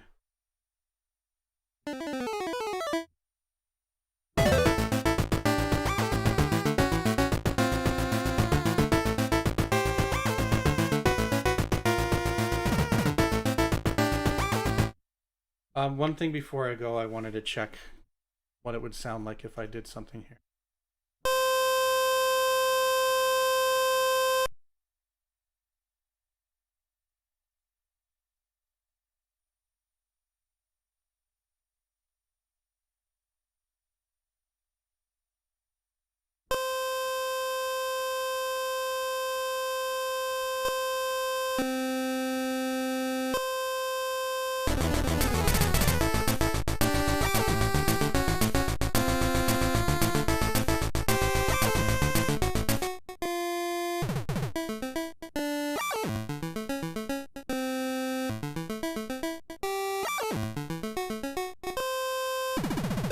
Ugh.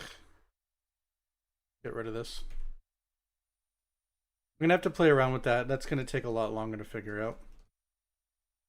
The other thing is I could put the kick drum in, but it's not solidified yet. So it would be a major pain in my butt if I had to redo this entire track because I put in kick drums that I'm not even gonna. So they're not going in yet until I finalize them in the MIDI file.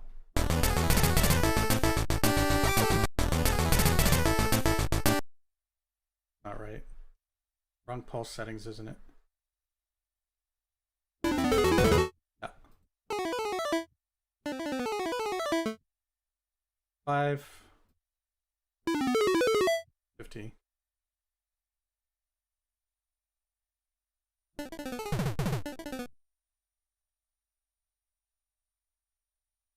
Off that. Q2P. Just in case, I'm setting that to P1. I kind of almost want to swap out the phase of the, because I could use P4, which is just basically P1 with the phase inverted. Not P4, sorry, P3 with the phase inverted. It's 75% phase. But I can also do that in the bass track. So I think I might do that just so that we don't have any phase cancellation. Phase cancellation is when you have one waveform that's shaped one way, another waveform that's shaped the exact opposite way, so it kind of cancels itself out. The best way to think of it is like if you have 1 and then you minus 1, you have 0, right? So that's basically what we're trying to avoid. What was I doing? I was changing the pulse width of this to P2.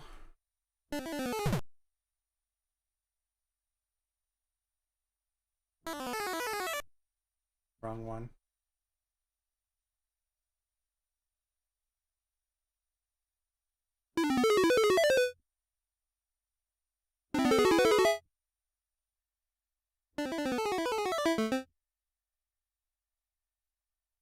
Or that's wrong.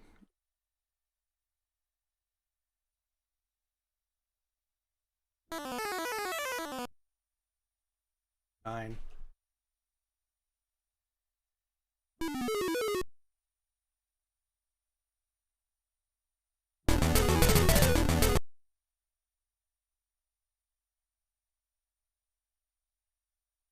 And get loud enough. Oh. Because it's not supposed to be loud in the intro.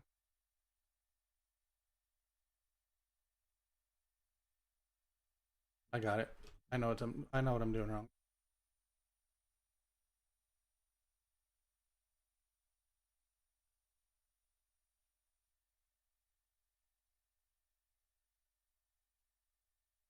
God, I hate using Cakewalk in Windows.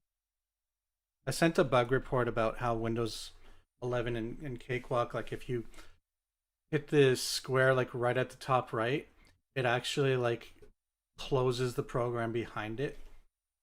Really dumb. Rounded edges.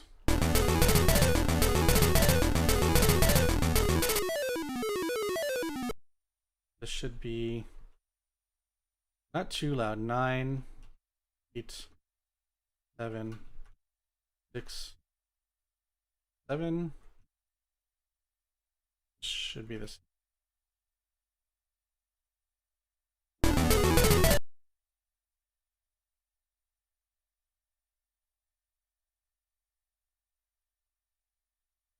Gonna do a final listen, then we'll call it a day, guys. How about that? Do it.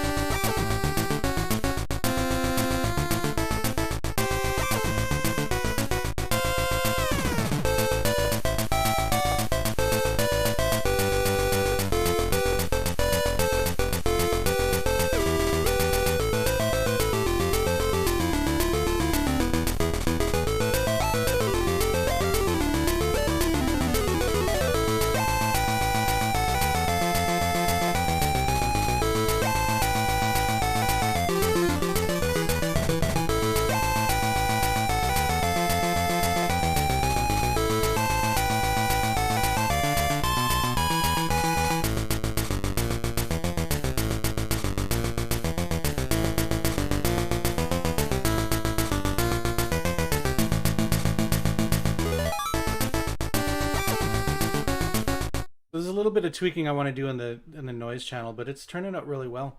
I think what I want to do is send it off to Mr. Koshiro and get his A-OK, and then we'll figure out the kick track. But otherwise, yeah, I'm actually surprised that this didn't take longer.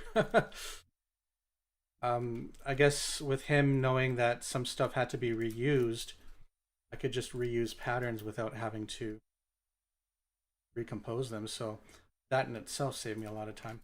But I want to thank everybody for dropping by. I want to thank Gary from Incubate themselves for hosting this, and I'm really glad that we were able to do our first Incubate live stream, show off Infinity. Thank you everybody again for dropping by, and we will see you later.